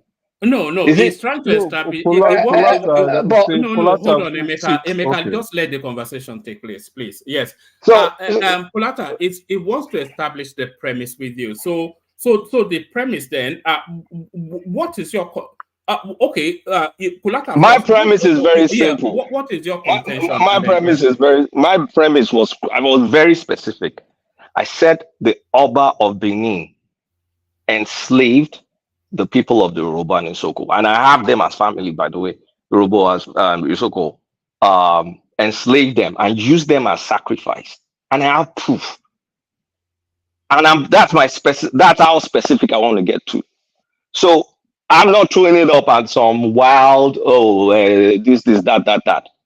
Let's have the debate on that specific, as specific as that. All right, hold it right there. Gas them up. What is your contention? What are you contending with what he said? So yes, we can definitely have the debate on the whether the Urobos and the Isokos were used as slaves by the Oba of Benin. But now, are we talking just the magnitude? And I want us to be specific, because I'm pushing back to say, when you say slave, there has to be the magnitude of a so-called slave or use of Isokos and Urobos as slaves, and then which particular groups of Isokos and Urobos. So then I'm going to get specific. So he's going to have to show me the magnitude, and we're going to have to get specific, because he said the riverine area. Hold on, one minute. Let me say this last sentence, please. Thank you. I'm not talking. I'm actually not talking. I'm listening. Yeah. Okay. Let me just say this last two sentences. It started because I said that the Isokos did not engage in the slave trade as per the research, because Ajani Koko said, did the Isoko not engage? And I said, no, the research doesn't show that. Then he now brought forward the contention that, no, well, the reason why is because they were being used as the slaves in that region. No, I don't remember it. I don't remember it that way. Yeah. I do not remember it that way.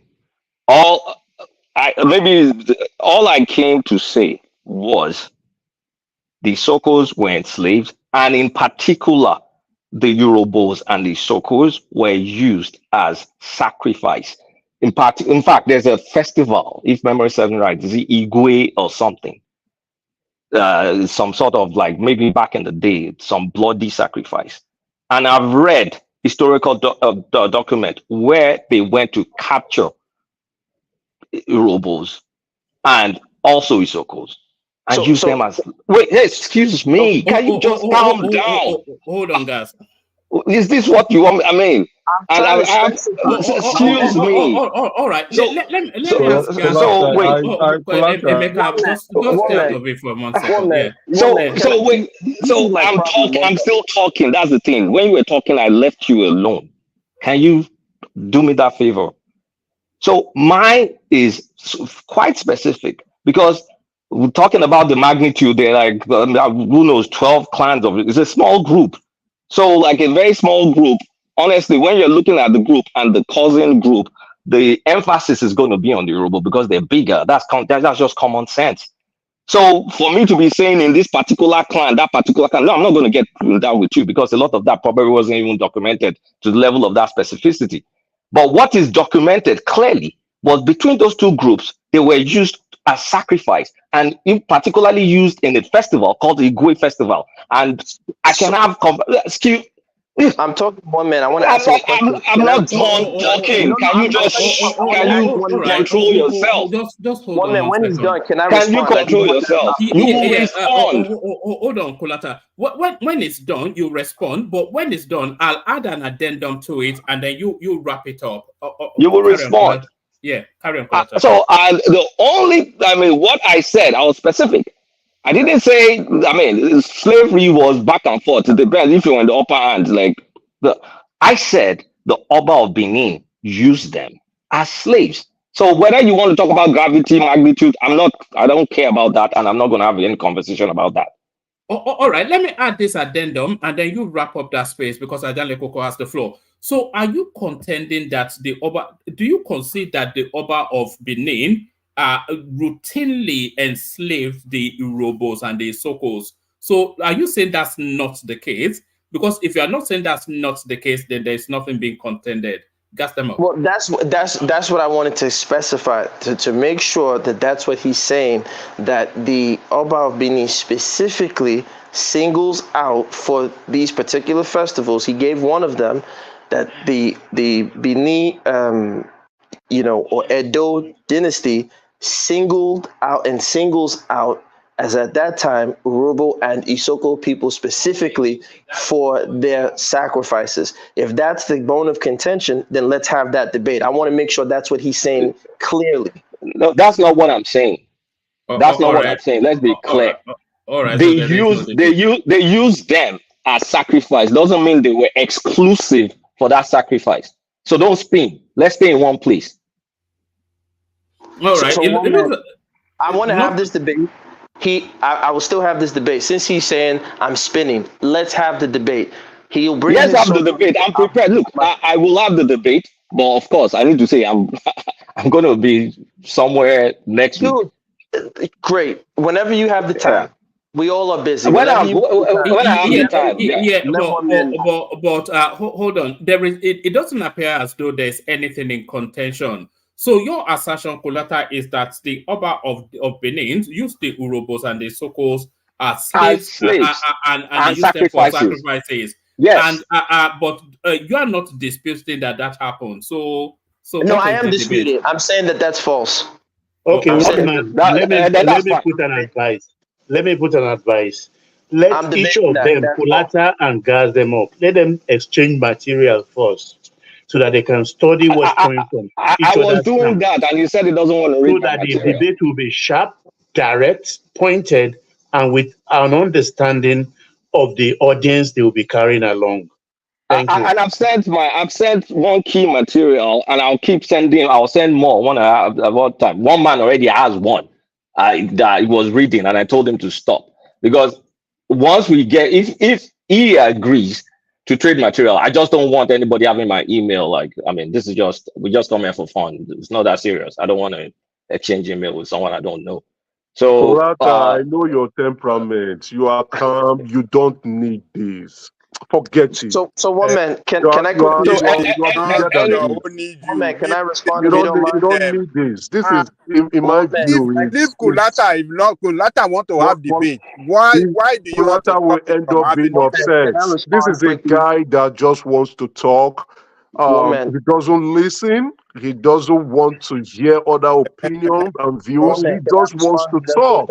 So, Kolata, I am telling you, you will be wasting your precious time. Don't do it. Do it with a reasonable individual. I will only do it. I will do it when I have the time to waste. Use that time to go to the beach. If you don't have it, no, I'm not going to do it on vacation. No.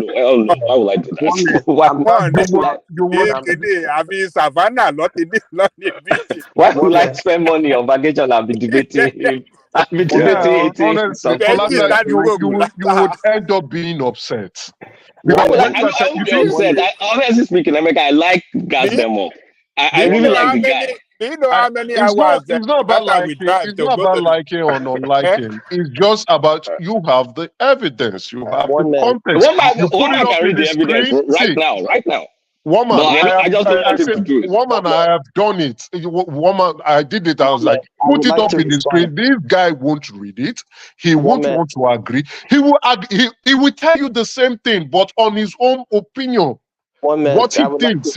So it is clearly going to be a waste of your time. I would like to respond. But Emeka, this one no concern you now. Let Kolata speak. All right, no worries. Yeah, you're right. So hold on, excuse me. One man, I give you. You can forward the evidence to who else is interested on it. And I've been specific. Let me say it again, so I'm clear. Hold on. I've been asking to respond very quickly, and I have not been allowed. And then if I start to talk, gas them up. You've spoken for over an hour. I want to respond quickly to what is being said, because I'm not even going to respond to Emeka and the stuff he's saying. I'm going to ignore it. Just for the record, once again, you have made the assertion that Isokos and the Urhobos were used as slaves by the Oba of Benin. I disagree. We'll have the debate on that now. And sacrifice. I also said sacrifice. All right. So that's clear now. Can I finish, if you don't mind? Thank you. No. Now, carry on. Yeah. Just very quickly, I just want to put this out for the record. The issue of whatever anybody's saying, gas them up, this, and this, as I've pointed out to you every time I'm on the platform, one man, when they do it, it's okay. When I do it, it's a problem. So then when I respond, You guys say, "Oh, cool down, this," but when they're doing it, you don't say nothing. So what caused the issue between Kulata and I today was when I'm Cast trying to them up. I speak. swear to God, we don't have issues. I'm not upset with you by any stretch. I actually just like this kind of sparring, honestly. Maybe one man lose me. I don't have issues with you. Kulata, I'm not even attacking you. I just want to wrap it No, up. 30 even if you seconds. attack me, I'm okay. I'm just trying to tell you that this is just 15 seconds, if an you don't mind. exercise.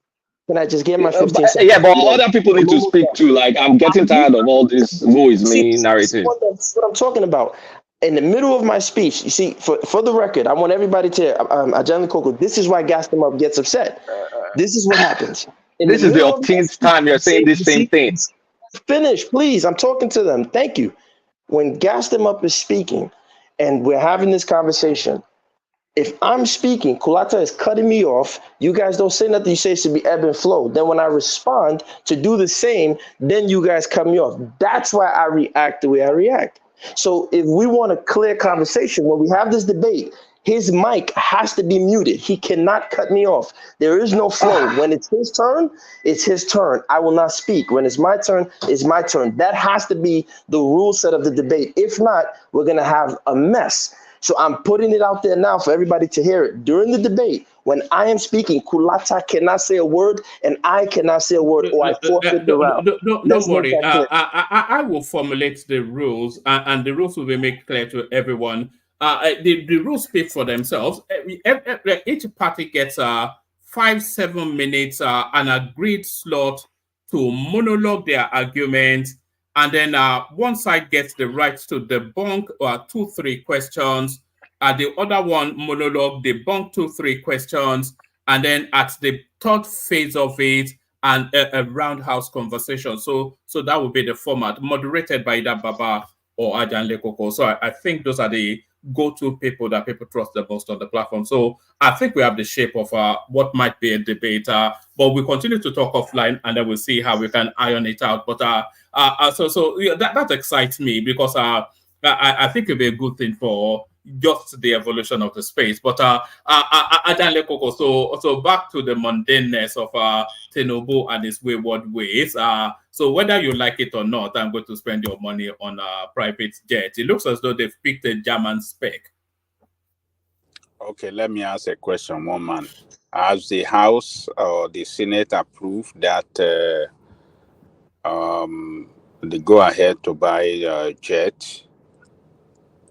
Well, are they going to disapprove it? I have a clip from Akabi who tells you that whatever we played it yesterday. Who told us that whatever Tinubu wants, Tinubu gets. We played that. Yes, do you want me to play you the clip? No, don't worry about the clip. But this article now, who is speaking in reference to this headline? Who spoke? Who said what? Can you just briefly? It's sources. Oh, sources. Oh, okay. Yes. Oh, okay. Well, like Baba said earlier, I think it's just the timing that make it look so bad that they be spending so much money, for presidential jet. When Nigerians are going through hardship and tough time, we are seeing the way these people are lavishing our money, and it just make us look, stupid. That all of us are just stupid people. The leadership and us, the citizen. When the leaders are, wasting the Commonwealth or using the Commonwealth for their own good alone, and the citizens are looking, particularly the youth, then we are doomed as people. Kudos to the Kenyan youth that took to the street and got shot. Look, somehow when you are fighting for nationhood, sacrifice have to be made. Sometimes, most unfortunate, like,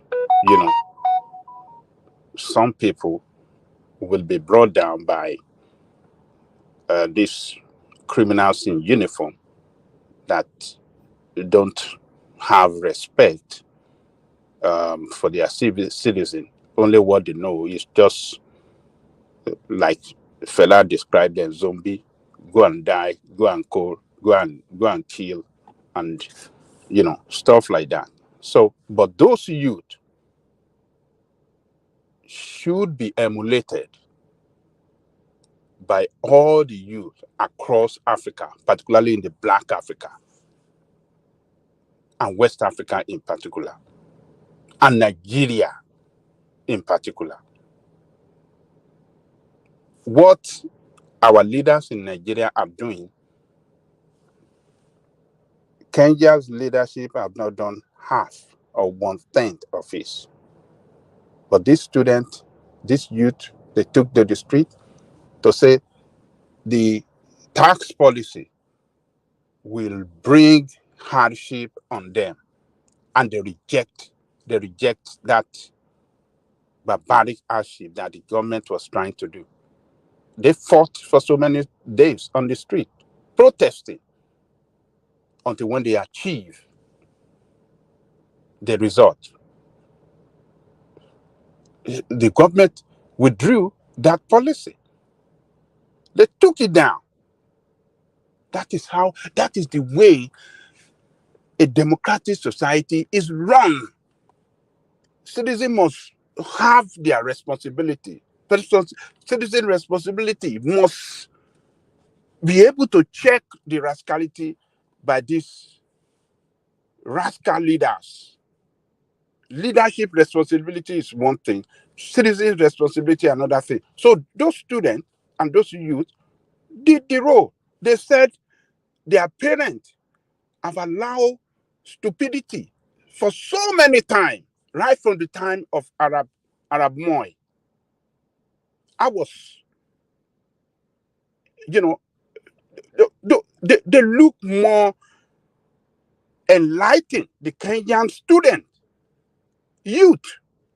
I heard a 16-year-old lady speaking in reference to that tax policy, and he was analyzing the issue, the political issue in their country and what the government, and I was just shaking my head. 18 years old, 18-year-old young girl. She said, we are not going to accept it because our parents have accepted nonsense from these people for so long. Their own generation is different. And he analyzed how the hardship that this increase in taxation will surely bring on them in so many areas of life. So it's so sad that I give kudos to those children of Kenya, and I respect them the most now in Africa, and I hope our own youth can emulate that to stop this rascality, because these people will never stop wasting our commonwealth for their own good alone, and at the detriment of the interests of the people. So, one man, look, this what we are saying. I'm on board with Baba that the timing is not good. It is not that 20 years old private jet. It is not. We cannot say that 20 years old is too for a presidential jet. 20 years old is not. It's not too old for a private jet to function and function well if it is well maintained. If they carry out routine maintenance as at when due, as at, in line with what do you call it, manufacturer, specification and stuff like that. American president, though some people will say, oh, you have the most sophisticated this. They've been using this jet since 1991, if I'm not mistaken, and it's still kicking. So I don't get it, but I was here. I was saying, look, this is. He told us that he's an engineer and he's in that field or related field to this,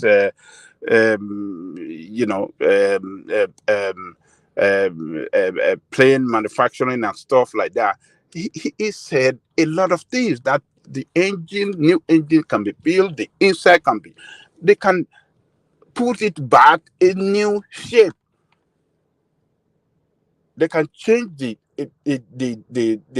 features inside it, bring a brand new engine, and make it work at a very, very cheap price.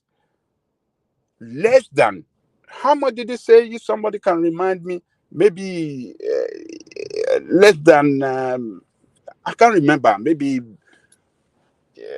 less than 10 million or something like that. He said it. So I don't know how much they want to spend on this now. 200 million, or what did you say, one man? Is it 200 million for? Actually, they are offering 100 million, but they are pricing the plane at 600 million. But the problem with this, for how many? For how many? 600 million for how many? No, for how many what? For how many planes? Well, one now. No, 600 million dollar. Yes. How many do they want to buy? No. This plane actually is a bespoke plane. So it was owned by an Arab sheikh that borrowed money to buy it, but it defaulted on the money, so it was seized by the German bank that I borrowed the money from.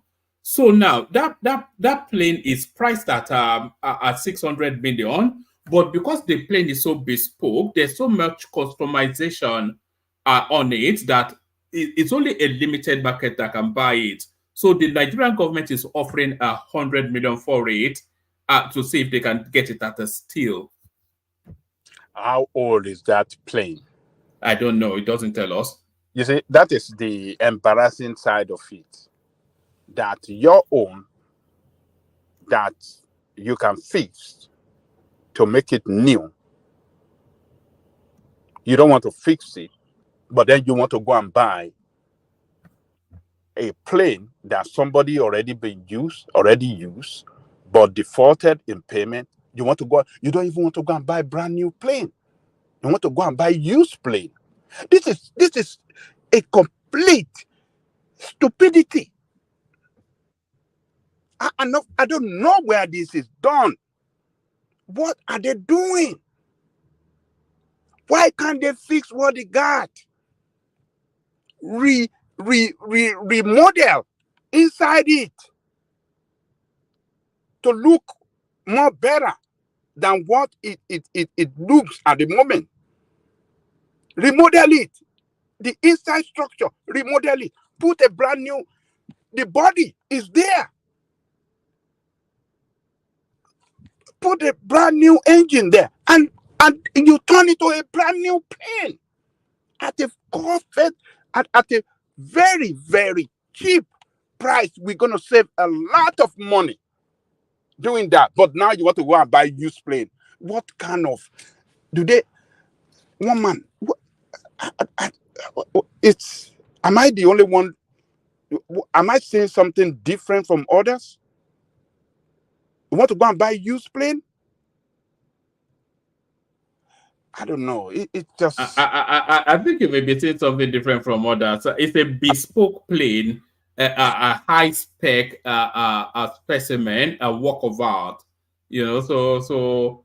Aloku is Aloku. Aloku, okay. It's vintage. It's a vintage, One man is a used plane, for God's sake. How can Nigerian president use, fly on the, buy a used plane as a presidential jet for our country is a disgrace.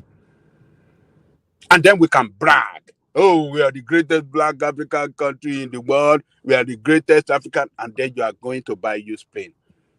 Your own used plane, you don't want to fix it, make it look right, turn it to brand new, and refurbish it, make it look brand new, and then fly it, at a very cheap price,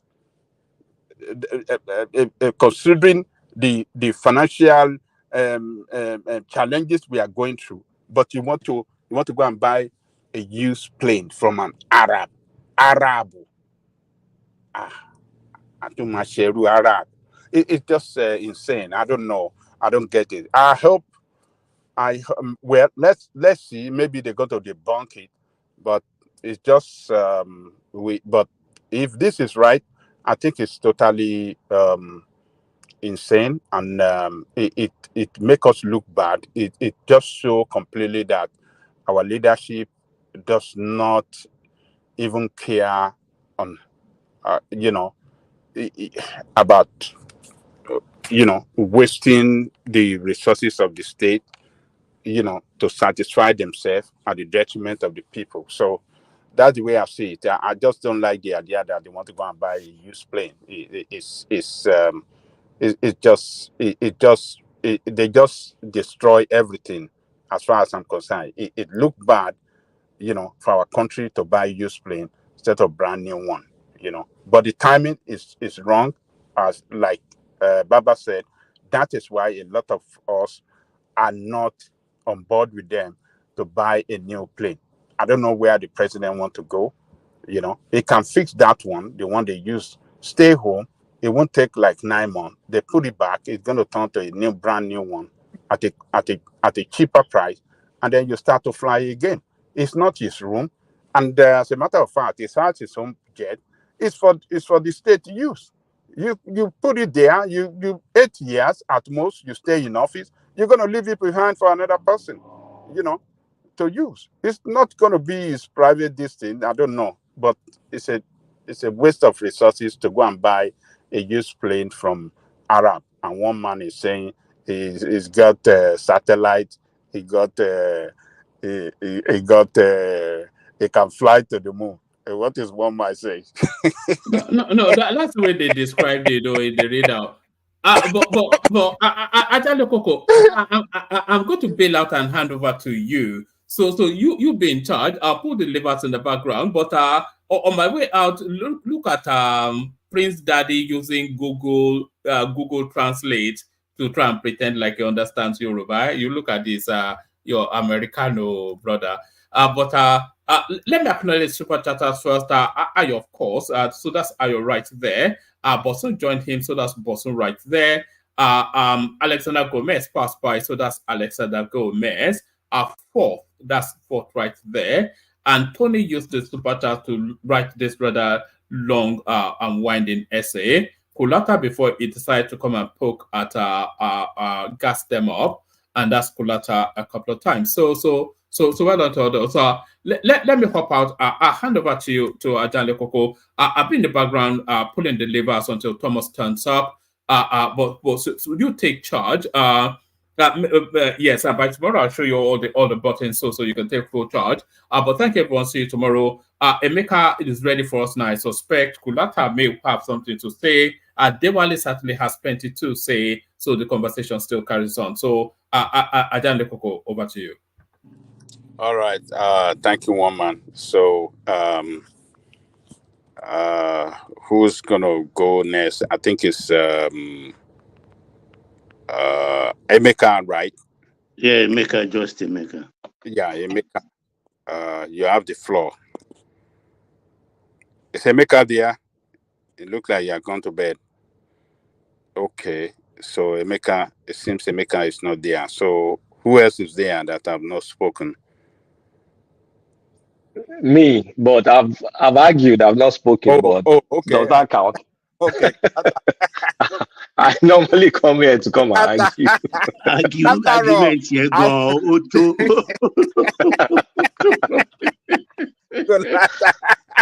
I have historical facts that Ijeta people were taken as They were slaves. enslaved now. Did I argue about that? Because I know my Yoshoma history. Allo carry to North Carolina. God In damn fact, I like that guy, Jack. I like the guy. He thinks I doesn't like him. I really like him. He fires up this place. The only part I don't like is when he's playing victim. But I enjoy the guy. He brings a different. I don't know, whenever people push back against what they say, it's not because they don't like you, it's because we want to engage. But I like him, or you shouldn't think I don't like And him. when you push back, they don't respond well. That's my disappointment. He doesn't respond well, but he will learn now. He's still a young guy. But I don't even know what the topic is, but it's made me check some things. How much that Ishekiri people were selling? They used to call it Zobo or Izobo. That was the old name to group Europe. Is Zobo. £10. It was £10 or sometimes elephant tusk. That's a lot of money back then, no. I mean, but someone contended it and said no, it's another price. But Ishekiri people and the Benin people routinely enslave them. Look, it's a dirty history. We all have nasty history. I found out that there's a place in Benin Republic where some people are called Isha people. They are my people. They are people that migrated from Ijesha land, and they moved to Benin Republic. I heard They're about called them too. Yes, they are from they're called Isha. They're from Ijesha. Yeah. Yes. Isha people. I was shocked when I discovered it. People move, like our history is very, very bad. So, but you don't have to be in denial of what happened now. Am I going to say like King Gezo? King Gezo took an entire town, K2 people. He sacked the entire K2 people and moved them to Brazil.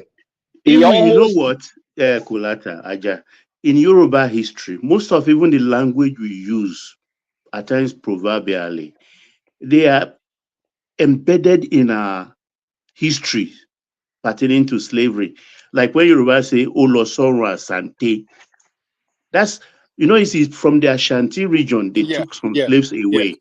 And that's when they say Olosoro Asante, that they've taken to slavery into those coastal forte along the Cape Coast, where they exported them to the Americas. So the history is there. We can't deny it. We can't deny it now. I mean, especially when you're a small group and you have a bigger group that will dominate over you. They will enslave you. It's just, I mean, that was what was happening back then. And there's no point trying to deny, say, no, it never happened. Even back then, the Oyo enslaved Ile-Ife too. Yes. Yes, Oyo enslaved Ile-Ife. So what are we talking about? Oyo was demanding tributary from all sorts of so-called nowadays Yoruba states. The Ibadan mercenaries, they took slaves too now. They took slaves now.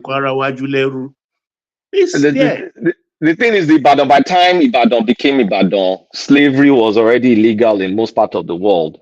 So a lot of them took slaves. The slaves maybe didn't get to anywhere. A lot of them got returned to Sierra Leone. That's why you have different sets of Yoruba people in Sierra Leone. You have the ones that returned back from the Jamaica area and other areas. Those are mixed with Igbo people too. Those ones are Creole. And then you have some that still are distinctively Yoruba. Those are the Aku people. And you find the Aku people in Sierra Leone. You also find them in Gambia. And I'm sure Liberia too will have them. So it's not. We have a lot of Yasaru, Baba Saru on the island. I want you to political gone.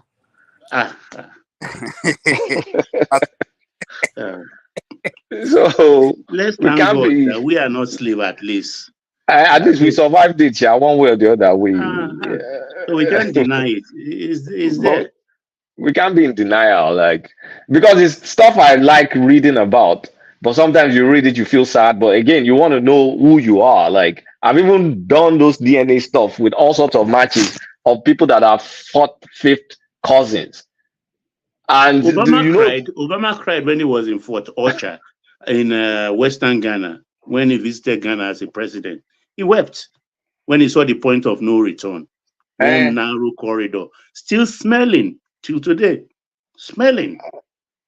So it's nothing to be defensive or to be protective. I mean, it happened, and we just need to acknowledge it and move on. But I've sent one man like 2 documents. One specific about what Ware did in terms of sacrifice for Igwe festival. It's so nasty to read, honestly speaking. That's why I didn't want him to read it. And I also sent another one showing but I still have a few more. Some of them I can't access the particular part of the document because I'm using Google Scholar. But it's just, I mean, when I come back, we'll talk about it. So I don't know what are the topics here because I only came to make trouble. So don't worry, the trouble is over. Tinubu wants to buy is one of them, and then which one again? The El-Rufai boy. Bad mouthing the father's detractors and so on and so forth. The Jets. According to Natasha appointing about 120 people for as as what? Is it not aid or what did he? What did he? He appointed them as what?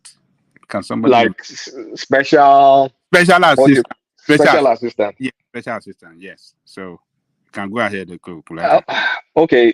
Well, Natasha. Let me start with Natasha. Well, you see, we may easily condemn what she did and kind of like say frown at it, but when you look at our own values as Nigerians, a lot of Nigerians, if you don't do things like that, or you kind of like give them direct money, they will not appreciate anything. If you're kind of like saying, okay, I'm Natasha, I want to invest in education, healthcare, like if there's no direct form of remuneration, like a payment, like, you know, we're so literal in Nigeria when it comes to getting benefits. If that is not okay, I hire you as my boy, which what she did essentially, she just hired a bunch of boy, or I bribe you, I give you cash, they will say you're not doing anything. If you go there and say, okay, I'm building school, I'm doing this, you know, they'll just look at that person. I don't know what Yimu is in English. They'll just Yimu. What's Yimu in English now? Or they roll their eyes. I don't know. I don't know what Yimu is in English. So Natasha is just doing what works.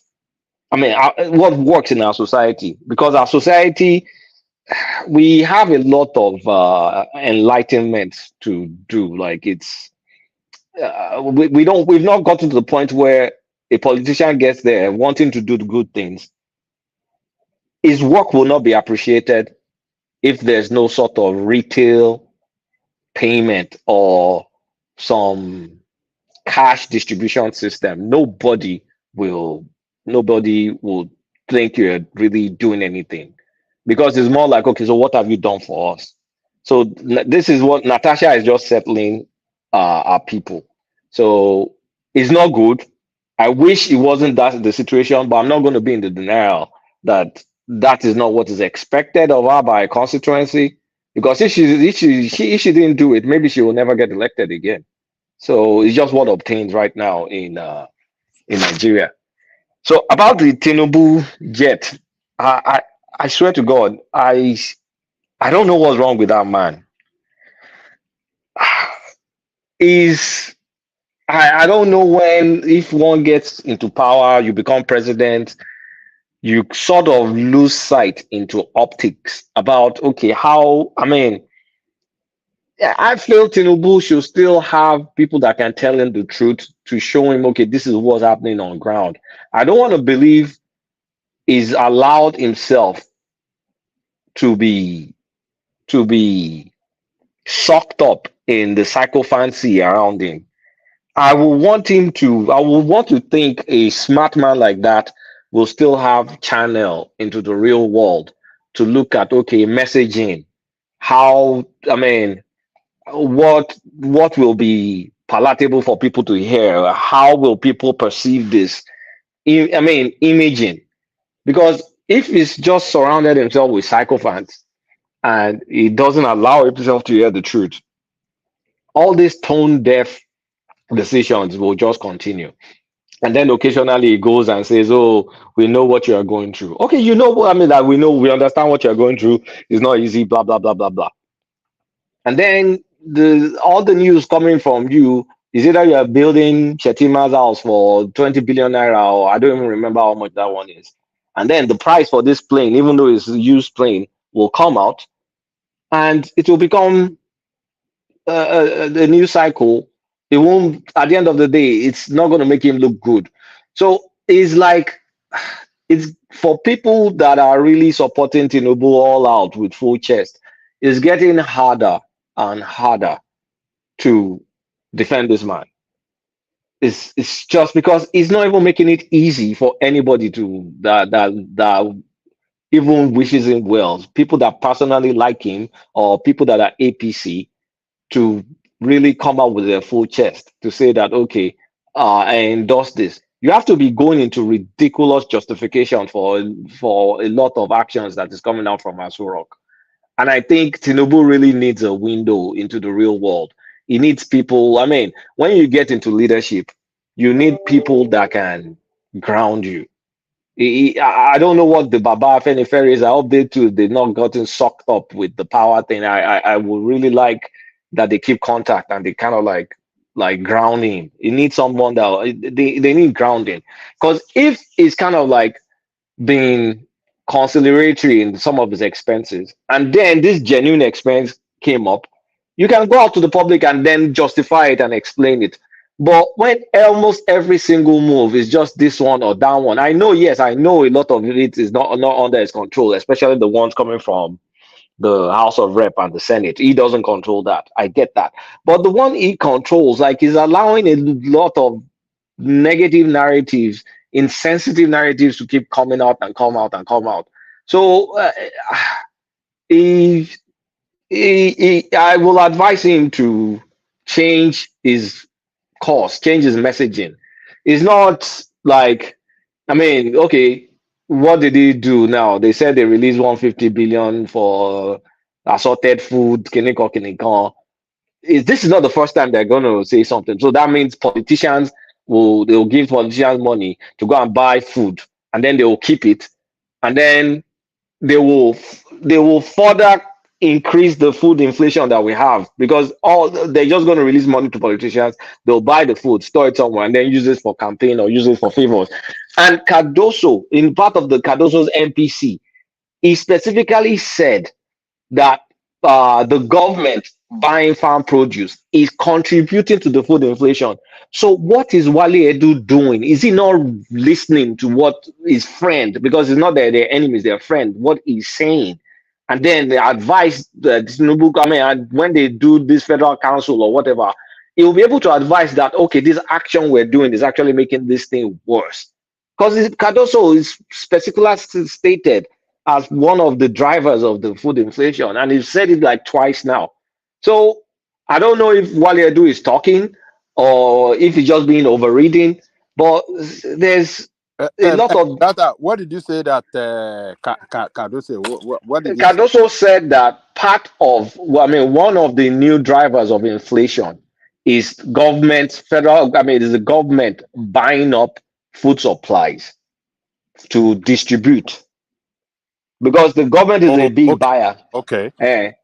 So that they're making it, because government is inefficient. They'll buy all this stuff and stack them and won't distribute them.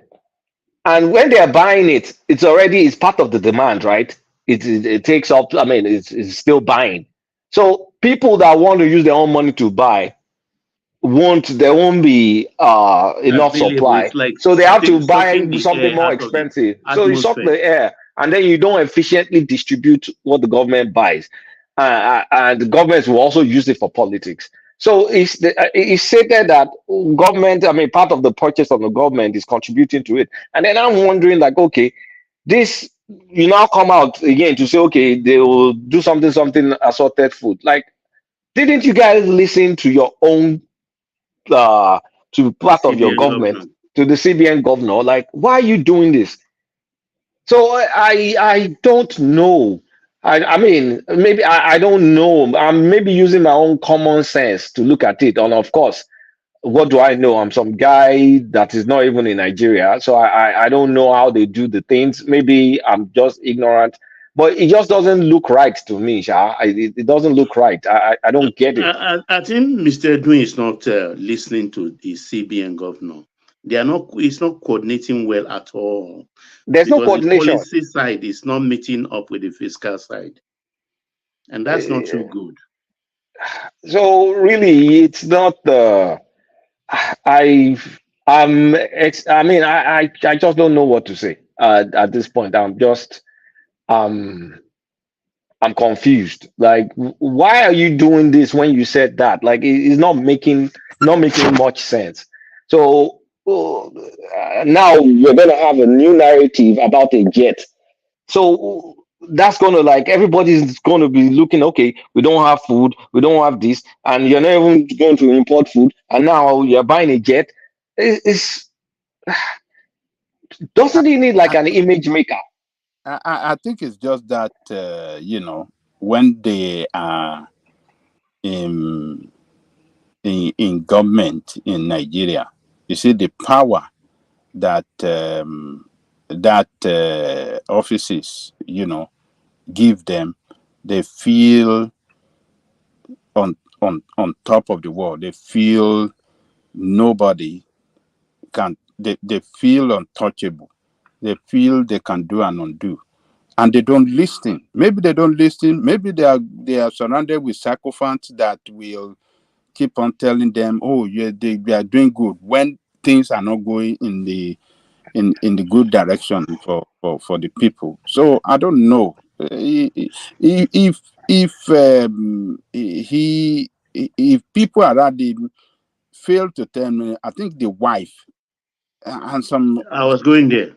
the wife should be able to tell him, Baba, because women, they get Influence. if information directly from market women and other women. So it should be able, the Even wife, the daughter is a lodger now. and the daughter is the lodger. Thank you, sir. I mean, what? Let her just continue. I don't know. So why? So with all this stuff, so why is he acting aloof, like distant from everything that's going on, not showing enough emotions? Like, because leadership is not just okay.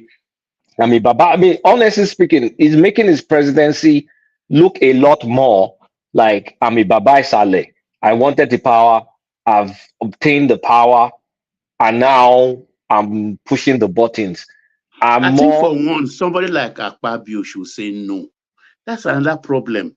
Overindulgence, I think, is at the heart of all of this, because the National Assembly is never told him no in the last 14 months.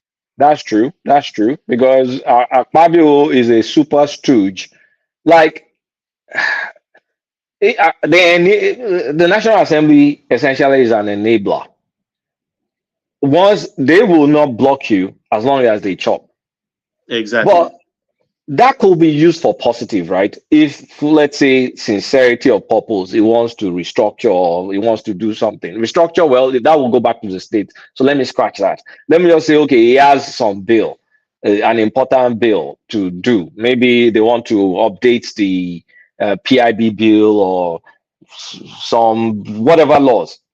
Yeah, it's good to have your own folk so you can pass that through the National Assembly rapidly, the way they passed the national anthem, even though that one was inconsequential. But it's like they're feeding off each other negatives. Like, okay, we spend our own thing. You guys help me with my pet priorities, and pet priority, one of it is quid pro jet. quo. Quid pro quo. So it's not good. I mean, Otoros every Kama song is just not Exactly. good. Like the way he's going. And you look at how much they just spent to build the vice president house. 21 billion. 21 billion now. I can't believe it. Oh, it's like a dream. 21 billion. Did they And build side that by house? side, they are developing both guest houses or Lagos homes for the VP and the president. The one in Dodan Barracks with new helipad. Baba, sorry Hey, to pull Only out. those houses on Wale the, Yeah, on Babu, the okay. sky. Father, Abi? I want to differ. I want to differ on that vice president house. Um, Even though, in as much as we are complaining about the amount of money that it dropped to build that house, if we look at the history, the Aguda house was not meant for vice presidential residency. Okay. It was purposely built to house foreign head of state or foreign dignity that is coming to Nigeria for state visit. But what we have is that most of the head of government that comes to Nigeria are being housed in the hotel, and the government is paying. So, what government wanted to do is that if you continue to postpone the building of vice president house, you'll continue to pay through your nose. So, what you have to do is to pinch your nose, pay whatever you have to pay, and get this building erected. Then, so that at least you can mitigate the future expenses when it comes to paying for the hotels and other sundry expenses. So, yes, I'm not saying that the amount is not ridiculous, it is, but it's just something that they needed to be done to build that official building so that Aguda House can be used for what it's meant for. If you remember, whenever any head of government comes to America for a state visit, they stay at the, what is this president house called in there, Washington, across vice president official residence. That even Tafa Balewa also was a guest of Lyndon B. Johnson, and he was there too. He stayed in that particular building. I forgot the name, the name of that building. So that was what the Nigeria copied, and I think it's also um, it will save money in the future. But the amount that it costs, yes, Nigeria will not be comfortable with that, but I think it's something that is worth it. But for the private jet, I completely agree with everyone. For the optic, it's not good, but I guess I don't know the reason behind it, but it's just not at the right time for the. So I differ on that vice president building. Thank you. I mean, Ecclesiastes 3. To everything, there's a time. There's a season for everything and a time for everything under the heavens. This is not the time to build vice president, whatever. This is not the time to be discussing private jet when you have the option of fixing private jet. This is not the time to kind of like demand all the benefits of your office while keep the people denied. It's just wrong. Like, I mean, I'm not a populist by any stretch, but a lot of what is going on is bordering on inhuman. To what level are people like? It's just so sad that we've been beaten as a people to pulp. And like I keep saying, the only people that can shut this government down are the Southwesterners and the people in power. And so the country will not do anything apart from people using style to do insecurity as a form of making money and as a form of protest. So he needs to read the tea leaves. Like, he needs to read the tea leaves. I don't see, as the way things are going, I don't see a free and fair election in 2027 if there's no change in course, that this man deserves to get 15% of the vote with the way he's going. There's no free and fair election if things don't improve. I mean, we get the reforms, we get things sacrificed. We know reforms are hard, but at least try and meet the people at the time of their needs. Do something, whatever will make food cheap. Do everything. You've declared state of emergency in agriculture. You've declared your declarations are at this point in time pointless. Like, I'm giving 155 billion for assorted food. What the hell is assorted food? Where's the assorted foods coming from? Like, what does that mean? So I mean, this part oh, it hurt to it's. I mean, because you want the best for the country, and you support reforms because you know they're necessary reforms. But at the same time, if you're going to put the country through reforms, can you guys also put yourself through some reforms? This is not the time to be lavish and Kulaja, extravagant. I think he can even borrow a leaf from Shagari's NPN government.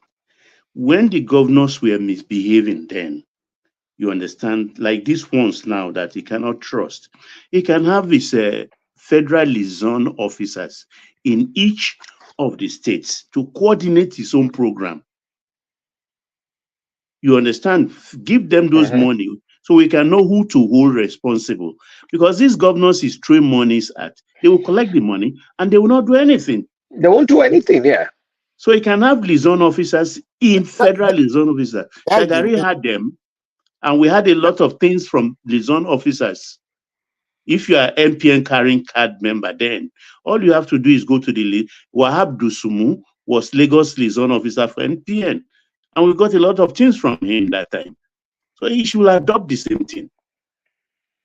Yeah, it's Baba, Yes, sir. Ojutila, Wale. Ojutila, Ojutila. The governors are the emperor these days. They if will they are appointed a son officer now, you know, my co-journey. they will frustrate those Abaja liaison now, officers Sheba and they will be Omobashe working for them. Josi Ajanle Kuku. Listen, officer. The son officer will be fighting for his own pocket.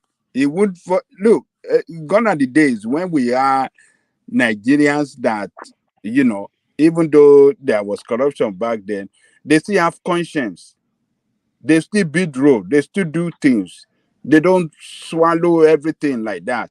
They love their country. They genuinely committed to, you know, development of their country. But Babanja Lekoko, how I wish social media was present during that era you're talking about. Then you'll be able to understand that there was no patriotism even at the time you mentioned. There was a lot of corruption going on at that time, but because the government was like a closed door meeting kind of, that was the reason why people are not privy to those dark side. They were This not man as has his far. own champagne now. Oyinloye Abi Akinloye, Mhm. chairman of Exactly. NPN. He has a branded champagne. yes, those are the one they were, you know, celebrating something before the coup came.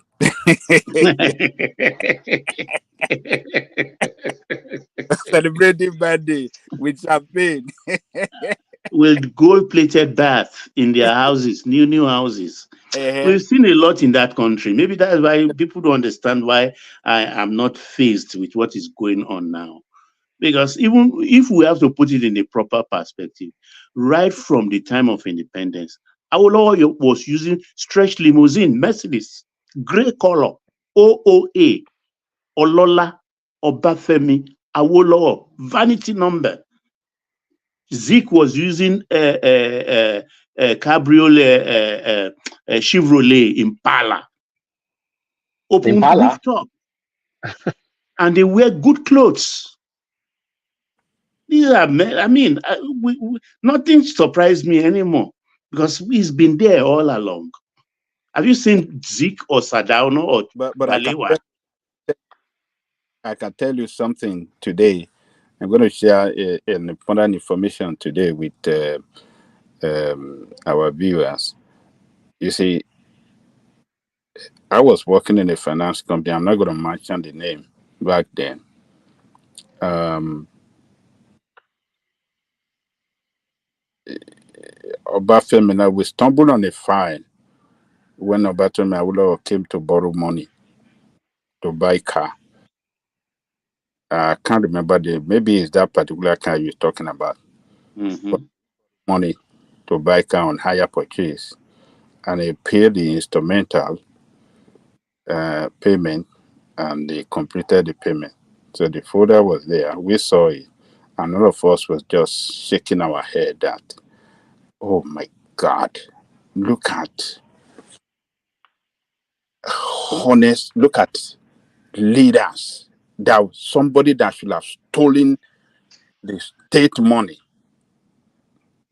under his control to buy his car, but he went through the normal process, live a normal life, to go and buy car funded by a finance company and on higher purchase. You know, Ajá, it's a ní sọ̀rọ̀ jù, but Baba try, but kò ń ṣe Jésù o. yeah, yeah. Bàbá ò ṣe Jésù o, bàbá kì í Kì ṣe í ṣe Jésù. Jésù o. Torí But ká má sọ̀rọ̀ jù, kì í ṣe uh, Jésù rárá. yeah, kò Kì í but dẹ̀ ṣe kì í dẹ̀ ṣe pọ́pà, kì í ṣe pọ́pà o. but àwọn ò jàjẹ wípé ìdí pẹpẹ la ti ń jẹ pé ẹjẹ àjẹ pẹpẹ mọ́nà. No. Bí bẹ́ẹ̀ yẹn kọ́. Èyí táwọn eléyìí ṣe ń sìn nìyẹn, which is so unfortunate. You can't say, oh, this is where I'm working, so I have to eat there, I have to get all the benefit, and then everything surrounding the benefit, the base of the benefit, you are taking everything away with it. A tún mú complementary bill wá.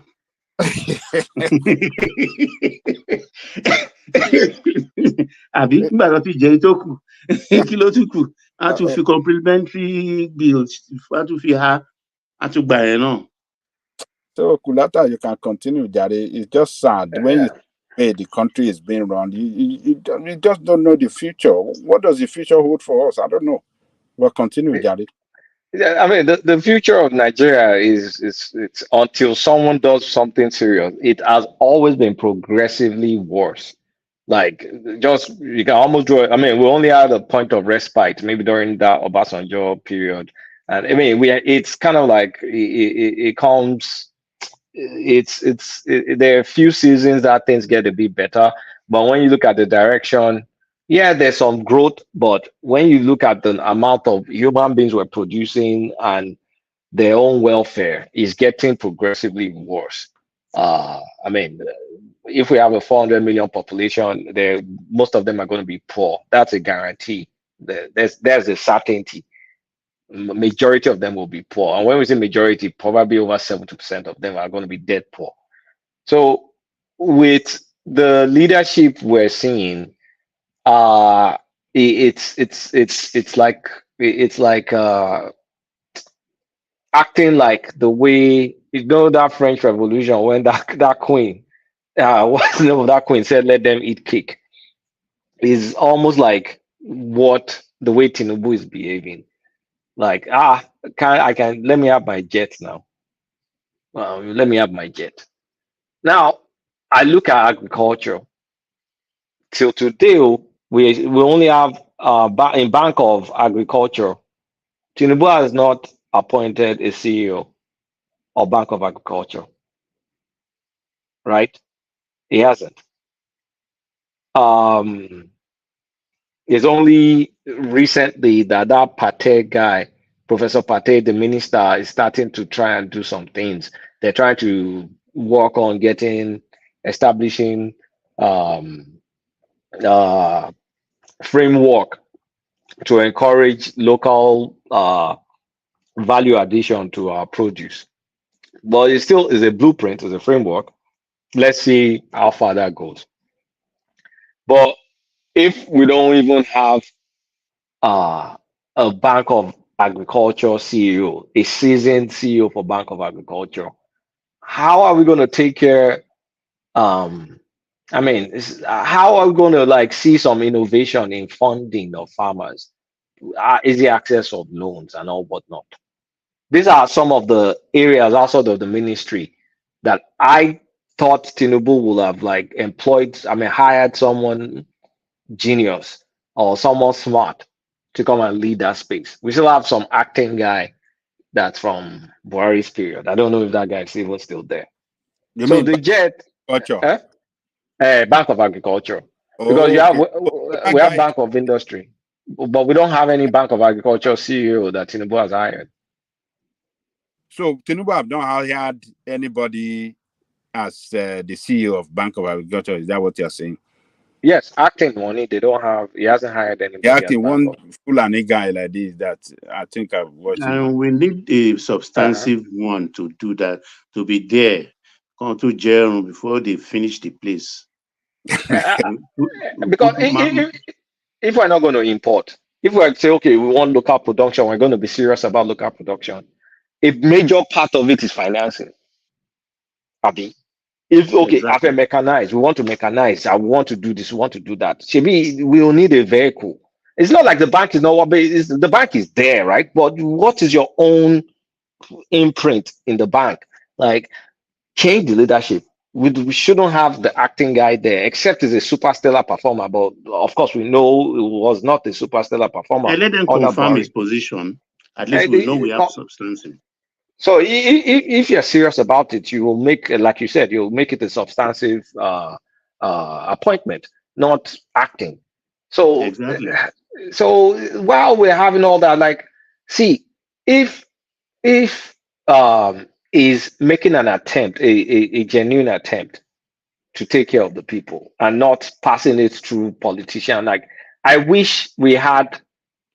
I don't know, maybe the style of government we also adopted is to blame, because I wish there was more direct access from the executive at the top down to the people. I wish we could find a way of bypassing some of the bureaucracy in the state level. That brings us to that liaison officer I'm saying we can copy. Though Adewale and Babaja, they poo-poo that idea, but he needs his own person in most of these states. I'm telling you, the states are getting away with murder. Look at that 2.5 billion they gave them. And you're giving somebody an overthink bangle of rice, a whole family. What? I don't know the kind of human beings we have as governors. Are those people? But Baba, if you have to go that route you are suggesting, they're going to have liaison officer across the state of the federation, in each state of the federation rather. Yeah. And, they're going to be surrounded with staff. So, and they're going to be budgets for them. That will run into billions too, several billions of naira. To whose I know advantage? it will add further cost and pressure on our finances. I know, but these governors don't give them money anymore. I'm telling you, they should. What he wants to do with agriculture now. I'm against it.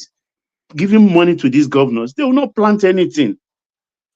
Okay, are you saying what's Kulata saying? Are they saying they want to give more money to governors for? He said within 7 days they should give him a proposal. No, they're gonna what did he spend. say? They're gonna spend 155 billion on assorted food. The mechanism of that distribution is most likely going to the states, and they have 540 billion for household grants for the 36 states and FCT. About 1 trillion naira, and they have not categorically said that 154 billion you are talking about for assorted food, they are going to give the money to the governors.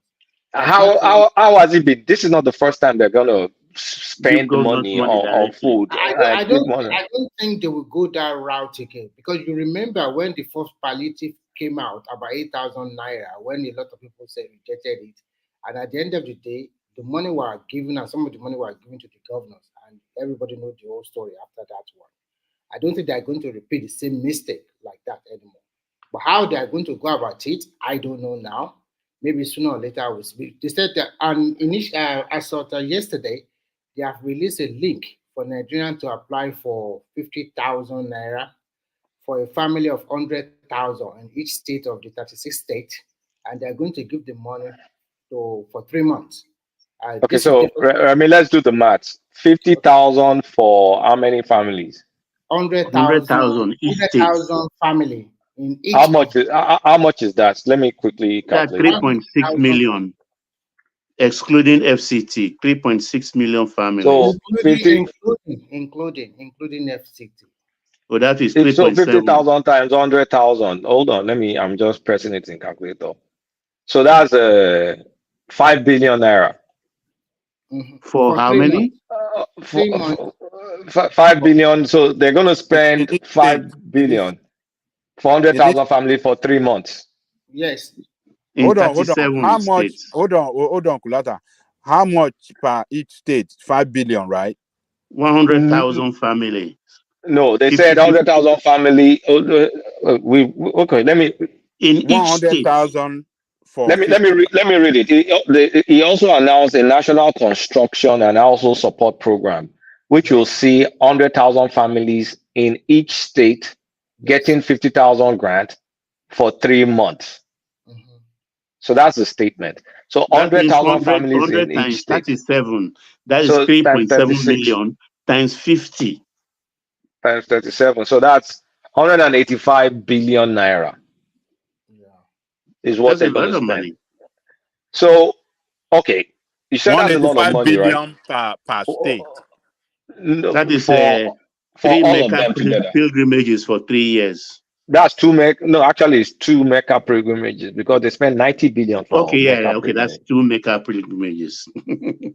So you see, that's what I'm saying is, you see messaging, because if there was that Mecca pilgrimage wasn't there for us to benchmark against, this should have been a good spin, a good narrative. But when you now look at this and say, okay, this is kind of like, household support program. Yeah. And then you now say you spend half of this on Mecca pilgrimage. Then you now look at, oh no, this is shit.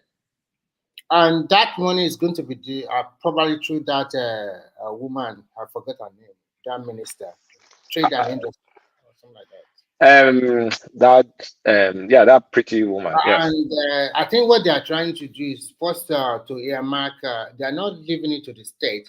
They are going to probably see 100,000 families. No, Remy, if they say it's going to each state, the only way it goes to state level is you have to give the subnational. They have to deal with the governors. No. What they are going to do is that they have the social register before.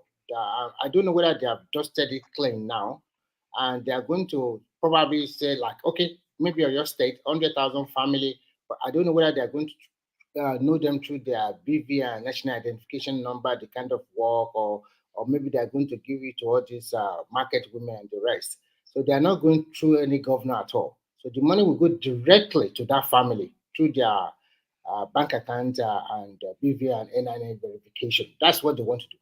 It's not true. Okay, but now let's even look at 50,000. If you're telling me that a 50 kilogram sack of beans, I keep going to beans because I can't stand beans. When I was growing up, I hated beans because I ate too much beans in boarding school. So the thing affected me. Beans is close to Oscar me for life. Beans and gari. After boarding school, I just couldn't touch those things. But now I can eat beans again. But so if you're saying 50,000 and we're saying akpo of beans is 85,000. So about for a family, you know that this is just a grant for the poor people. I know, I get it. But how far does this go? I know it does not go but at the end of the day, at least it will relieve a lot of some aspect of that's why I'm trying to quantify it with beans. Because if you really want to be talking at it that way, bag of rice, how many Nigerians actually buy 50 kg of rice at home? But it has to be that way. You have a family of 4 or 5, which is kind of like the average family size in Nigeria. It will come into effect in July, and when we see the modalities, and then that time we can also talk about it. But for now, I don't have all the requirements. Yeah, but forget whether we have it or not. We have to commoditize this thing. Any smart family right now that has tiny amount of money, if you're going to buy any food that makes sense in terms of nutrition value, it probably makes more sense for you to buy beans than rice, because beans have both carbohydrates and a decent amount of protein, right? That's what I'm saying. Half a tin of will be sufficient for a family of 2. In a nutshell, what you are trying to say is that for how long? not enough, right? For a month. Half a tin of ewa, for a month. That big tin they use for kerosene in those days, not this small, the real tin. I think there's about 4 uludos or more in that tin. No, I don't think so. The one we used for row in those days. I forgot. Yeah, it's kerosene they used to bring. Use it for. No, the Rika core, the small thing. Rectangular thing. The rectangular thing, which the Hausas used to fetch water by putting it on their shoulder. Okay. That pail. I mean, what do you want to make? Somebody that size. That's what we call tin. Okay. Okay. Yeah. I know it. They use it back then for palm oil or vegetable. Ururu. Yeah, vegetable oil. Ururu. Yeah. I think that one I understand, but how much is it going to pay to this the lower cadre of the society? I know that 50,000 might not be enough, but you also have to look at the pulse of the. But the man has a wage of 30 and another wage award of 35. So plus this 50. There's a report that said that some state governor pay as little as 10,000 naira as a wage award. Those are not Northerners. 18,000 naira. Your state, I'm sure your state paid 25,000 naira and even paid double during the December period. Give them 13 months salary. Yeah, he has been doing that for the last 3 years. And you know that most of the civil servants, sometimes they also kept quiet, but they have been receiving this money. The federal government paid at 5,000. Some states pay as little as 10,000. Maybe 1 or 2 or 3 or something. Honestly, they are trying, because I look back some 30 years ago in my working days then that I would have survived if they are owing me 3 months salary. Emitting no salary before 17th. I owe you enter. And you will not pay me. You want to survive. Of course. The issue about the governor is about food production.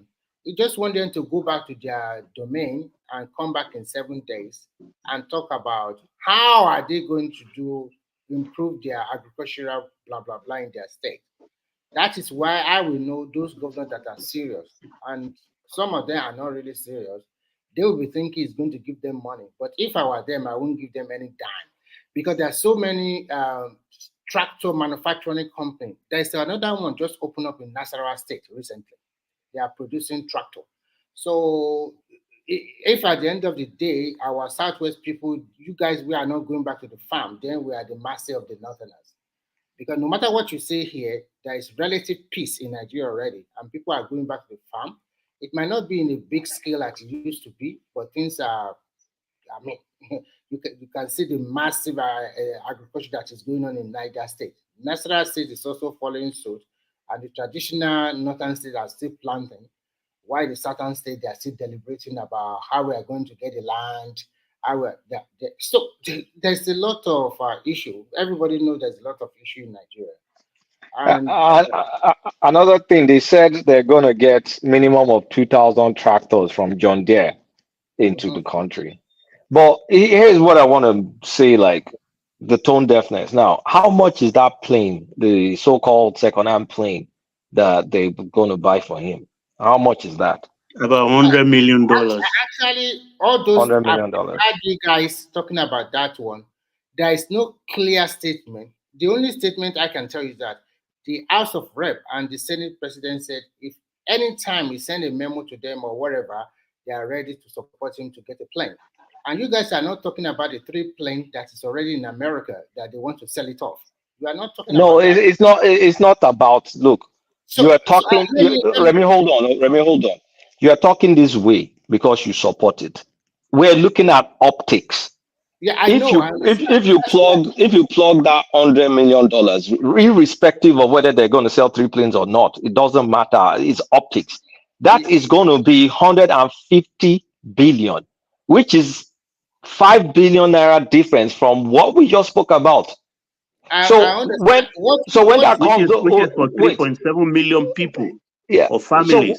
So when the news now comes out, nobody's going to try and say, "Oh, but we are selling triple." But it's the image, the message, what comes out is bad. Okay. You can see I will correlate that with the Mecca thing. As soon as we made the calculation, we talked about the Mecca thing, and so that's for 2 years Mecca trip. Okay. When so you these guys are the kind of things when you are talking about the aircraft, I don't see a balanced statement or balanced analysis from you guys before. This is not This is not about balance analysis. What balance I can just chip in. I understand the timing might not be right. You are right about that one. But at the same time, you guys talk about refurbished plane, and Babaji could talk about it. I remember when that guy was talking about it the other day. Buy a new engine, fix the body, repair it, everything like that. Now, I want to talk about first. If you, Babajan Lekoko, you are in the position of a president, or any of you guys that you are in the position of a president, and you know that this plane is refurbished, you know inside your heart, and this is refurbished, and you know the meaning of refurbished and entirely new plane. There is this perception in your heart that when you are up in the sky, any little fault or any little mistake, that is the end of your life. So when you are doing your analysis, I hope to balance it a little bit, though the timing might not be right, and they are not saying they are buying the plane today or tomorrow. There's nothing like that. From the presidency, there's not be any report that, okay, we are buying the plane today. The only thing they talk about is that the planes are 40, and they already put them in one American that, there's one American agent that's going to sell it. I forgot the name of the company. So there are 3 in total. So when you are analyzing, I want you to have a balanced objective, not just the way that, okay, the time is not right, but let me ask you a question. If they refurbish the plane and the plane dropped down and the guy died, what would you be saying? So I just want First of all, I think that's a fallacious statement, because yeah, you might say it's fallacious. wait now. No, That's listen, wait. You said your own. It's a fallacious statement because any plane can drop down. Anyone, even brand new one. So that's a fallacy.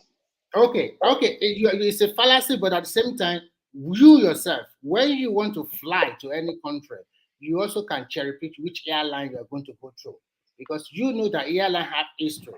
If you are going to fly to anywhere in the world, you have your choice. Either you are flying with British, or you are flying with KLM, or you are flying with all those established ones. If I ask you, have you ever fly Kenya Airways or Ethiopian No, Airlines? my flying decision is based on my loyalty to Delta. My own decision is very simple, And that because loyalty would be the top, the 3 top of the. I mean, first of all, there's loyalty to Delta, and the second one is the price. If I get a good deal, who cares about Delta? Delta, not my papa company. It's just because I have status and all that stuff. Good thing you have Delta as your first choice. If you enter any United, particularly the old ones, you will know this aircraft is about 30 years old without anybody telling you. They maintain them now. If you go to all these low cost airlines, their planes are super old. If you fly in Asia, like China, you do like within China. When I flew within China, the old Boeing planes, like all these old 737s. Your heart will be in your mouth throughout that 1 hour, 1.5 hour flights internally. So collateral. So you see, in China, most Chinese will probably fly China here or Eastern Airlines. But because if you fly Spring Airline, which is a budget airline, there's a tendency for you to have a lot of turbulence on the air, and it's very scary. But you don't know. If you know, I don't know which airline you fly, and I don't know which plane you fly. But I have to go back and check. Let me see. Let me see when I went to China. Remy. Short of maintenance culture, Remy. Listen. I know. Look, I'm a Baptist myself, but what is good is good. What is bad is bad. 19 years old aircraft, a presidential one. I mean, to some other people, that's brand new. It's not an aircraft that flies every day, maybe once in a week, and it's supposed to be well maintained. But the maintenance culture is sorry to interject. I faulty. just want to say this. First and foremost, you guys, most of you guys, sometimes you think I'm a supporter of Tinubu. I support him. No, I'm a supporter, but not a blind one. I base my analysis on what I read. I form my opinion about it. What is factual. I also put a lot of. I will look at things in different perspectives. If I am the president, what will happen? No matter what you say here, if it's going to get it, they are going to get it. And I will look at it from different parameters. I'm not just going to look at because okay, I'm the president of Nigeria. My people are hungry. Then I should sacrifice myself for that. I still have a life to live. I also am a family man. I have a wife. I have children. I have everything. So what I'm trying to say is that your analysis is right. The timing is wrong, and they are not saying they are buying the plane now. All of those. Okay, so Yemi, you're a leader. Put yourself. Remy, you're a leader, right? You're making necessary, hard and necessary reforms, and then you go to the TV. You tell people, please bear with me. We have to go through this reform. Is necessary. Times are going to be tough. You say all that stuff, and then your other actions is not showing a sincere and genuine effort to help people through this point. But then at the same time, is that the time you're going to now demand like, I have family and this, and I'm entitled to this luxury? Is the timing right to now claim your entitlement in spite of all that stuff going on? Foremost, when it came in, there has been some palliative. You also mentioned it here. And the governor that they put them in charge, they mess everything up. It's not that he's not thinking about the people himself. And I've seen so many policies that they have changed. When they bring it out and people who spoke against it, they will change it or suspend it. But this particular time, it did not write to the National Assembly that I want a new plane. There's nothing that corresponds. The writing is on the wall. Party is already talking. So what I'm trying to say in a nutshell is very simple. Whether it's 30-year-old plane, whether it's 20-year-old plane, whether the plane have a fault or no fault, first look at it. Even you yourself that have been saying the timing is not right, everything is not right. When you are up there and it's a new plane, anything can happen, as what you said, talk less of a 40 plane. So you wanting to continue to use that 40 plane, and if everything happens, that's Remy, I used to fly almost every week. I used to fly every week, not almost every week. I used to fly every week for work. It's just after COVID that I've slowed down. There are many times that you will sit on the plane, it will be faulty. They'll tell you guys to move out. They will fix it, and you sit on that same plane again, and they will fly out. Faulty plane is routine. What's as scary as that? So let's not talk as if faulty plane is some novel thing. No. I will ask you some few questions, and I want you to sincerely answer the question. Those planes you are flying almost every week, is it commercial plane or private jet? Commercial now. Where I won't get private jets. Even if it's commercial, and I know you are in America, so do you fly with the budget airline, or you fly with those established? No, I don't fly budget. I don't fly the budget ones. I fly just one airline most of the time. Why don't you fly budget? I think they are cheaper. No, because I'm going on a work trip. I don't have to fly budget. Look, Remy, may I come in, Remy? Look, don't let's deceive ourselves. Remy, you understand? They've seen this aircraft they want. Whether we like it or not, they will buy it. But it's going to be in the minus column of this government. And when the time comes for stock taking, it will be counted against him. Thank you. That's the point. Can you repeat again? Sorry. Good morning, guys. But Simba, hold on. Simba, hold on. Àwọn ẹgbẹ́ wa máa jáde díẹ̀ nínú igbó. You see this Simba and the Remy? That's how they be sneaking out. I think Remy was asking what Baba said. Maybe can Baba repeat that again? So yeah, I said, don't let's deceive ourselves. They've seen the aircraft. They want it. In fact, let me go further. I've sent it to one man. just for him, his eyes only, with a bathroom, massive bedroom, conference room. They've seen it. They are going to buy it, whether we like it or not. But it will be in the minus column of this government. And when account is being taken, when this government is being brought to account, this issue will be in the minus column. That's what I said. Okay, now I understand you. Maybe you can be privy to have necessary information, or maybe you have the in-house people there.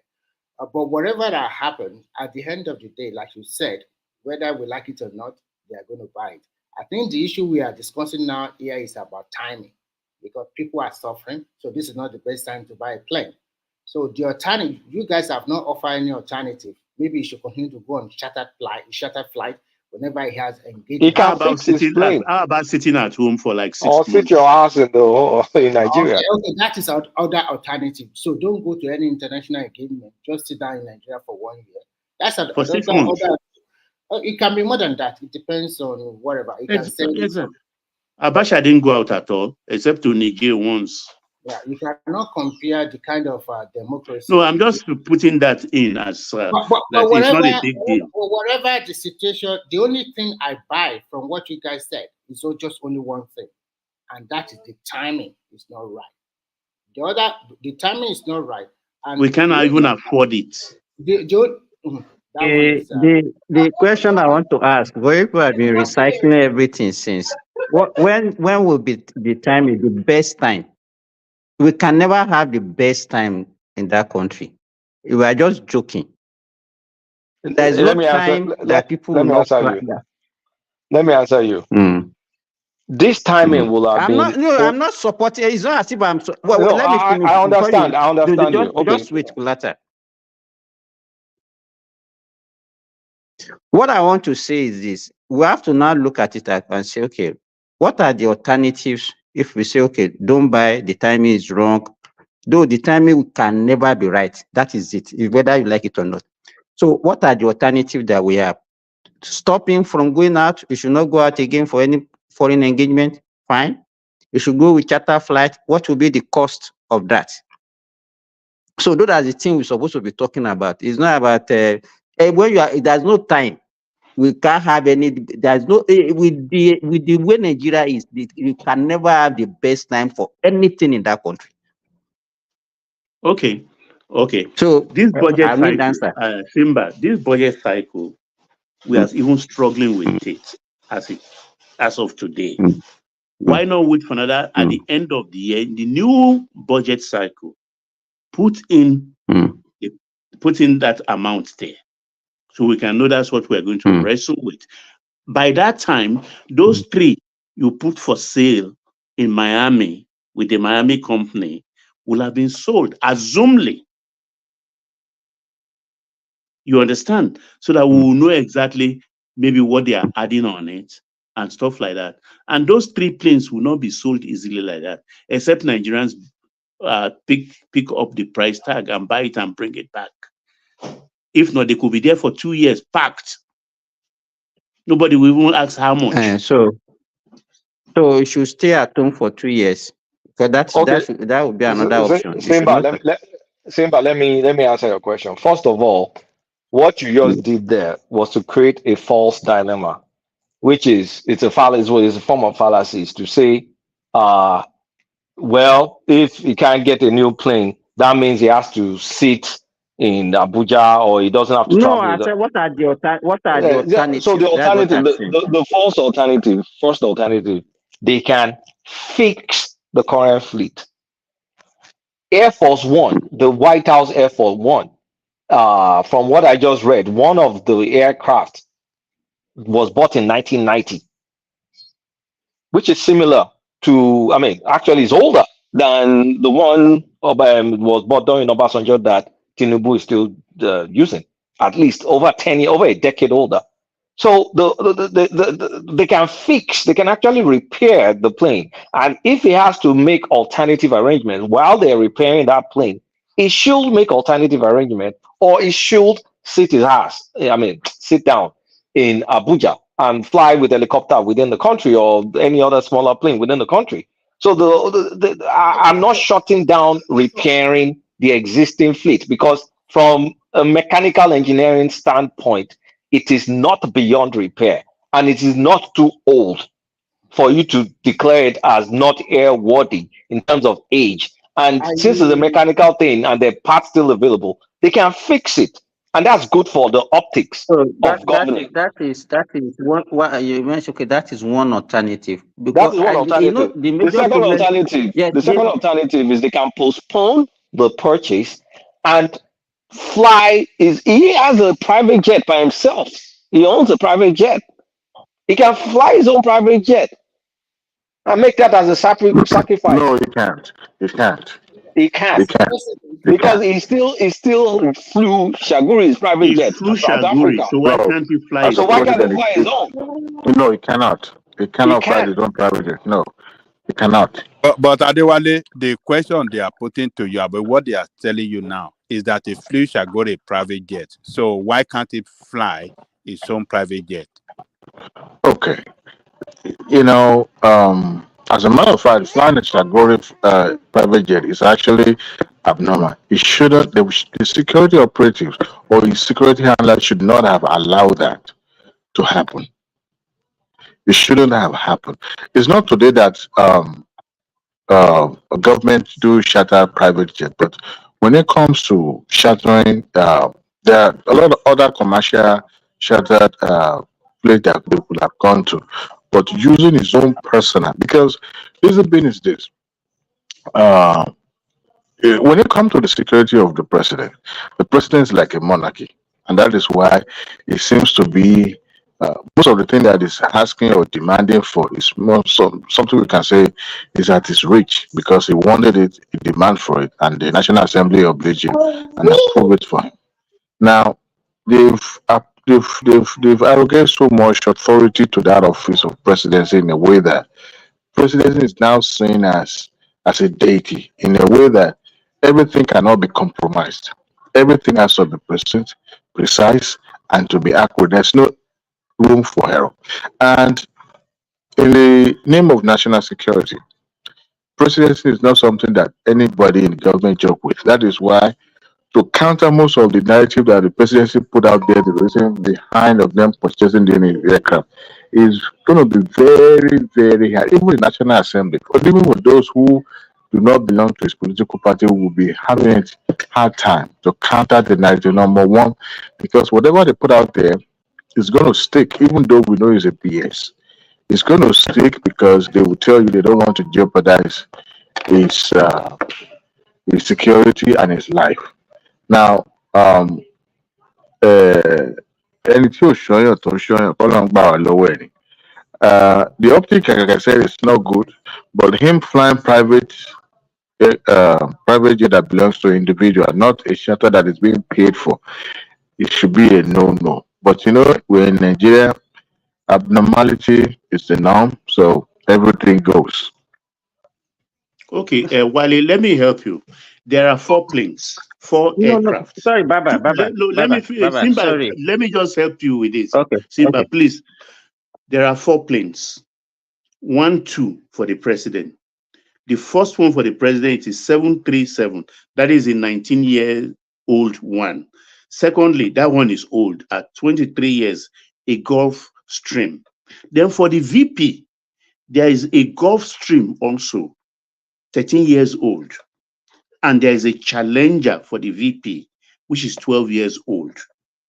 So why do they want to? Because if they are selling the 737 and the 23-year-old Gulfstream, that means they are selling one of the VP's one, a Gulfstream or a Challenger to that.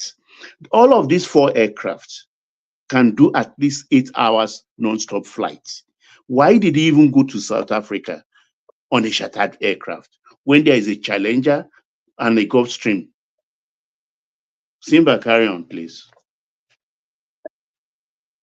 The question I want to ask is that I think they are also at fault because they are not even giving the public information. All these things that we are saying now, we are just speculating. We don't even have information to know the state of all these aircraft. No, the We 737 don't know is the in problem that Paris, one of the airports in France, anchored and with the grounded, orange bag. Yeah, grounded. grounded. Yeah. Hmm. It was from that thing Oh, I started suspecting. You understand? Because he flew that plane out for that unscheduled visit to France. Then the next thing we had is gone to Netherlands. From Netherlands, we heard that he went to Saudi Arabia on a chartered private jet. They said that aircraft, the 373, he flew from Nigeria, is undergoing repair. no, I there was a started to time suspect. also that I was coming from France that he has to land. Was it in Nigeria or Morocco or something like that? They said he got stuck in Nigeria or Morocco. You know all these things. That time people were speculating. Maybe he was sick. He was. The issue is information. Information. They are not giving public information, and once there is no information, you give people room to speculate. So there is nothing that they do under this kind of condition that our country is that people will even believe whatever they do. Even if they say they want to buy water, they will say it's not needed presently. I don't know. We No, are, our I country don't know. But I think he should just slow down because we are on edge in that country right now. Nobody, whether in diaspora, whether on the ground in our country, everybody is feeling the pain, except you drop from heaven and you are the only person. We are like trees with branches. So he has to slow down. Let him, he should play politics of the talakawas. That's what I expect from him. Even pretend, let me put it raw. Pretend you are with the masses. It's like even tell people I'm flying commercial. How about that? And win their sympathy. Win their sympathy. That's what I'm particular about. Give something. Let them see. Feed them something to sympathize with you with. To know that, oh, he's feeling it. He's sacrificing something. We are tightening our belt, and he's also okun shokotue. But you are not doing that. It's like more and more is added. We had recently last week that 200 and something million was spent on tires. I know not just 4 tires or anything. They may fill the warehouse with a lot of tires for the different kind of vehicles. But the way Nigerians say it is that is that not those convoys of cars? How many tires? They're buying for 200 and something million. They don't know that they have a workshop. They have warehouses for engine spare parts and tires. So Simba said, they are not communicating well. And that is also affecting the image of the government. They're tone deaf. They're tone deaf. That's the biggest problem I have with them right now. They're just simply tone deaf. So I mean, I don't know if anybody wants to talk now because I've been here talking for too long. If Remy, Simba, or Diwali. Ajanle Kuku is the moderator. So where is the moderator? Ajanle they go are lost going a to eat, fridge. as usual. Already Simba can jam. take over then if Adewale is not ready. Or Remy can do Actually, that. I just woke up, so I didn't even know the topic that they have been talking about. Then you just shout Because objection like the lawyers will do. So Remy, please go ahead. Remy. Remy, Yeah, I'm here. I just Yes, go ahead. okay. What I say at the end of the day is that timing, information, everything. But what I want to ask is this: even if we play the poor people politics, is it going to be okay? Because it's not going to do it from Asoro by himself. It's still going to delegate authority. And seeing the decadence of Nigerian, who are you going to trust? Most people are corrupt in Nigeria. Give them a little space, and what you get, I don't sometimes I don't understand. So it's not an easy task. But whatever, the government is a continuum. You just have to continue to try his best to probably, because a lot of things is being expected from him. And I hope that things turn around. Because part of the 1 trillion initiative that they mentioned 2 days ago is also to start construction of Sokoto to Badagry Highway, and to also continue the Lagos Calabar, and they also want to start the continue the standard But gauge. they are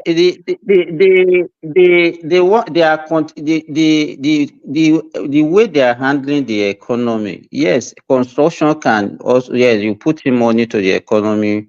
If it can, that one can also create some jobs. But is that the best way to put Nigerians to work? Which aspect of our economy can let us forget about oil? We have been struggling with this oil for decades, and it has not been helping us. How much are we even realizing from oil? The money is so little that it cannot even change our anything in that country. Okay, what other aspect of our economy can we get more money, more revenue from? And I what think the only aspect thing can to create me, more jobs? I think the only one is agriculture. yeah, and the only one is I think agriculture, the but only one is agriculture. the only one is agriculture, but at the same time, And that's the you only cannot, place where you we have cannot a force comparative people. advantage. But the problem we have now is that if government come with a lot of incentive, I was just reading a report before I went online with you guys that recently there is a lot of recruitment into the Nigerian police and Nigerian military. Most people in the Southwest, they did not apply for the job, they don't want it. Now, when you talk about agriculture, most of them will also say, why I send my kid to school? I don't want him to be a farmer. Even if the incentive is good. No, So that would be myopic now. How can somebody say that? Why did you send your kids to I'm school? You cannot telling be a farmer. you, What does that one mean? I am telling you that most people, especially in the Southwest, probably they don't want to be a farmer anymore. So are you going to force them to be a farmer, even if you give them good incentive, and still they say no, they don't want to be like that? What are you going to do? Because that is the easiest way for, at least if you put food on the table, if there is enough food for the people, people will have to think about that aspect of life. If there is enough food in the land, but enough food in land means you have to put people or men into work.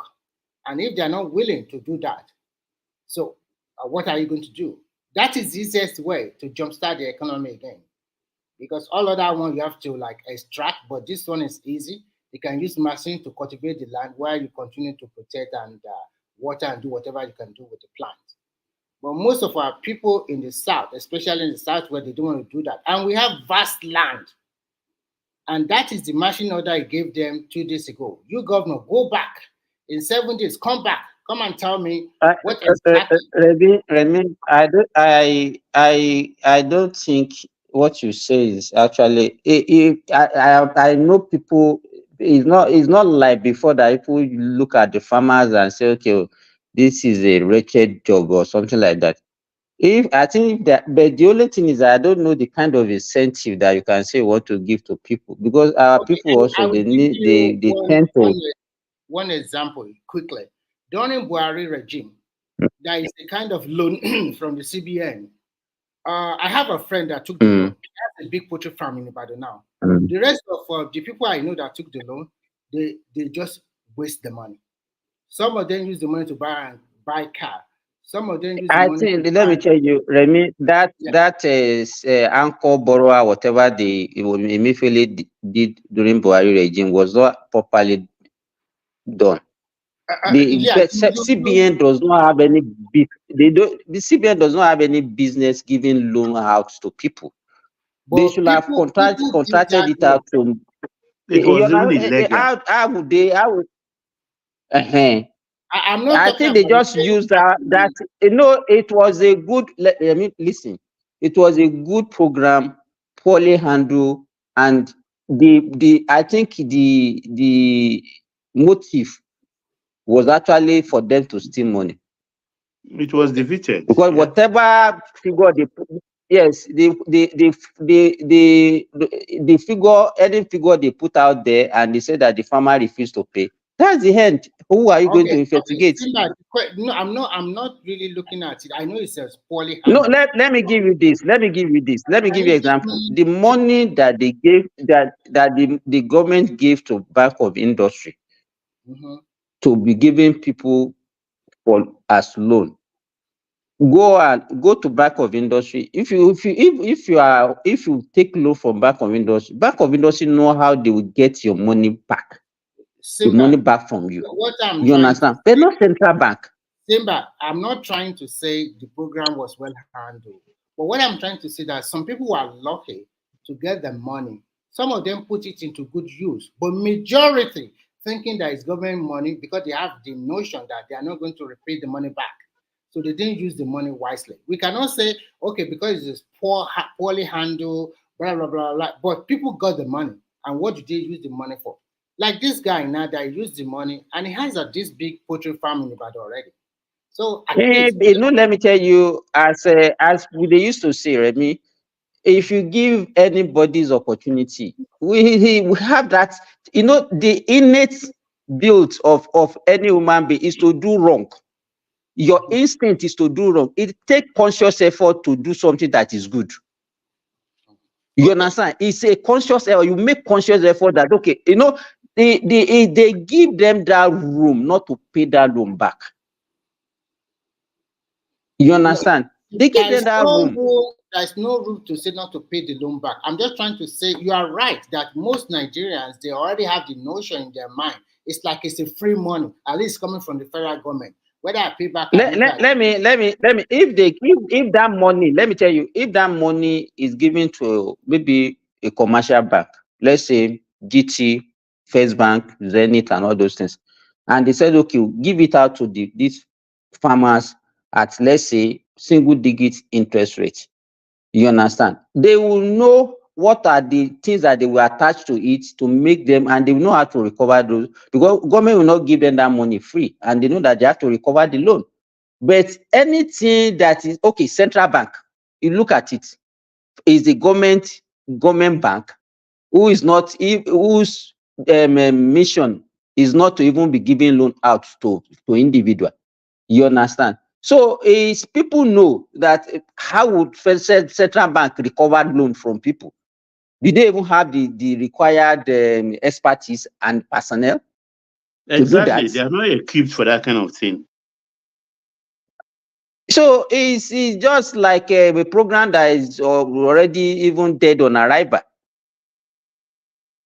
At that time, I remember one of my friends even said, okay, if I'm interested, I should apply. I just look at the whole thing. I said, no.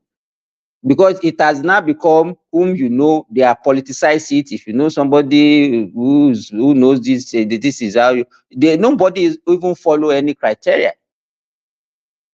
You understand? But what I want to say is this. If you look at I said something yesterday. If I saw a video of the way they are packaging yam in Ghana, and if you go to Europe, go to America, you see that it's Ghana yam that you see. You don't see Nigerian yam. Does that mean Ghana is producing more yam than us? No, but because the way they package their own, they'll put it in what's it called now? All these paper distance, and they can put it in 10 or in 12, and they are exporting and they are making a lot of money from it. So what stops us from being innovative? The issue is that in Nigeria, we don't look at the solution to our problem. We don't want to take responsibility. If I have time, I think when next I travel to Nigeria, I'll go and look at what can somebody do about this? Some people are already exporting Gary and all those things now. The problem is that agriculture in Nigeria, let me give, for example, the one I know and the one I do. Fish, a kilo of fish now, we are selling for 2,300.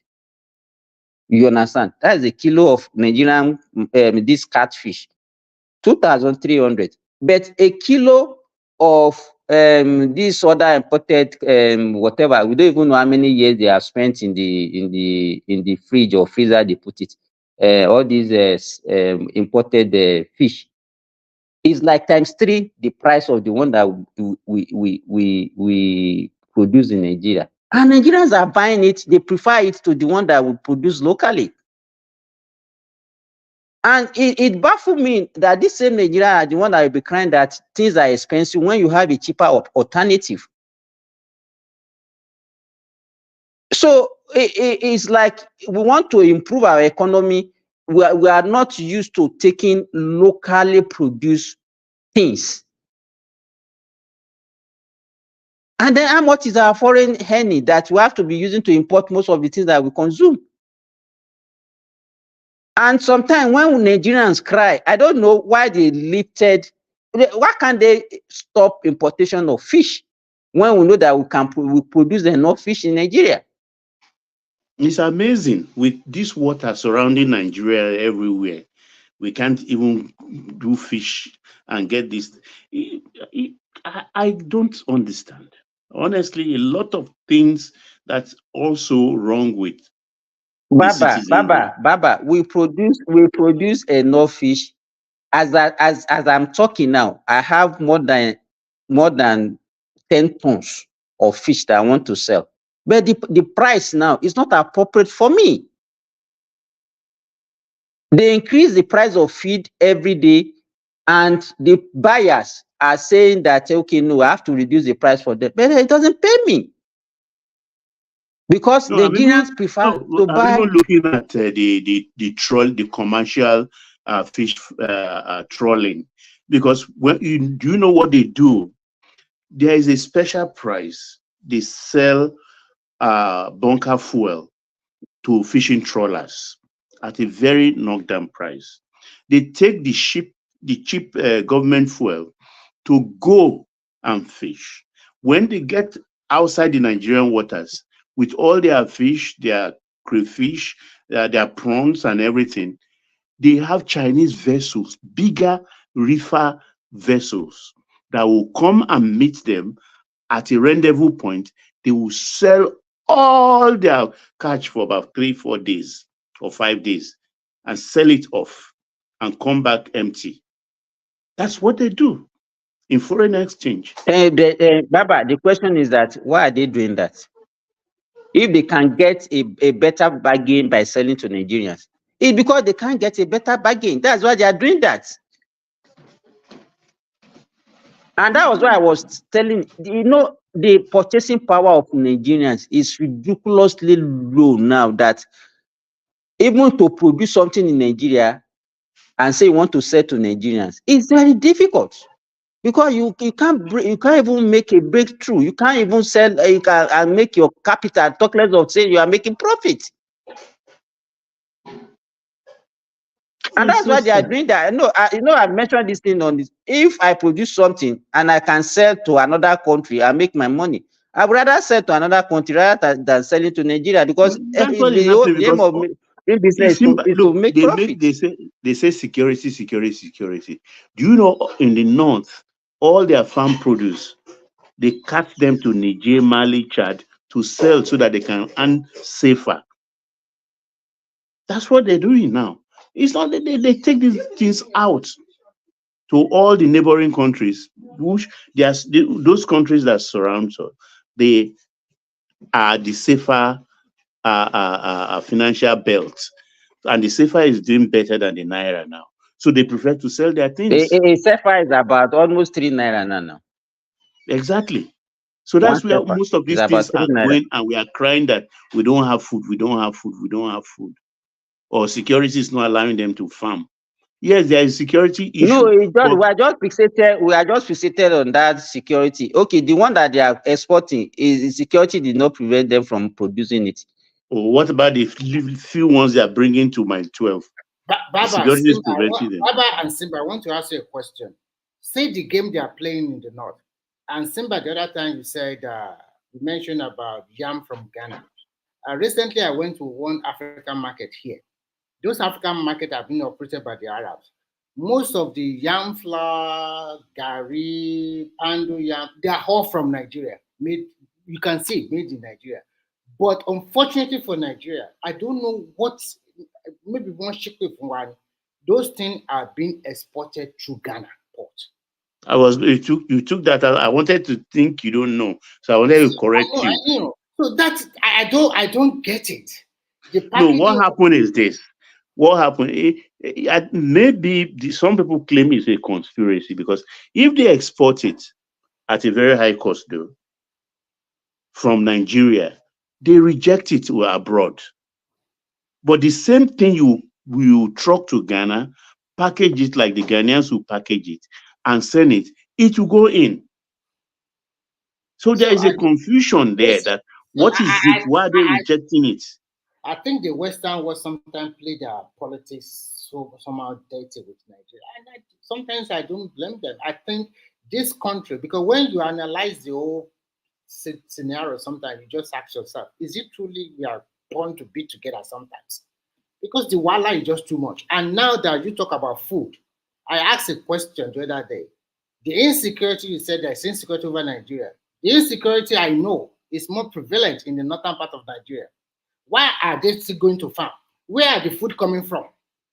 And then you in the south. No, because we don't ask questions like this. So we just use our emotions and waste it on and then things. We in the south, we don't produce any damn food. And all the food we are eating, tomato tiwon, we are still waiting for Hausa to bring for you. Onion tiwon, we are still waiting for Hausa to bring for you. Beans tiwon, we are still waiting for Hausa to. Every food, every grain, everything is from the north. And they say it's insecurity. And they say it's insecurity. So who is fooling one another? And you in the south, I make Okay, mention of you know what you people just said now. I during this last Salah, I went to one of my colleagues who's a Sudanese place for the Salah celebration. So we are not talking, and I asked him, I said, okay, with the war that is going on in Sudan now. So I asked him, okay, I said, is there anything going on in that country? He said that they are still doing a lot of things, that even some school has opened. And I asked him, what did you produce in Sudan? So he mentioned onion. Sudan, yeah. He mentioned onion, that the onion consumed by most of the Gulf countries are produced in Sudan. But if you say something that I will not believe, that they have to transport that onion to Egypt, and they have to, so they now export from Egypt. And I said, why is it like that? Why can't you export on your own? No, just to back what people are saying, that Nigerians have to now be exporting farm produce through Ghana to Western country. Because I remember there was a time we were talking about exporting dry fish, and then decided saying that the carbon content is high, the something, so. And that same fish, you will see it here, you see it everywhere. They are not talking about the carbon content. So as you said, Baba, is there any conspiracy or whatever that is? It's Because how strange to can me. Sudan produce onion and it's Egypt that will be exporting it for them? Exporting it for them. And that means they will make more money than even the Sudan. Yeah, of course. Because who collects the so-called, is it not excise duty you collect on export products? Mm-hmm. Oh, the whole thing is. I think it's because they don't trust your quality control system. Yeah, or maybe rather you don't have quality control system that is so reliable. That's why they can't allow your food to be exported directly come to the Western world. That of Ghana, they have a system that is reliable when it comes to quality control. So Obasanjo even said it.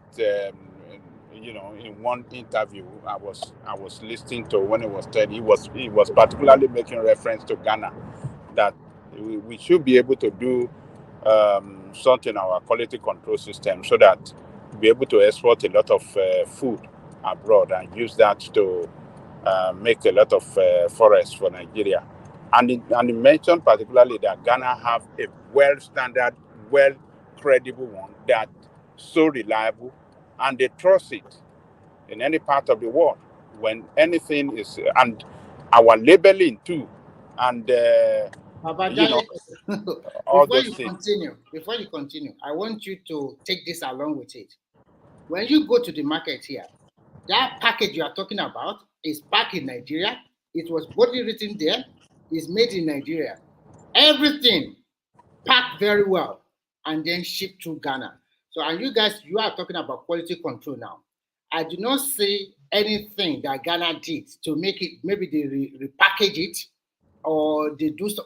The way you No, see it in your listen. We are talking about a system. Ghana have a system that, you know, carries a quality control that is reliable than our own. Our own is not So they reliable. know that anything that comes out from there, they will trust it. They trust it. They trust it because they know that it's verifiable. They don't lie. Nigerian lies. Ajale, And let why me is it buttress. When Nigeria put something, content here, a bunch of it when they tested, it will come out to be lie. You're right, Ajale Even Koko. pharmaceutical company in Nigeria, they lie about what the content in their medication. They lie. So we have a company, it's an international company called SGS. SGS, yeah. SGS, what they do is they inspect all this cargo inspectors. cargo inspectors and co. So there was a story because I used to I used to do hibiscus before. So there was a story back then. Someone got a deal because our Cocoye Mexicans, they love hibiscus tea, the zobo. They love it. If you go to any farmer's market or anywhere you see Hispanic thing, you'll always see hibiscus tea. So Nigerian hibiscus passed SGS test. It got to Mexico. They inspected it in Mexico. A lot of what was there was trash. So Mexico now banned hibiscus coming from Nigeria. I think maybe they've lifted the ban like a few years ago now. So even though we even have the SGS, there's corruption within the within that SGS. I'm just trying to buttress what you're saying, Ajale Gogo. You are correct. That's at the heart of it because it boils down to the governments not having the right people in place. Even if you are going to take bribe at the airport. Look, let me give you an example. This is personal one. This is personal example, Simba. When I wanted to get my driver's license in Ghana already, I'm driving in my country since I've been like 20 and a half years old. I've been driving. And I'm already then I was like in my 40s. So just call somebody, ask my secretary, go take how much will it take to give me a driver's license, Ghana's license. She told me the amount and I said, okay, take what do they need? This and what they need.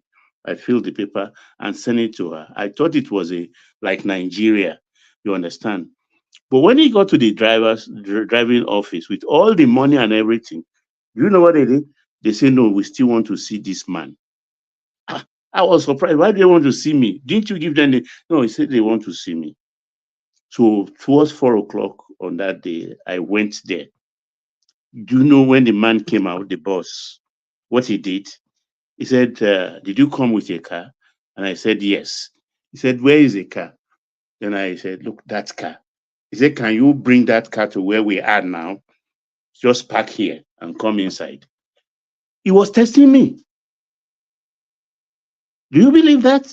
He was testing me. What a Nigerian will not do, because he didn't just want to say, because he's seen this man who age is okay, and I will just sign off a driver's license. He saw me and he inadvertently did a driving test for me, right in their car park. That's how to live. He took bribe, but he did his job, didn't he? But the Nigerian thing, once you just pay the amount, whether you wash the yam or you didn't wash the yam, or there is kukuru in the head of the fish, just pack it and send it. Why wouldn't they reject all those things? That's one of the reasons why we are suffering. It's not like they don't take bribe. They take bribe in other countries, but they still do their job. They find a way to do their job. The man asked me to drive. I didn't even know. It was later, days later, I started to think that, what did this man? Then I realized that he was testing me. The question she asked is that in Nigeria, did you even go for driving examination or real driving test? You don't need to do all of those things. Once you know, who cares? Who cares about this in Nigeria? How can you? That is one of the. I can't believe it. There was a time when I went to renew my driver license, they asked me to go for those things. So occasionally you can get that kind of thing. They should enforce it more. I said they asked. There was a time I wanted to renew my pass. The problem is that once you have somebody who say, okay, this is the way they're supposed to do it, then they will do it for a while. Then when they know that okay, the rule is now relaxed, and then everybody will go back to the former way. Simba, Because I was asked to go to all these VIO. Just hold on, Remy. All these VIO that used to wear black and white. They were the one, and they started asking me questions about road signs. When you see all these things, what is the meaning of this? If you see double line on the road, what does it mean?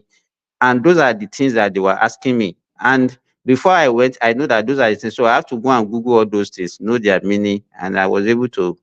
So, but the issue is, how many people did they put everybody through that kind of regular? No. That is not the way. What Babajide Koko just said, that Obasanjo just said it. You understand? The question I want to ask is that what did he do when he was there to promote export? Good question. that Obasanjo. What did he do? Did they put those things in place? Because he himself. Nígbà tí Ọbásanjọ́ dẹ̀ sòótọ́ ń pé ìyẹn dẹ̀ ti di wàhálà. Bàbá kan ń ṣakọ káàkiri ní ìgò pọ̀.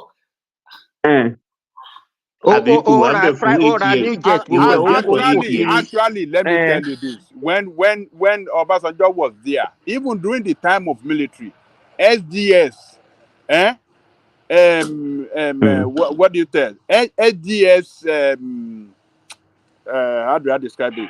They are SDS tests. SDS, anything that when they carry out tests on this thing, they are more even reliable outside the country back then. It's this time that everything, during this time of this year, civilian, that they destroy everything. No, they are the one who verified it from M. Okay, were you talking when he was the military or when he was a civilian president? He just said it recently when I was listening to his this thing, when he was talking about what we can do. There are even two, apart from SDS, there is Cotecna. Cotecna is another survey company, Nigeria Engage. Baba Obasanjo is the longest Nigeria, is the one that's supposed to put that country on the right percent. But when he put ego and putting, I remove what I like, I remove you if I don't like you, I put you there. Remy, when people say, okay, when during his regime things were good, blah blah blah. What the question I want to ask, apart from oil, is there any other sector that it developed that we can say, okay, this is another sector of our economy that we are earning foreign exchange from? He didn't do anything like that. You don't understand. And that's why it baffles me when some people will come and say, this regime was better than. Everybody is just doing the same thing. We are repeating the same thing all over again. Our population is increasing. And that's why we are where we are. But actually, I agree with you. Because that time I could remember this same woman, this Igbo woman that used to talk rubbish, was the one he put in charge of solid mineral at that time. Yes, solid mineral. What came out of it? He wanted to revamp Ajaokuta. He sold most of our thing. What was the outcome of all those things? And that's why I can never agree with people like Ajale Koko that will continue to praise that man. He sold most of our national assets in the name that they are going to do. The private sector is going to is make it the them one sponsor it. that personally? Is it the one that personally handled it? Did he not have people in charge? Is it not Atiku? Ẹ máa gbọ́rọ̀, ẹ máa Hold gbọ́rọ̀, on, bàbá, hold ẹ máa on, gbọ́rọ̀ lẹ́nu, ẹ máa hold gbọ́rọ̀ on, lẹ́nu Baba Jale Koko. hold Ẹ máa on. gbọ́rọ̀ lẹ́nu wọn. Why is he at loggerhead with Atiku today? Is it not about their corruption that Atiku carried out during that time? That is not What did he do to Atiku? What did he Forget. Is it? The only reason, sorry, Simba, the only reason he was fighting with Atiku that I know is because of that 2003 election that time. That is not why. That is not why. The reason why. No, only Ronnie only Ronnie Yorùbá yìí, particularly ẹ̀yin tẹ́ wà lẹ́yìn Tinubu, ẹ lè parọ́ kú. Ẹ lè parọ́ kí ìlú fàya, ẹ̀yin tẹ́ wà lẹ́yìn Tinubu yìí, ẹ má parọ́ gan. Jẹ́ kí n sọ̀rọ̀, Ajá, wait. If we talk about OBJ, OBJ has been in government. Remy, wait. OBJ has been in government right from Gowon's era. Why did I say Gowon's era? When he was a lieutenant colonel and he was in that barracks at Ojuelegba, he was the one who supervised Western Avenue up to Ayilara. He was the one who actually supervised that road because he is an army-trained engineer. That is one. Muritala came. He was deputy to Muritala. He took over from Muritala. He ruled us and handed over. So if we have to calculate, at least he spent with Muritala he spent 4 years, 75 to 79 to Shagari. That's for at least 6 months of Muritala, at least. Let's put it that way. So let's say 5.5 years. And he came back again to spend 8 years. In between, he was eminent persons group leader. That is Commonwealth Health of. Sorry, Prince Daddy wants to enter. If you can let him in, Jale Koko. Okay. I think it's the one man button. So one man you are listening, bring this daddy in. One man doesn't sleep. So in between the enjoyment, that guy is a vegetable. He doesn't sleep. In between the enjoyment, he went for incarceration, which is also a period where he will have had to reflect. And he came accidentally or otherwise, or is in his stars, he ruled again for 8 years. Such a man, I would have expected that he would have been the person to take Nigeria very far in a positive way. But he didn't. He missed that opportunity. Why, I do not know. Now he's now chasing a Tinubu to do what he didn't do. He was carried away by his selfish ambition. He wanted to be the forever president now. 8 years was not enough for him now. What happened? I want to be life president. Because let me say this. Because since 80s, we have been talking about diversification of our economy. It's not as if we don't know that we can't over rely on this oil. That was not enough for us. We knew, but successive governments failed to do that. Just by mouth, diversification. For how many years now? Let us even start from him when he came in as the military in 1976. What have we diversified since that time? We are not diversified. We are not doing anything to our solid mineral. We are not doing anything. He did a lot when he handed over. Tell us what he did. Tell us what he did now. Hold on. If you are and the uncle, I can kick you out if you argue with me today. Joe, Rora Louis Dai now. Rora Louis Dai, Joe.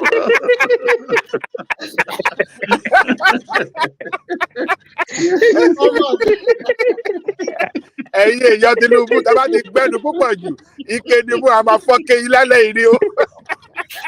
I will go and wear armor. I will wear body armor.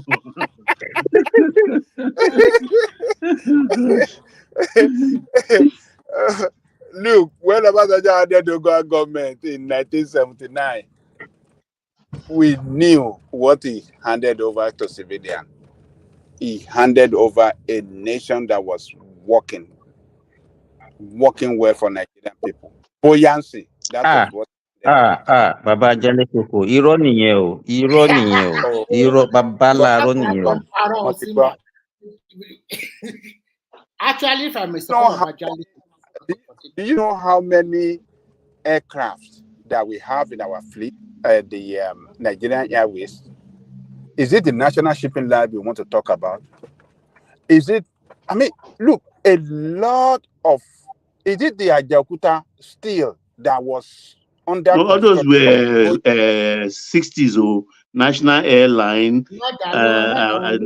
national shipping line, MV Azikiwe, MV Kainji, Nkonkon.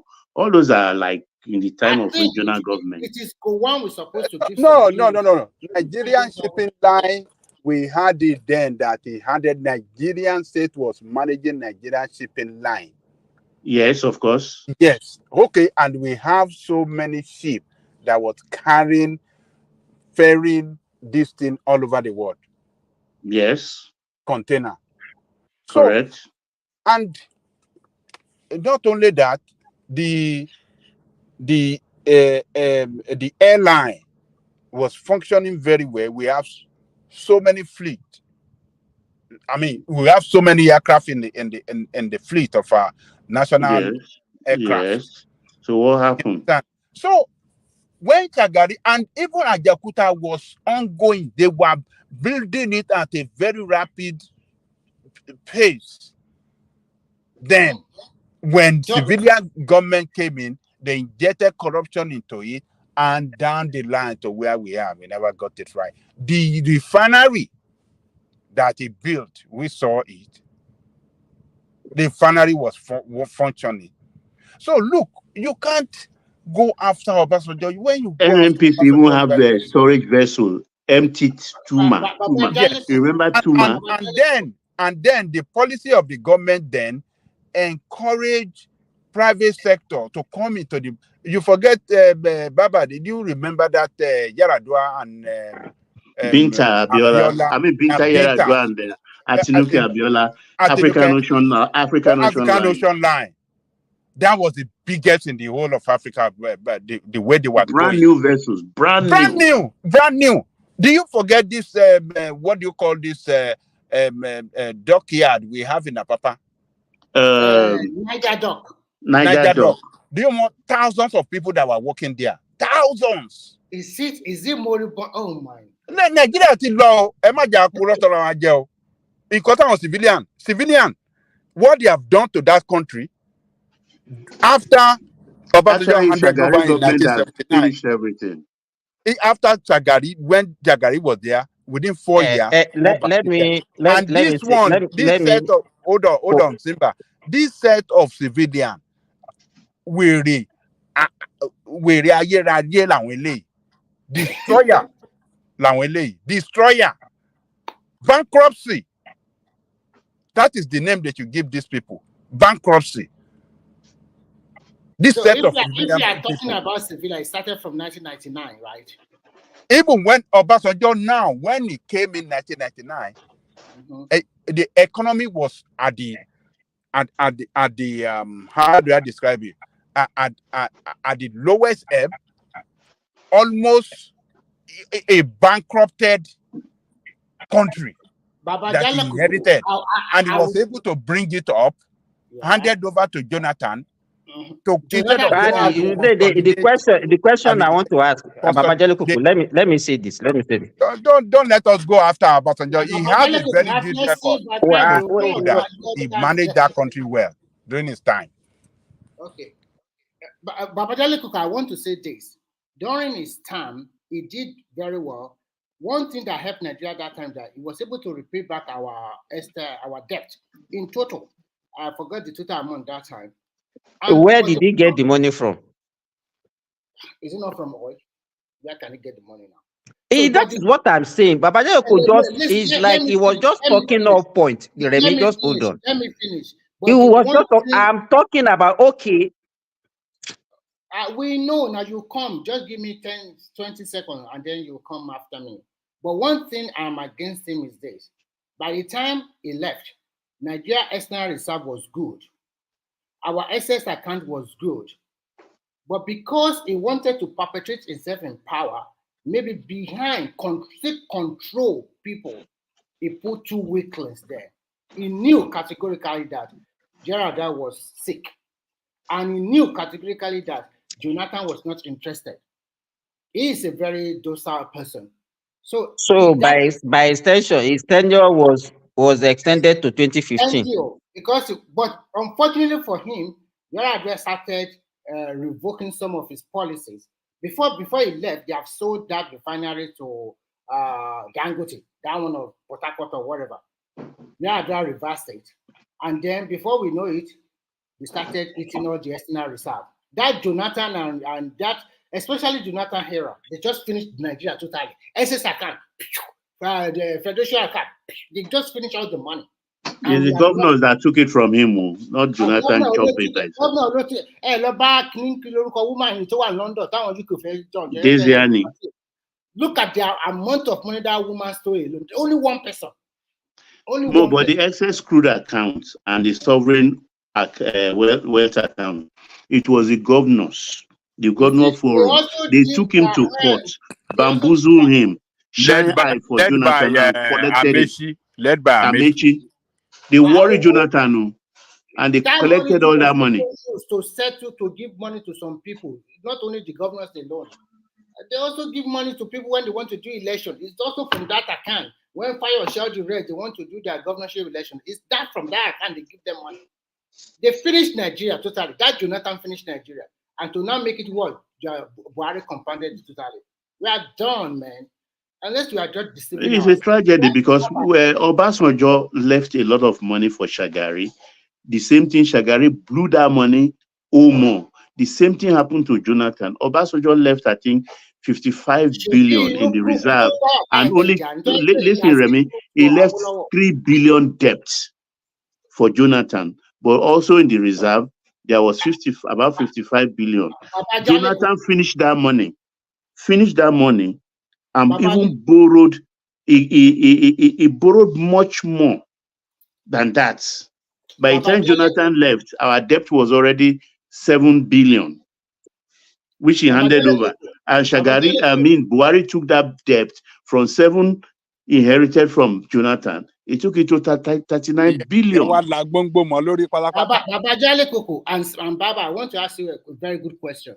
Do you think if it is an Hausa that was ruling in 1976 to 1979, do you think he would have given it to Yoruba in that election?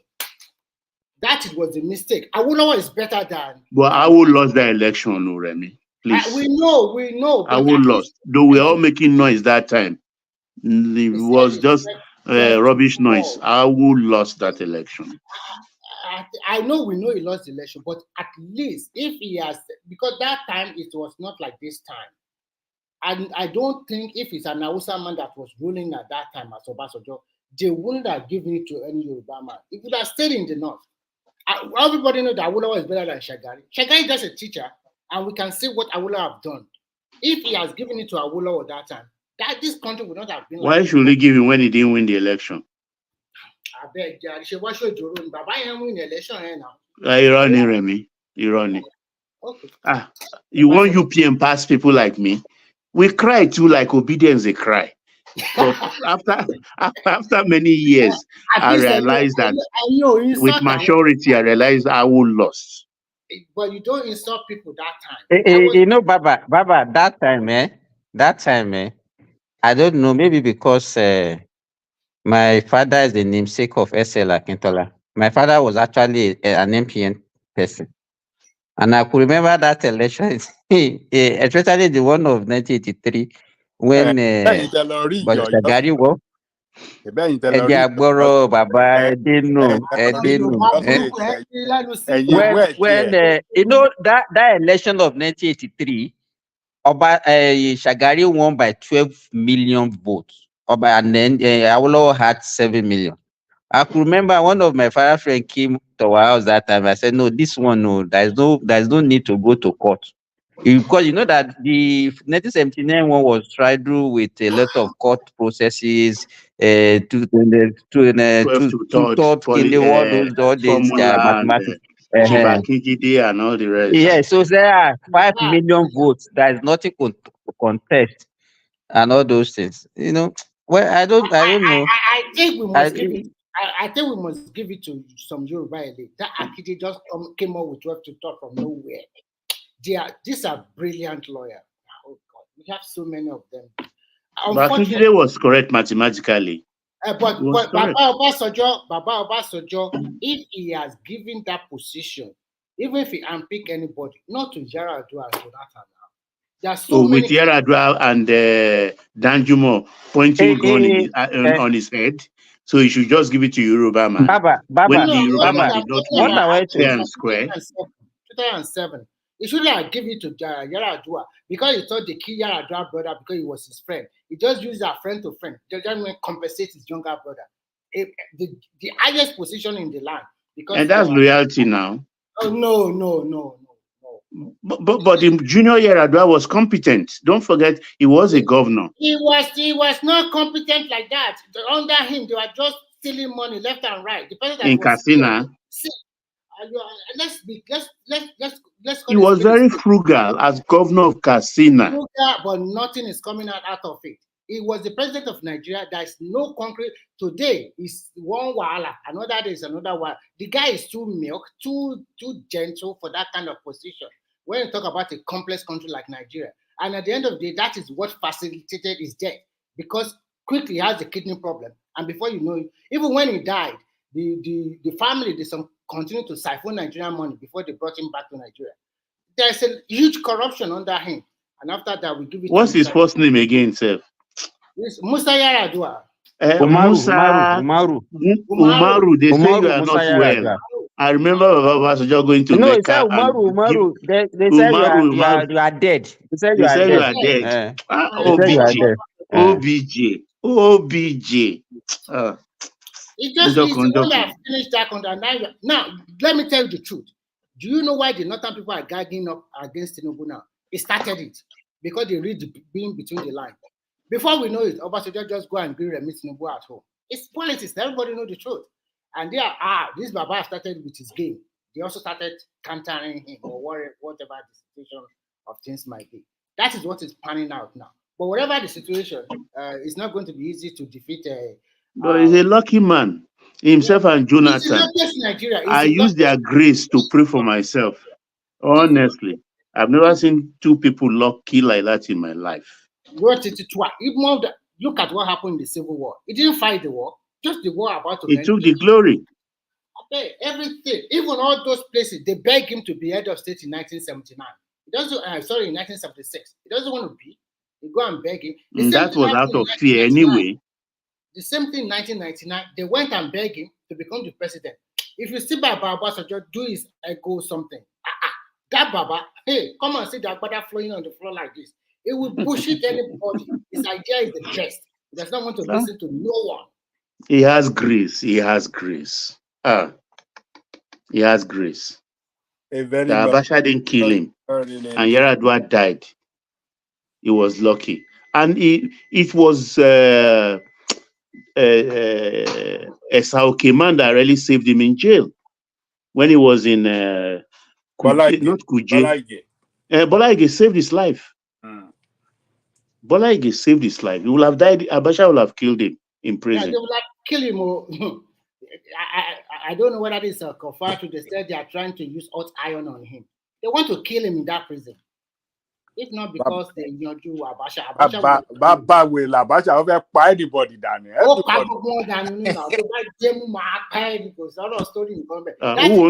Who wants to be Fulani more than the late Musa Yaradua? He killed Yaradua and nothing happened. He would have killed Obasanjo and nothing would have happened. And Yoruba people does You, not you want. know Abacha is a Kanuri man. Maybe that is why Fulani is fair the Kanuris. Kò rán wọn ṣẹ́ o. Abacha Kò no wọ́n ṣe send. at all. He Obasanjo is just, removed that's why I their say that kind cover of grace. during his time. He removed Still their unique. biggest, he removed stuff and put another person there. Nothing concern him. If you want He's to the root man out, actually God appointed. I don't know what happened. Because God gave him another second chance to do that thing God sent him. And he missed it. He missed it. Baba, don't you think because in 2003 I was in Nigeria, I was did I preside or maybe a polling unit agent? I forgot. That election is the worst election in Nigeria. Which one? 2007, 2003 election. 2003 and 2007. 2007 was the worst. 2003 was the one he couldn't take Lagos now. Yeah, that election. That's Lagos is the only one that was standing. That is only Lagos because that Tinubu prepared for them. But the other dummy governor, like Adesina, just believe for Obasanjo like that. They were just writing numbers. All the vote, they just put it somewhere. They're just writing numbers as they like. They are inflating it. Look at Ogun State. The number of votes is even more than the accredited voters. OBJ. Oh, God. Is the luckiest. Ìjọ tí erin bá wó, Nigeria will stand still. Ilẹ̀ á mì. Ọ̀run á gbàlejò. Ọ̀run á gbàlejò. Bàbá yẹn ó lẹ́jọ́ tí ó jẹ́ gan yóò pẹ́ níwájú Ọlọ́run torí ó commit a lot of atrocities. Kò nẹ́jọ́ kankan. Yóò jẹ́ wẹ́sẹ̀ tó pọ̀. Bàbá ló rán wá kó wá ló pàdé. Bàbá ló rán mi wá. Gẹ́mi wá ìgbà tèmi. Gbogbo abínú ẹni o. Look at the way he rubbished Tafa Balogun. Even the same Johnny Okupe, he rubbished him. The same with Tafa Balogun, this Okupe guy here. The way he rubbished them in public, that man does not send anybody. Does not send anybody. You know, as you people said, the grace that he has, everybody respected him. Yes. Whatever he can do a lot of things and just go away with it, nothing will happen. And he should, yes, he should have used that opportunity that he has. But he to me, he misused that power, that opportunity. I'm very sorry to say. Believe me. Simba, hold on.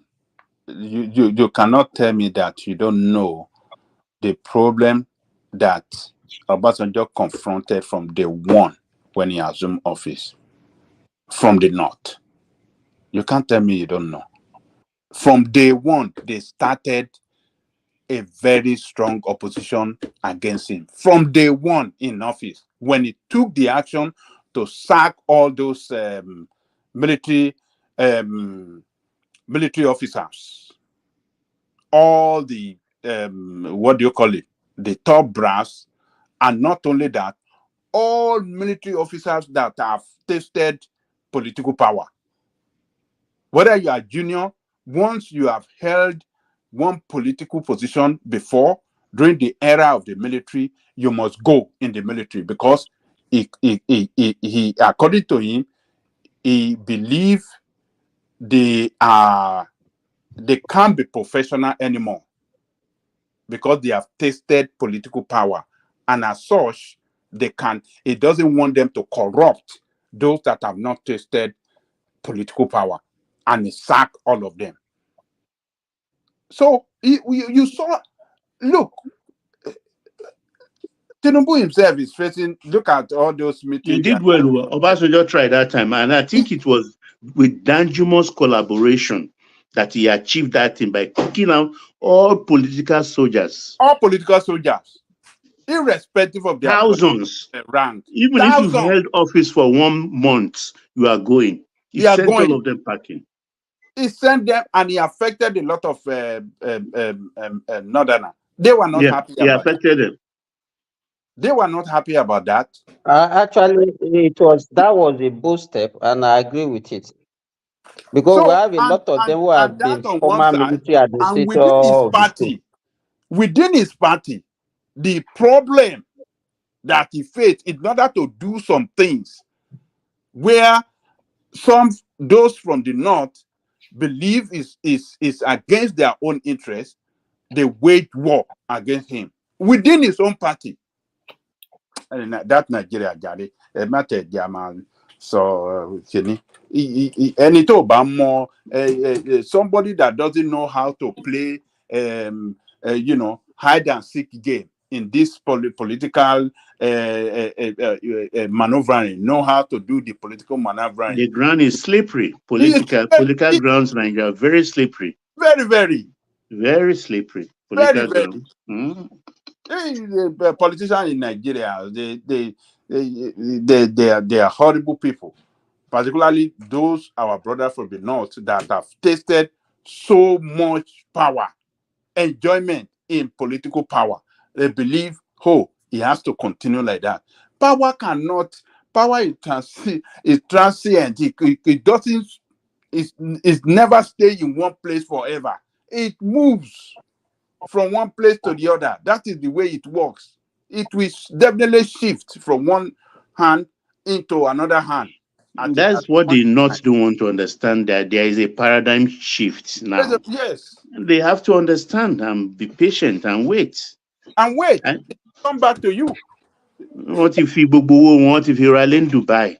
So, Baba Aja, so brokerage come. Sorry, Baba Aja, so do you think OBJ play Obi? No, I don't think so. I don't think he played Obi. I think he believed he didn't play Obi. Genuinely wanted Obi, but since Obi has failed, you know that he's a man that really believes in this, He is number one Nigerian man, Obasanjo. He believes in the system. So when they have dragged it to Supreme Court, and Supreme Court said, okay, bye-bye, he believes the road has ended. But Ajanle Koko, he made one mistake that till today, I'm still saying, what quick. That day, I think when they started counting the votes, and he went on air to start warning Buhari to stop the election, I couldn't believe OBJ. No, that was not good. That was. In short, they should, anywhere they have that clip, they should just destroy it. No. Baba, what about when they are counting the election in INEC headquarters, that he went and sat down there? For what reason? No, we're talking of the 2023 now. Yeah, 2023, when they were counting the election results. He was there? He was there. He went no, there. He was not there. No. No, I didn't see that too. It was not there. No. He didn't leave Abeokuta at all. Oh, he wasn't there. I mean, it was. No. He was in Abeokuta throughout. But there was a report that he was there. No, he ran up. No, he ran here. He wasn't there. But didn't go near Abuja. To me, generally, so one way that I also lost some part of respect I have for him is this: when in your book you have castigated Atiku to the core, it's totally corrupt. And 2019, you change course. Politicians are not to be trusted. You can't be rigid like Chief Awolowo all the time. You understand? That one that is unbendable. He didn't get the power. You have to be flexible as a human being. You can't be ramrod straight. So I wouldn't blame him. A man should be able to change his mind. It's about political dynamics. He already said this is the most corrupt man in Nigeria. But when Atiku went to grab one of the highest pastor, what's the name? That pastor in Bakare. No, not Bakare. The Oyedepo. When the same Oyedepo no to want support to be. Atiku went to grab Oyedepo, took Oyedepo to Abeokuta, and they started begging Baba just give up. Well, and some other Christian leaders. So what? Yeah, and you know that time he just became a pastor. OBJ just became a pastor. That time. Tell Nigeria, politics in Bukuta one play there. Hi. Oh God. The political ground in Nigeria is too slippery. Too slippery.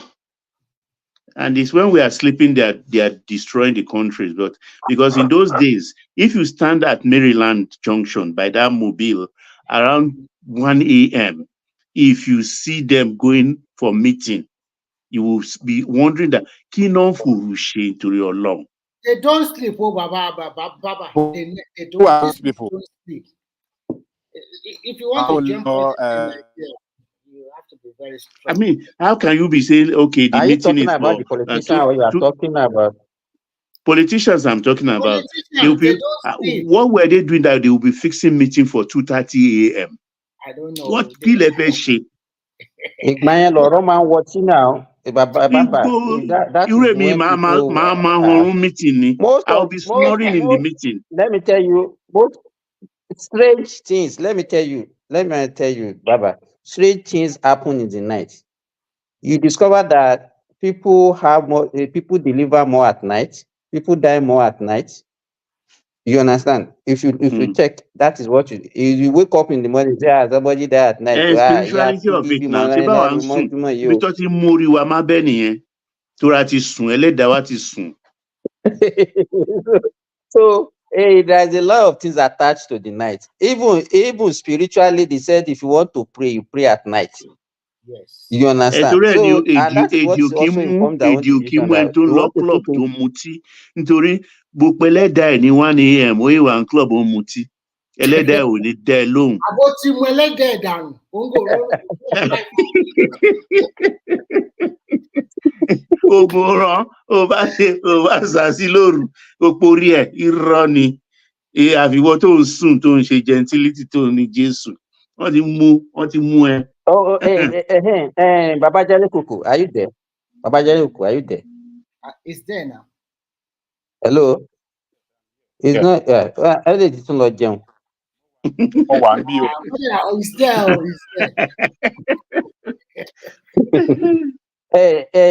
Baba Jale Koko, let us be serious. Do you want to tell me? Okay, the question I want to ask you is that our previous leaders, we want to tell me that is there any one of them that actually made any deliberate effort, or our economy those days, that is there any deliberate effort that any government, any of our past leaders made that improve our economy?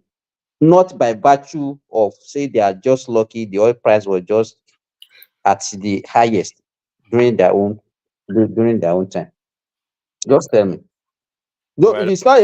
I'm not joking. No, I want. You said because let me tell you, if you look at, okay, just go ahead.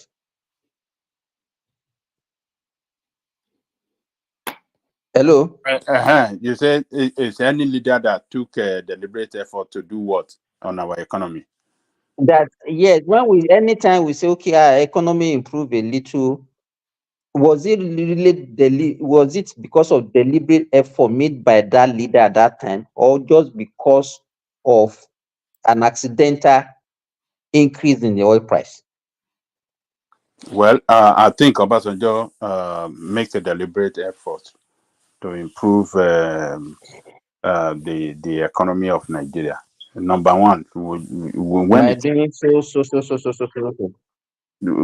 on. When it came in, the oil price was like $8. It was at the lowest ever in the history of that. The price was very low then. I think it was around $8 per barrel. And with that, in 2 years, he was able to increase the salary of workers with that little income. He was making effort to say, okay, I want to fight corruption. I want to take people out of poverty, and poverty alleviation program he introducing. There are a lot of things that he did, and we saw the result after the 3rd years in office.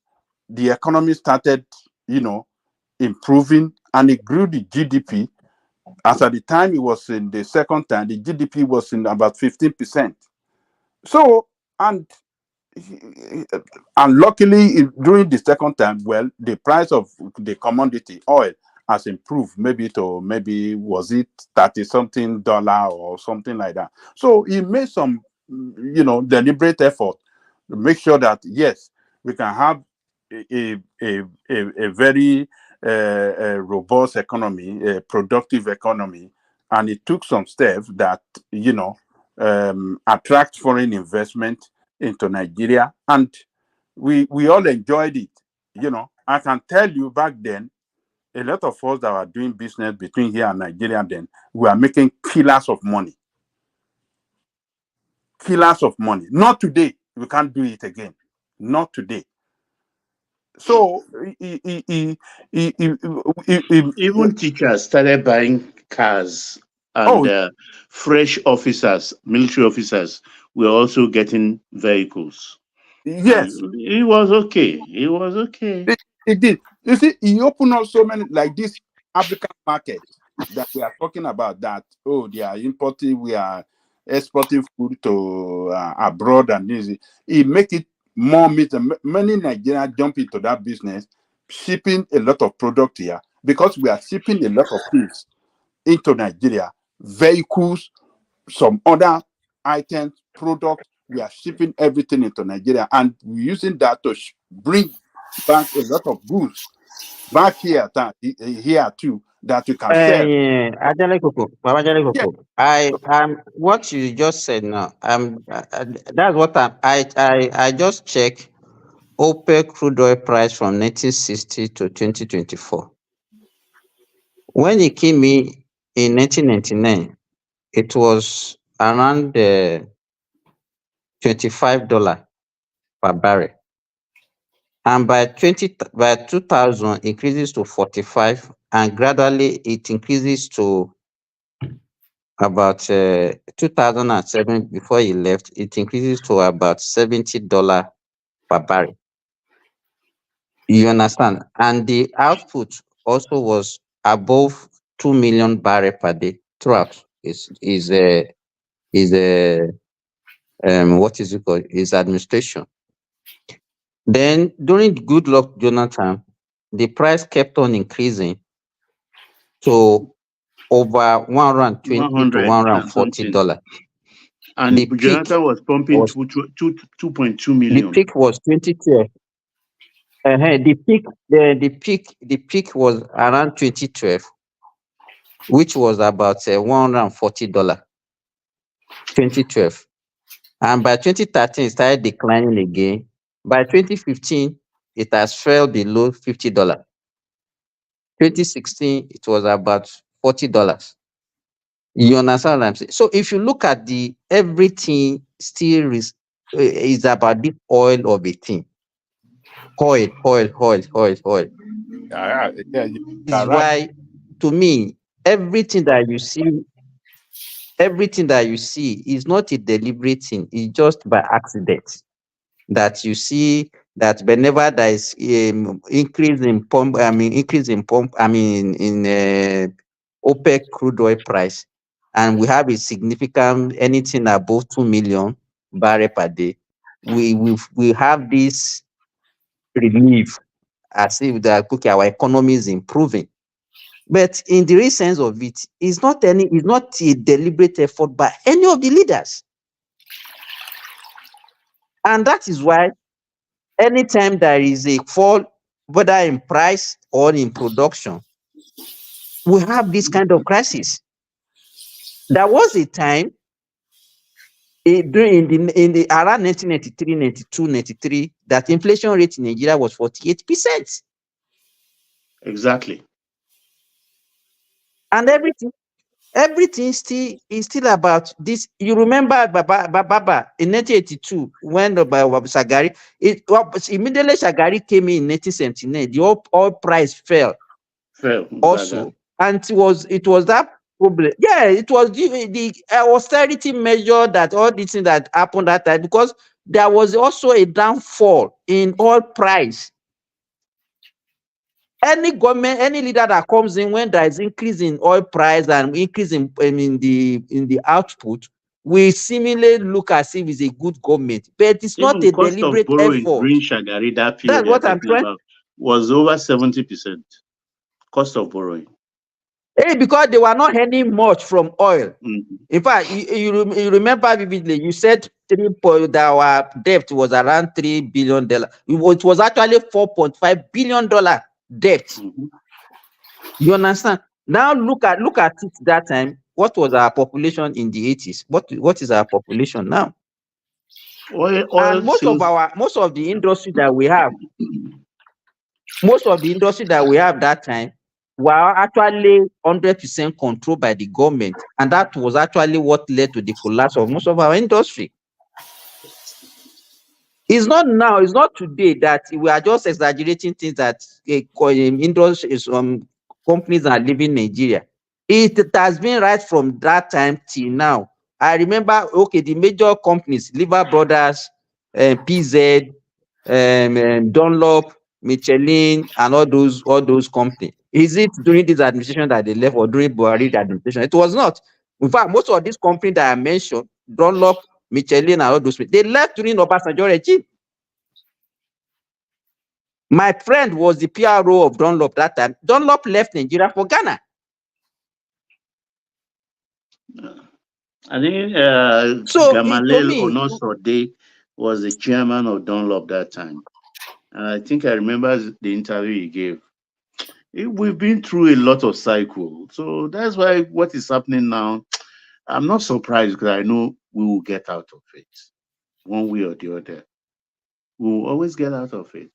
I've seen it all in our country. And I think, like you rightly said, our fortune is always tied to oil. And the increase in price of oil. Our fortune has always been tied to it. And that's why we talk about diversification.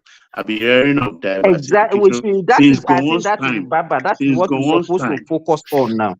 Since Gowon's time, I've been hearing diversification. We have been paying lip service to it. Everybody will say diversification. Meanwhile, there was no concrete, conscious effort to actually diversify.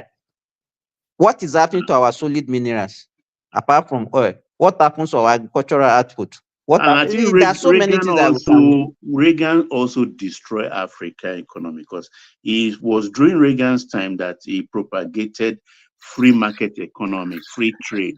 Everybody should open their border. And that's brought about SAP during Babangida's time.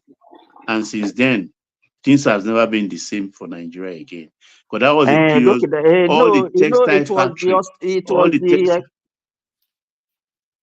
all the textiles factory. Okay, go ahead.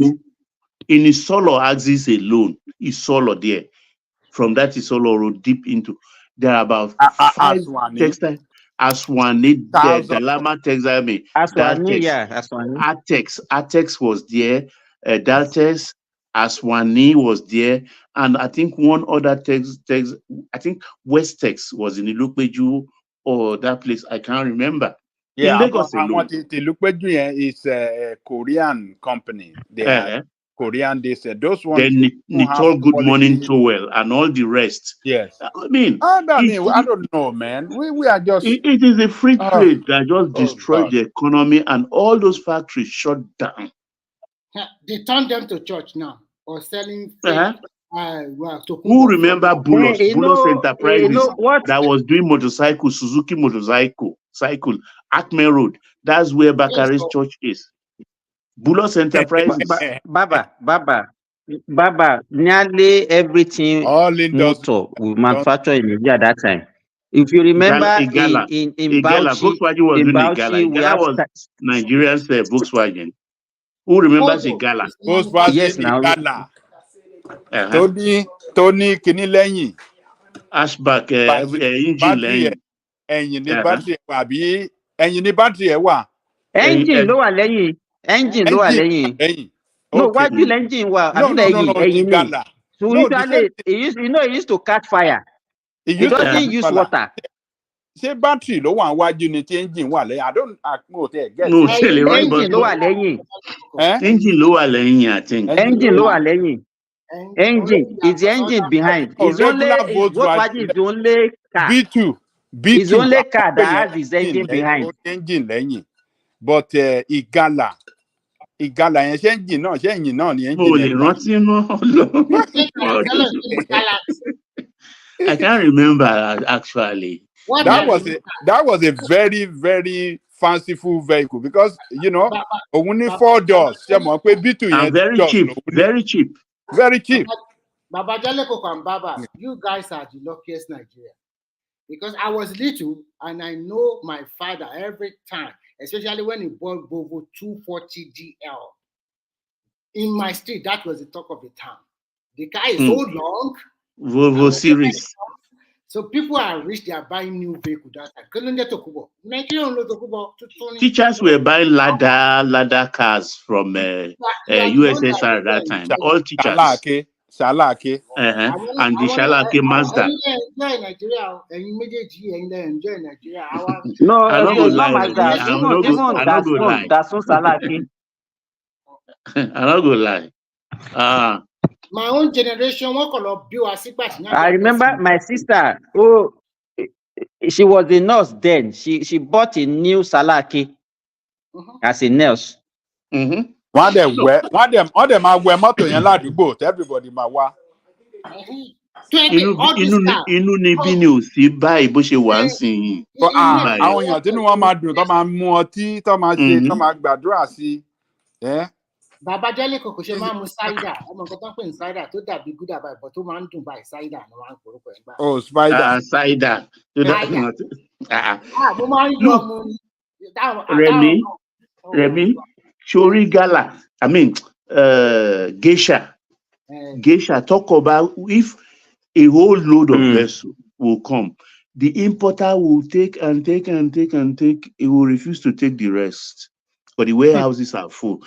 Geisha was 13 geisha for 1 naira. 13 tins of geisha for 1 naira. For 1 naira. Steve Dawes that time, those dock laborers, they will work shift upon shift and drink and get drunk inside ship hash. Some of them died drinking. Don't you think that was when we actually got it wrong? That was where we got it wrong. Is that not when we actually got it wrong? See, my daddy, kilo get wrong. Baba Jaleko, what do you say, Baba Jaleko? Because that time we were importing everything. Baba Jaleko, that time that was when we were importing everything. We are living the life of luxury that we cannot sustain. But no, Simba. So I want you that time Nigeria was working. There is cocoa. I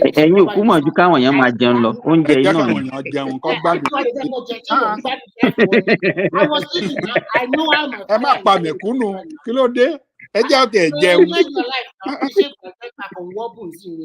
we are not a Simba. We are born into a generation of wobbly. You see, now when I look at the West, do you know I laugh at them? These are people, they even prefer Naira in England than their pounds. Naira. Duty free. It's Naira you spend in duty free. Naira. Pakistani on the street of this thing, we prefer you. If you want to buy anything in the store in London, they prefer you to even buy, to pay in Naira than pounds. Baba Jaleko, when they took us to Leventi store, it's the only store that have an escalator. I don't blame them. Honestly, when I look at the West, I don't blame them. I don't blame them. How much is ticket? When we leave office, Friday, straight to airport, going to UK to buy things to come and sell. By Monday morning, you are workers back. were living like king back then. Monday morning, you are back. Nigeria straight from airports for vacation, go to Britain, America, get no visa, nothing. Nothing. This America, they're making noise now. Who goes to American embassy there? Few people that goes, they will serve you coffee or tea.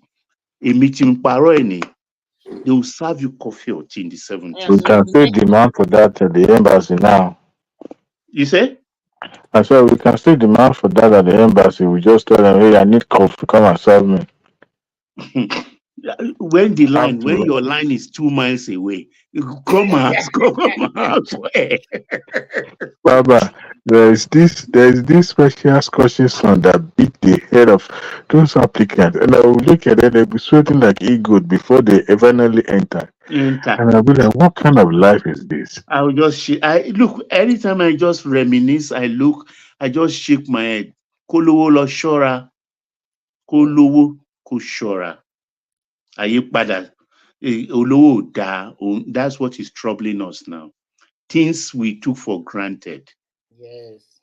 I think it's about Baba, it's high time we go back. All those agriculture that we used to plant, cocoa, rubber, we should go back, no choice. We can still go back. The land is still big. There's vast land for agriculture. Pull our people back because no, man. And Nigerians were rich. The Ijebu people were, look, in Ijebu axis, in Remo, Ayepe, Remo, the factories there alone, you can't count. Owned by women, doing lace. Baba, Shokas. Shokas. Yes. Alaji Larry. His office is by my auntie's this in Nnamdi Azikiwe. There's something that happened recently. He was using Mercedes 350 GL. You know that time. Oju Joba the last time, maybe last week or 2 weeks ago, during the Salah something. Come and see Jebu people. Come and see gold. Come and see clothes. Those people there are extremely Jebu. One say I want build Lagos. If you count 1 million houses in Lagos, Ijebu owned 250,000 before Egbas, Ijeshas, and the Igbominas. In that order. Those are the people that built Lagos. Yes. I'm a Lagosian. I know those who built Lagos. Àwọn bàtà ní Nnamdi Azikiwe. Àwọn tó ń tàgádá godo yẹn ajá. Àwọn náà develop Badia o. Badia, Kadoso, part of Ajegule.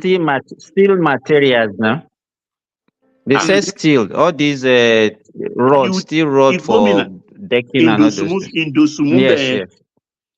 Gbogbo Dosunmu àwọn ló ń ta bàtà ọgbẹ. Owó dé onírin. Bàbá ẹ ti gbàgbé nǹkan tó máa ń sọ ọwọ bàtà iṣẹ ọyàn lọ síwájú kan ọyàn bọ̀ àwọn ìkejì ló máa wọ bàtà ìṣẹ ló máa sá lọ. Bàbá Jálè kòkò ibu làwọn àwọn ọmọ Èkó. They say they build Lagos. Those are the people that built Lagos. Bàbá ìjà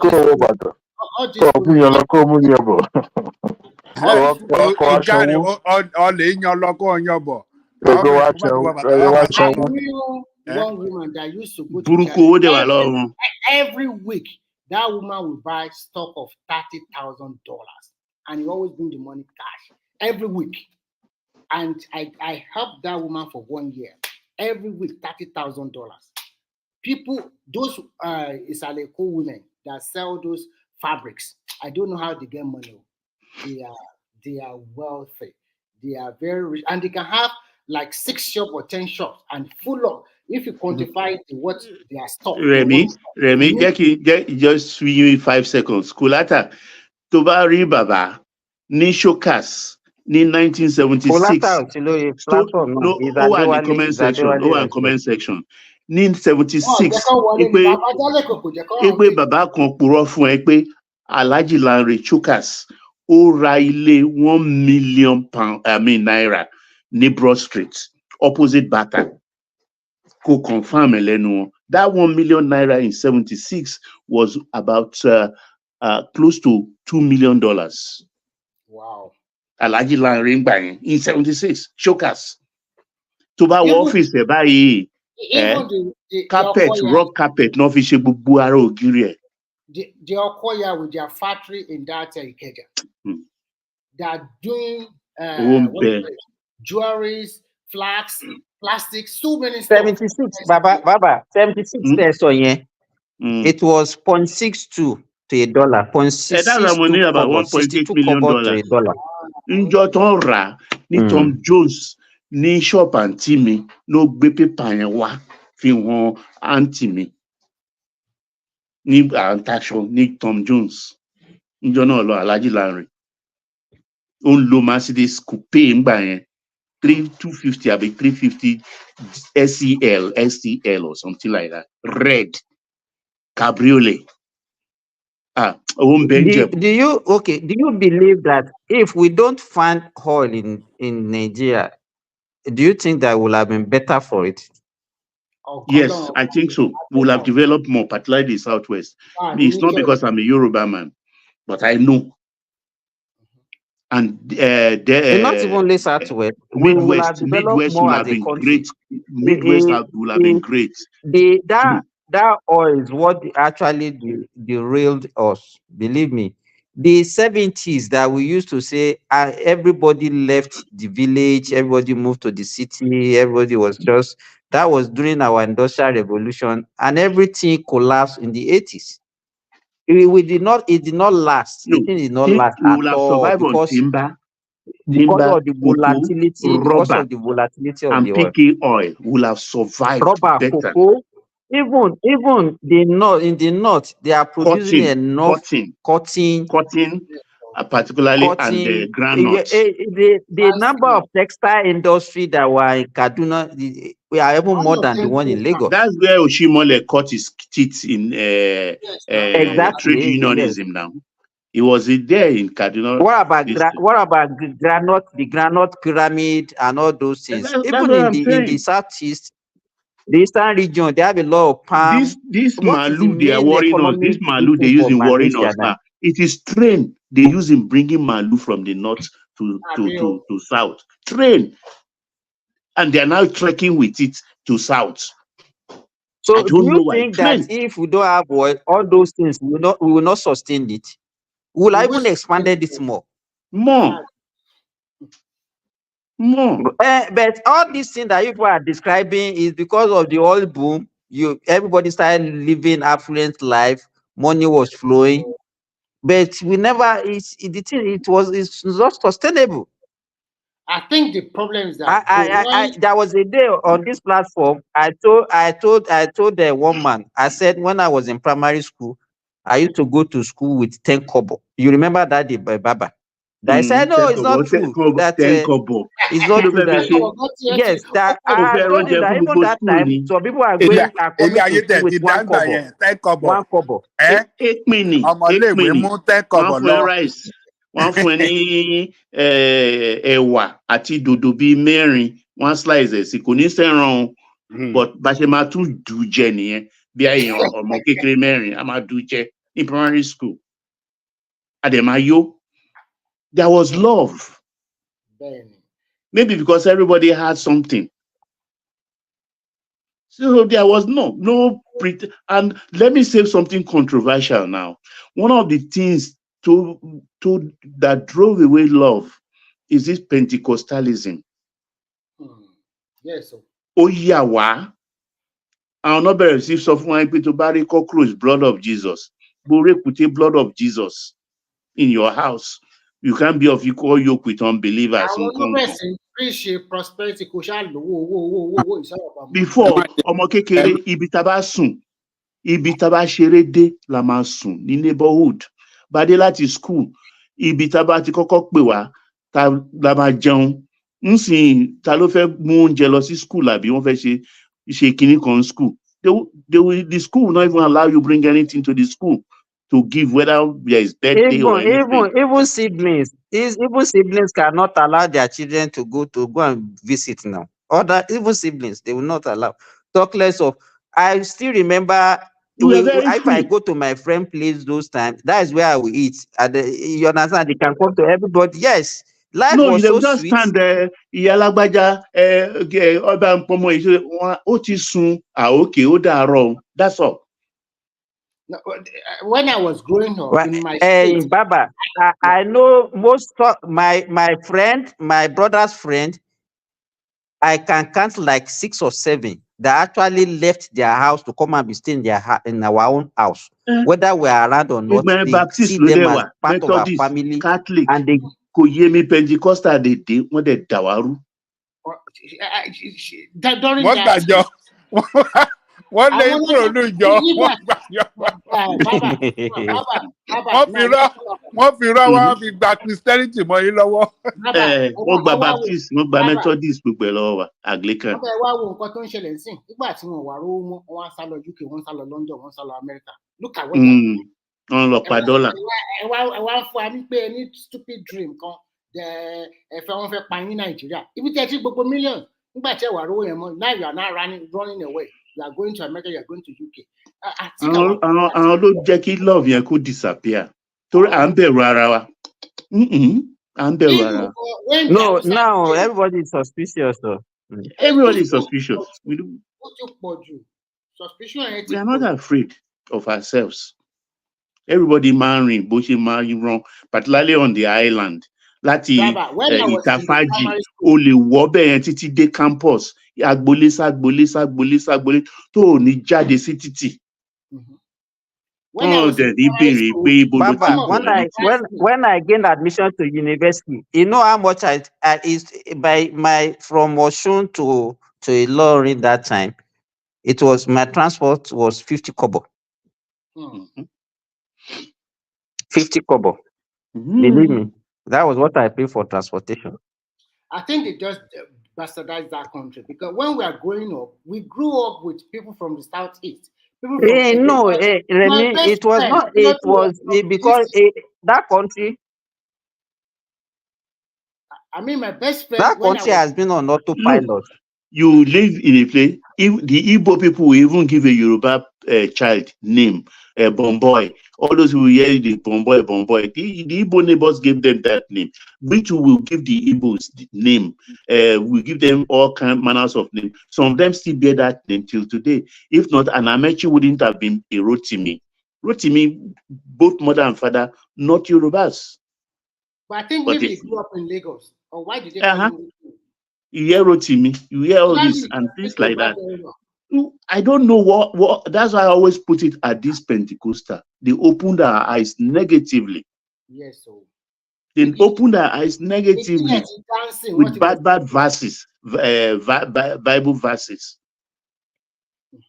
Because the Anglican we are going before, even in Anglican church, you will see a signpost of a lodge, rosicrucian.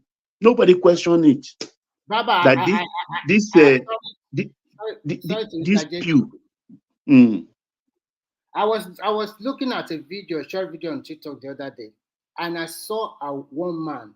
He continued to rain curses on Adeboye and Oyedepo because I think he employed some bricklayer to help him build a house, and maybe 5 of them will collect each of them will collect about maybe 20,000 for 2 weeks job. But Baba Adeboye is telling them that any amount of money you make from your effort, you must drop 10,000. You must drop 10% of it. He is now saying these people 20,000, and she's still collecting from there. This money is not enough for these people from this hard job they are doing. It just continues to rain curses on them that they are exploiting these vulnerable poor people. And when you tell me, àwọn náà gọ̀ náà so nígbà tó fi pa mọ́ wọn ni.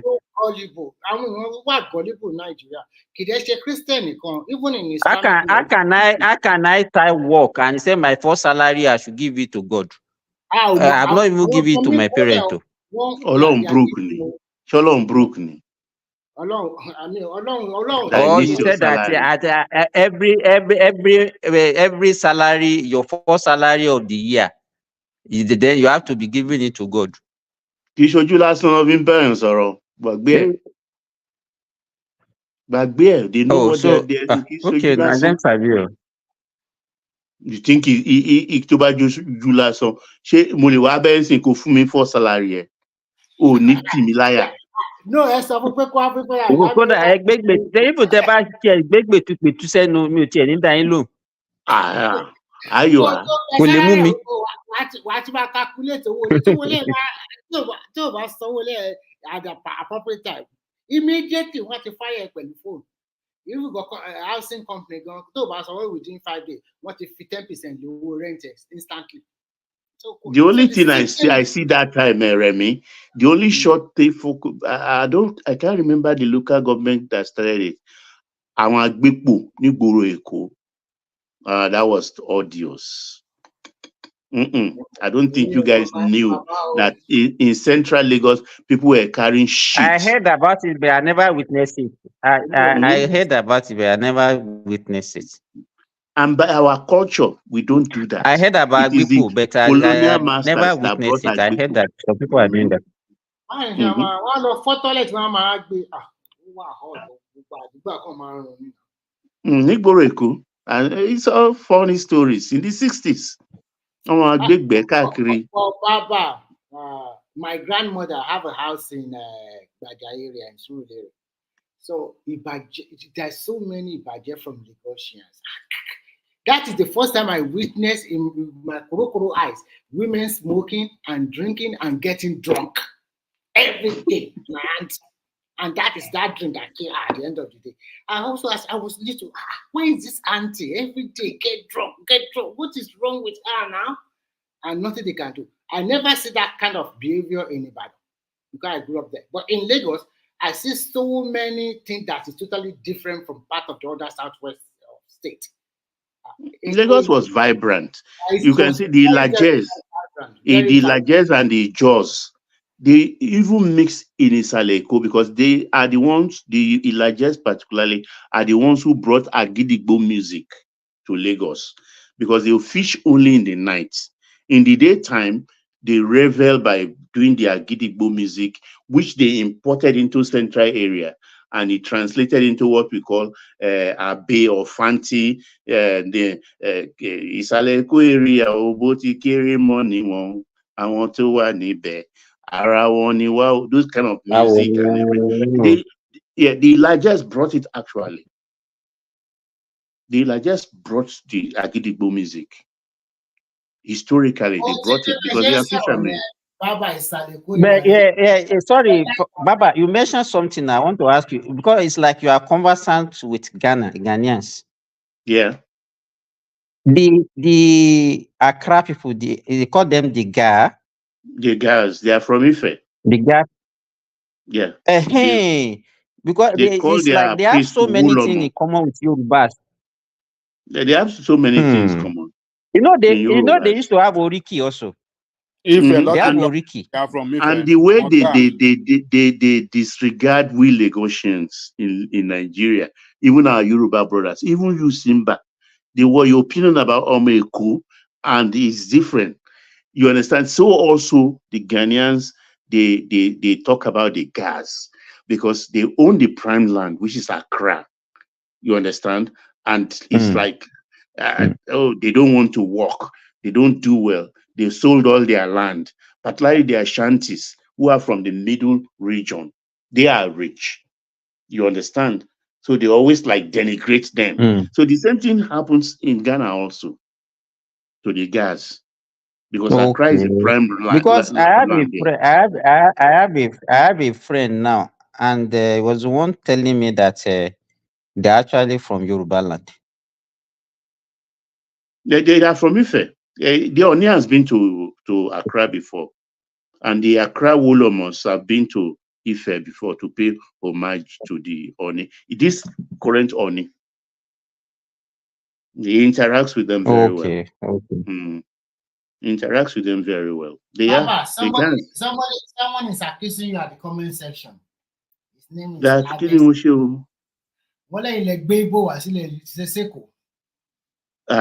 no, you understand. Look, the history. Kasha feel like Jule, but that's why I always say every given opportunity, they contributed, no doubt about that, but not as much as the Ijebus. Ijebu, Egba, Ijesha, the Ibado, the Igbominas. Those are the people If we count 1 million houses, that Lagos is 1 million houses today only, 250,000 belong to the Jebus. The Egbas will follow. Then before you talk about the Ushomalus, then the Dominance or the Ibadan axis. Like that, those are people, because if you look at even the houses in a Buteme town, all the rest, you go deep to Yaba, Shomolu area. These are the people that built all those places. The Igbominas, they built cheap. The Kadoso, Badia, Amukoko, Ajegunle.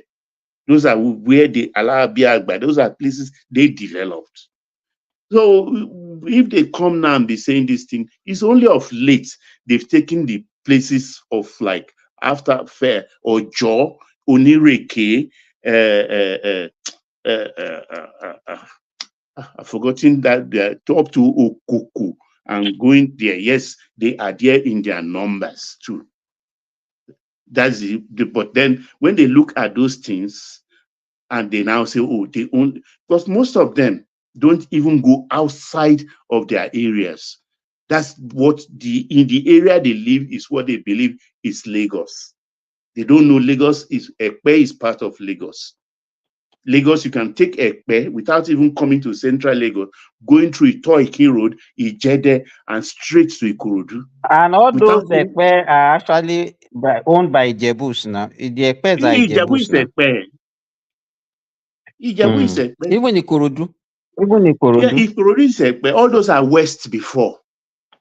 All what we are calling Lagos Island developed by as a federal capital, it doesn't exceed beyond the Fadeyi junction there. You cut it from that place and you start going back towards New Lagos, which we now call Surulere, up to Apapa. Apapa again, you cut it, you cross the distance. That's Lagos. All the rest, like Ayilaraf there, from to Mushin, to Shomolu, to Akoka, Ikeja, Ilupeju, all those places I'm saying, Agege, all those areas. Those are industrial areas created by Awolowo. All those industries there are of the West. So West was doing very, very well. And when Baba Awolowo introduced free education, he introduced it for everybody, whether you are black, whether you are white, whether you are green. You don't know where you come from. But when the North did their own free education, when the North did their own, it's only for Hausas. And when the East did their own, only for Igbos. But in the West, it's for everybody. People like Okonjo-Iweala enjoyed that free education. Anybody can challenge me, this history. And when they talk about trading, if you look, Babaja, if you remember the geography, when you come down from Kata Bridge, the straight line, that's Ireko. You turn left, that's Dosumu, Unamdi Azikiwe. All those places are occupied by Syrians, Lebanese. All those shops, followed by the shops of the Rams, Quellerams, Shellerams, Shanrai, and things like that. Yeah. A lot, those are the shops. There are few Igbo shops, they sell woolen materials. Woolen. That's what they sell. But the rest belongs to Ijebus. Massive, massive textile dealers. Massive. Then when you go to Agrau side, the Ijebus are doing factory singlet and pants, and then assembling bicycles. Ojuolobun to Dosumu down there, those are where the Igbominas are. Selling padlock and all these small things. That's where they building materials. So when they now come, when they now come and say they build Lagos, go yemi. Me, I don't understand. Irọ́ ni, irọ́ ńláńlá. My older fathers, they kept quiet. They are keeping quiet. Why are they keeping quiet? Because they graduated it from We Built Lagos. I heard Onyanwodo said we created Lagos. We created Lagos. And my model, and I was looking, I said, look at this guy. It's well. And these are PhD holders. This is a PhD holder. And I said, why is he talking like this? For what? What is this life for? Openly. Person cannot be ashamed, lying. It's strange to me, honestly. Other than I just say they are just trying to provoke. That's all. That's my conclusion. Is just a kind of provocation that is deliberate because it's not true.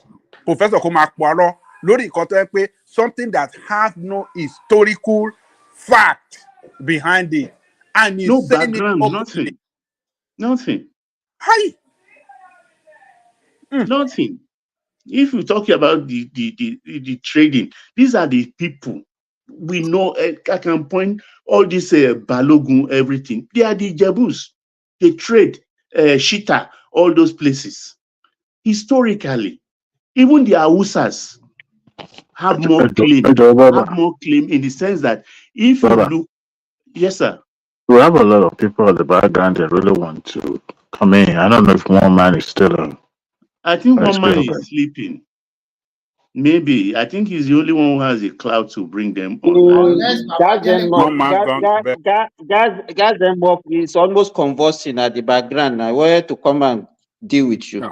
I read it's historical facts. I grew in it. I was born in it.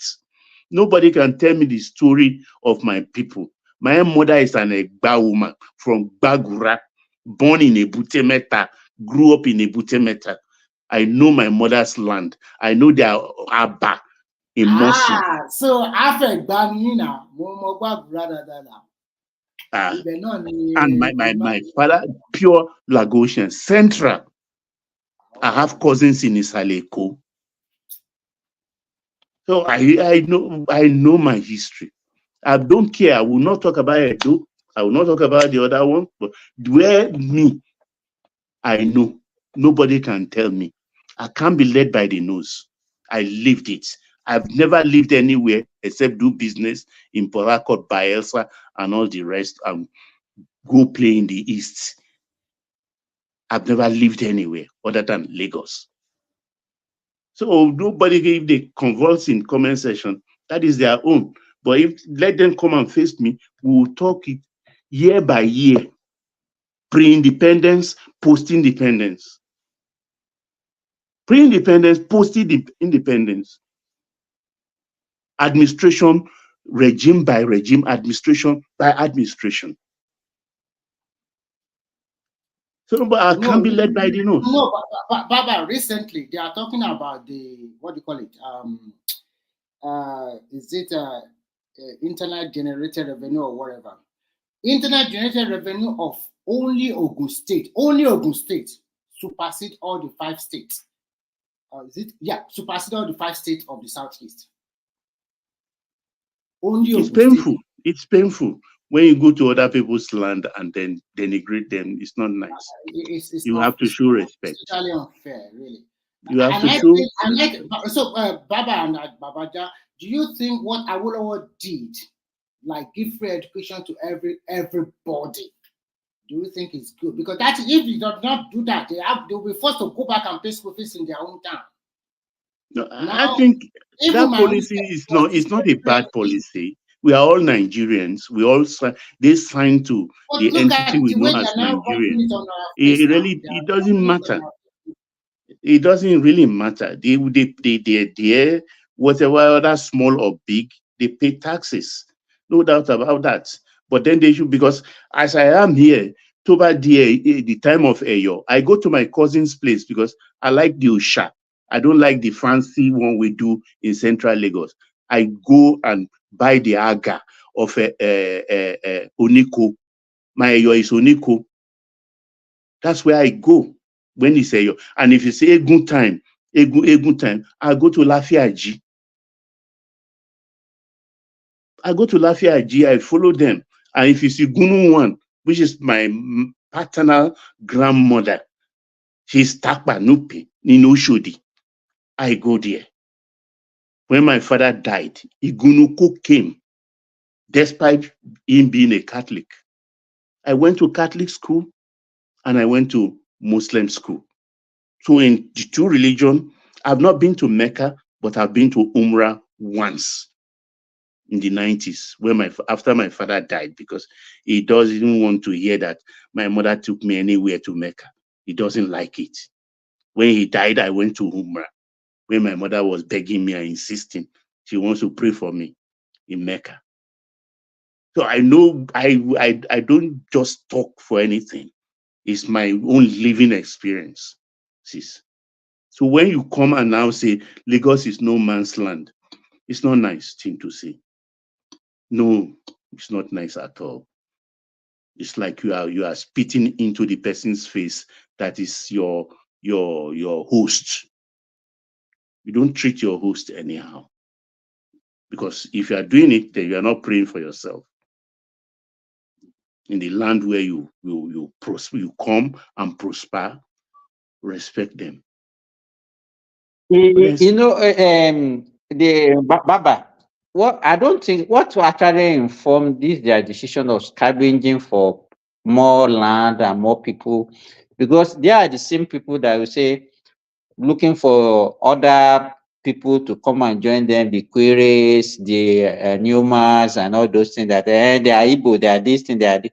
Why are you scavenging for other people to come and join you? I don't know. What is the rationale behind or scavenging for more land and reclaiming what doesn't belong to you? What informed that decision? That is the beauty of, look, when Osadebe and the rest of the Midwestern people say they want to cut out of West, Awolowo and the Action Group people did not raise a finger to deprive Midwest region from happening, even though it's so small and tiny. They were supported. I think the problem they are having is that they knew if they go away with their 5 states, it's going to be a landlocked country. And they are pulling I don't even like talking about them or anything. I just want to put things in the proper perspective. People to join you now. Actually, if they put it to referendum for the rest of the 5 regions in Nigeria, they will vote them out. Let them go. Because I don't want to talk about them or anything. The only thing I just demand from them is respect. That's all. Just respect your host. Very, very important. They are even claiming the land more than you. You don't know what they are doing. Not somebody like me. And they don't know, those who are doing it, they don't know the kule ibe. It's not something I should be saying here. You understand? You can't beat the Yorubas. You can't beat the Yorubas. Tuba mo ayinike, shole ma ayini pada. They don't know ayini pada. Even this language, they can speak. Look, when you open your mouth and you speak Yoruba, even my own children used to be surprised in those days. Like they walk in with a friend and what's your name? I'm so Animal Sham. Animal Sham ni wo. Animal Sham of the which Animal Sham is yours? Are you from so and so and so place? By the time we dribble ourselves around, are you the cousin of so and so person? Even if I don't know your parents, my children are always surprised. How do you know all of this? I say it's like ingrained, inborn, because you grew up in your society, in your space. So we get to know family to family. You don't struggle with that kind of thing. Information, it just fall on your lap and things like that. So we know ourselves. We know ourselves, and you can't beat a Yoruba in a Yoruba land. Forget it. Judicially, legislatively, politically, forget it. And I tell them confidently, come 2027, that Lagos, or starting from tomorrow, let's start doing the voting every day in Lagos. When you throw a baby up 1,000 times, Is the pelebe place, the flat place that will hit the ground. If anybody, like it happened in Goba for Sanwo-Olu, if you not lose deposit in Lagos, call me bastard. It can't happen again. It cannot happen again. If it happen, don't let me just talk something negative. It's midnight. No, You because should forget it. it's not, look, even with the way that, what do you call this guy, Sawolu, with all this infrastructure that is putting in place everywhere in Lagos, people are going to vote for it. It doesn't need to even reach election or No, it's not. You know, it's a new governor that will come in. and even with the new governor, they are going to campaign on the platform of APC. They are going to use the APC achievement in the state to campaign for that person. Of course. So The structure is there. In all. yeah, because in the next 2 or 3 years, by the time that guy is getting ready to complete his term, is the second term, a lot of this infrastructure will have been commissioned and will have been functioning, for the good of the people, and people will see all of that. All those maybe yellow, or what do you call it? Yellow line, blue Train, line, red and line. purple line. Maybe all of them would have been orange line. Yes, orange line. Yeah, orange. When people see all of that, people will look back and look at where they are now. In fact, Ajale people, the one I'm looking at, and I don't know whether they have started, they are about to start, is the fourth mainland bridge that they wanted to construct. No, they're still looking for the funding. They will do it. And I think and the airport too. They'll fix it. They'll fix it. The airport and the Fourth Mainland Bridge. If they can do that fourth mainland bridge, it will be a game changer. Mm-hmm. Bangla promised because that us one before. is going to take a lot of.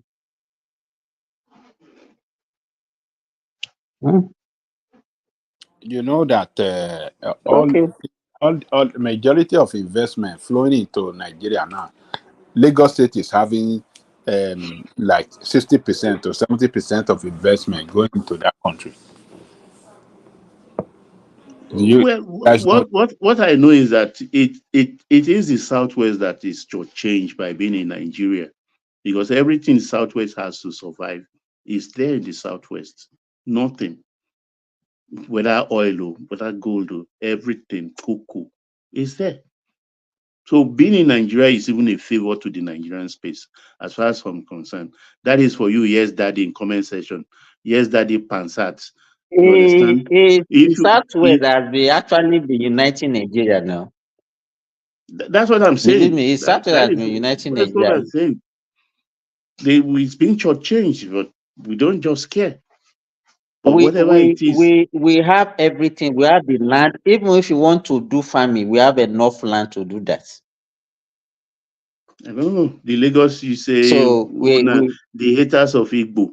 All these haters. I don't even, people just bandits verbs around adjective, hater.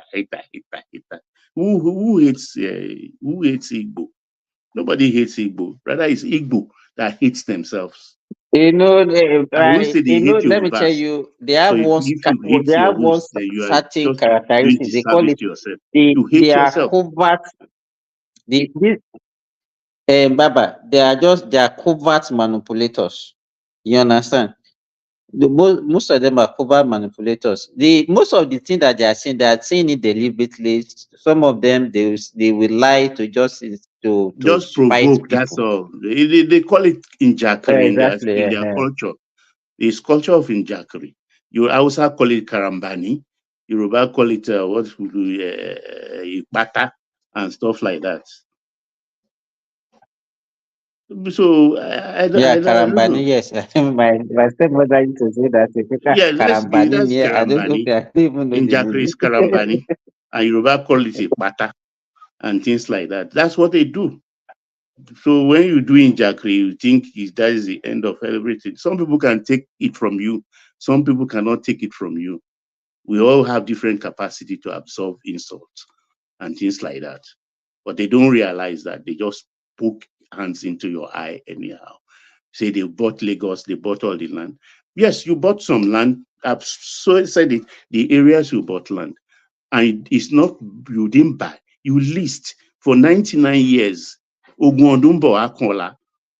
99 years may look very far, but it will not go, that property will not go beyond the hands of your own children. One thing that people don't understand, Baba, is that no individual owns a land in Nigeria according to the Land Use Act. You understand? You are a tenant, even on the land that you think you are paid for. It doesn't belong to you forever now. You are a tenant of that land. They don't. I have enumerated it here on this platform about about land issues and everything. I've seen houses in Olokodano area, Olokodano in Ebutemeta East, where they put a caveat emptor paste in them. Those, they have all their leases expired. 99 years. Those who bought it that time will think 99 years will never come. Well, it came. It came. So who hates who? Nobody hates anybody. I don't hate anybody. Why would I hate my own children or my own wife? Why should I do that? Why should I spit into the well I'm drinking of? I hate it when they always say they hate Igbos. What kind of blackmail is that? Who hates Igbo? Igbos we all grew up with. Igbos that came back from the war and got all their properties in Yoruba land. It's Baba, at times when you get worked up like this, they make you talk. Baba, do you know the funniest part of it? Do you know that Chioma's mother is Yoruba, Folake? Who? Chioma, the wife of Davido. The mother is from Yoruba land. Her name is Folake.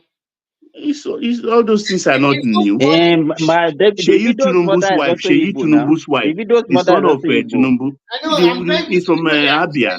Unnecessary things. We have interwoven so much that I'm really annoyed with them when they use that word every time. I count it as blackmail. What is it? You hate Igbo. Who hate Igbo? Igbo hates themselves. Yes, nobody hates Igbo. They should stop No, they it. say people are jealous of them because whatever they touch, it turns to money. People are jealous.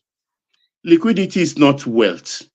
It's riches, and it's temporary because it can evaporate. Those who have 1 billion naira in their account 2 years ago, how many dollars is that billion today? No, I think what they fixated on is the act of buying and selling. And this is just It's nothing. We've been there. Or what about industrialists that you don't even know? Many Yorubas are industrialists that if we started calling their names, you'll be amazed what kind of the type of company they control, group of companies. So look at Honeywell Nigeria now. Look at Obo Fudeco. And there's just Bode Akindele from Malaysia that have that trophy. These are people that own a lot of companies. They are industrialists, but they will never make noise. When you say Bode Akindele is just standard breweries. He owns Umaco, one of the biggest shipping company. He owns Obela, our fishing factory. He owns Niger Match. Okay, the one that owns Trophy, that's manufacturing Trophy. No, yes. Standard beer, standard breweries. Standard breweries, the one that manufactures, they are the one producing Trophy. Club beer. That's what Chief Akindele does. Club beer. Standard breweries. There was a time somebody released a video and he said he made mention of top 50 people in Lagos, industrialists in Lagos. I think there was only 2 Igbo that he mentioned in that list. I don't even know where this competition is coming from. Their issue is I'm better than you, you are better than me. I don't know where it's coming from. No, I think it's from a place of frustration. They are my people till tomorrow, no doubt about that. I won't deny them, but they should just stop this Yoruba hates them. It's very irritating. Baba, they always see, you have to know one thing. Igbo, they always see Yoruba as their competitor. This is somebody we must not lose to. When they lost that election, And that is why they came up with the idea of it was rigged, it was that. And then when they go home, when they went to during December, they started showcasing their mansion all over the world. And we are the richest in Nigeria. We are the one that control all the other regions in Nigeria. It's just a way to make themselves happy. And people like me just laugh because I just laugh. That's it. Okay, fine. Bless you. Because when the chips are down, when we take pen to paper, it's a different thing, arithmetic that will come out. You know, there was a time that they were demolishing houses in Lagos because of the canal and everything. And they were complaining against Sanwo-Olu Yoruba. At that particular moment, Enugu State Governor is also demolishing houses in Enugu, especially those ones that build mansion. He was demolishing their house, but they will not let you know. There's one guy put the video on YouTube and TikTok, but you never hear such a story. No, but all that lies have been debunked because the what we said is like, okay, bring your paper. If you have C of O, everything is approved, you will get compensated.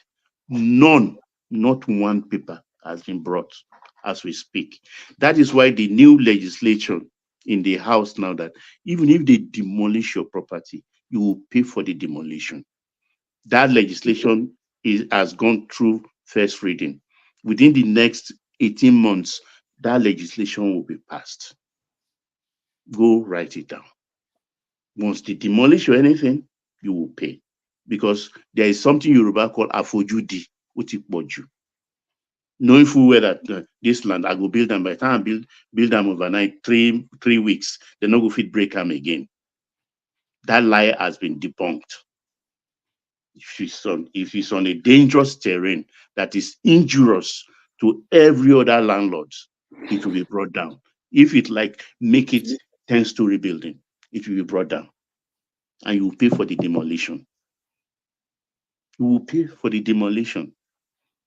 Because we need to harness everything well. You can't be developing your state. The people who talk about slum, there is slum all over the world. India that has gone to the moon today, they have more slums than Nigeria. But they've gone to the moon today. One of the richest countries, technologically, in terms of naira, rupee and dollar, they are one of the richest. Or you want to say a country that has gone to the moon that doesn't know what they are doing. They have more slum, 10 times more slum than we have in Nigeria. So development and slum, everything, go side by side. Go side by side. So I don't know, they should just stop it because I just want all of us to be in peace. And the day we say, okay, we don't want, everybody wants to go their own way. To your tent to Israel, peacefully. Peacefully, we signed on to Nigeria in 1914. Peacefully, we disperse when the time comes and it's ripe. Nobody's trying to oppress one another, anything. Election has come and gone. Wait, if you think you were cheated in this one, I felt I was cheated in 1979 too, but I overcame it. Actually, that election is one of the best elections in Nigeria after the one of Abiola, because it clearly showed that if you have a case, you can prove it at court of law. This is where I'm being changed. Before the actual result is come out, everybody have a copy in their hand, and nobody raised an eyebrow. And the candidate also went to court to challenge the result. And they have opportunity to say, okay, in this state, this is my vote. And this is what my agent brought. Why is it different? Look at that woman from Benue State. It went to the court with all the documents and clearly showed that she's the winner. No, it's Kogi now. It's Kogi. It's Kogi, not Benue. Yeah. So this is not about hatred. It's an election. And when the result come out, you can either win or you lose. If you lose this time around, you can win next time. Even Remy, if you look at the Yoruba we speak, Remy, most of it, at least maybe less than 5% of it, is Hausa language that is in it. When you talk of Alafia, when you talk of a lot of things, they are Hausa language. Baba, and I've never had Hausa one day tell me Yoruba when we were in secondary school. And I think we are They very call it Ayaluede. They call it Ayaluede. Ayaluede. That is what Karambani, all those they things, taught us they in are Yoruba. Hausa words. And we Alafia use and it freely. Barika. Alafia That's and Syria. Barika. Syria is Sharia. Sharia, And a host of things like that. So I can say there is closeness, but I've never had them one day say Lagos is no man's land. I've never had any Hausa man say it. And No, they will never. we've intermarried with Hausas. They will never see that. And Baba, when you look at the result of the election, we are Yorubas, and even Lagos State that Tinubu came for, he lost, and heaven did not fall. He even lost in Osun to Atiku. Are they not the same set of Yoruba that vote for another candidate? Let's say that can happen in their side. What would they say? They will say the federal government used their might. If Obi have lost Anambra today and in one other places, what will happen? They will say something. This is just an election. If Obi just try once, what do you want people like Buhari or Atiku to do? Atiku have been trying for more than 6 times. That's right. That's right. 6 times, for God's sake. That's right. 6 times. Buhari started trying for 3 or 4 times before eventually he won. So what's the big deal about it? So if you lose, you can go back home, re-strategize. Maybe later Nigeria will see you as a better candidate. But if you want to burn the roof down, at the end of the day, look at what people are saying now. People are in the Yoruba and they say, they made a mistake of voting for you. Do you think you get the same vote in 2027? That is a capital no. Because you have shown your hand.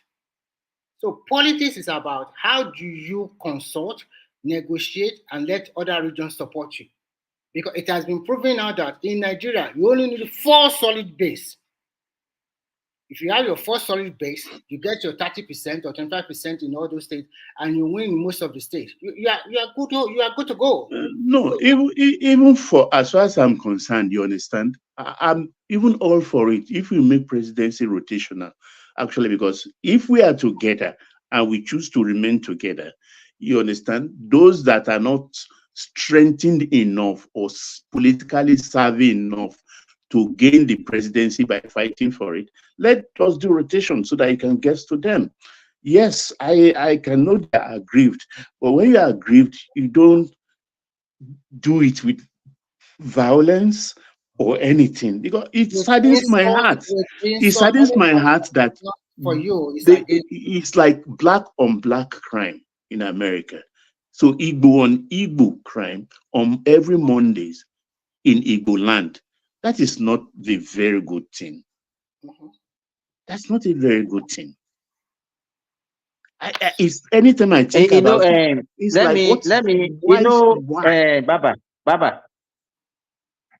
Baba.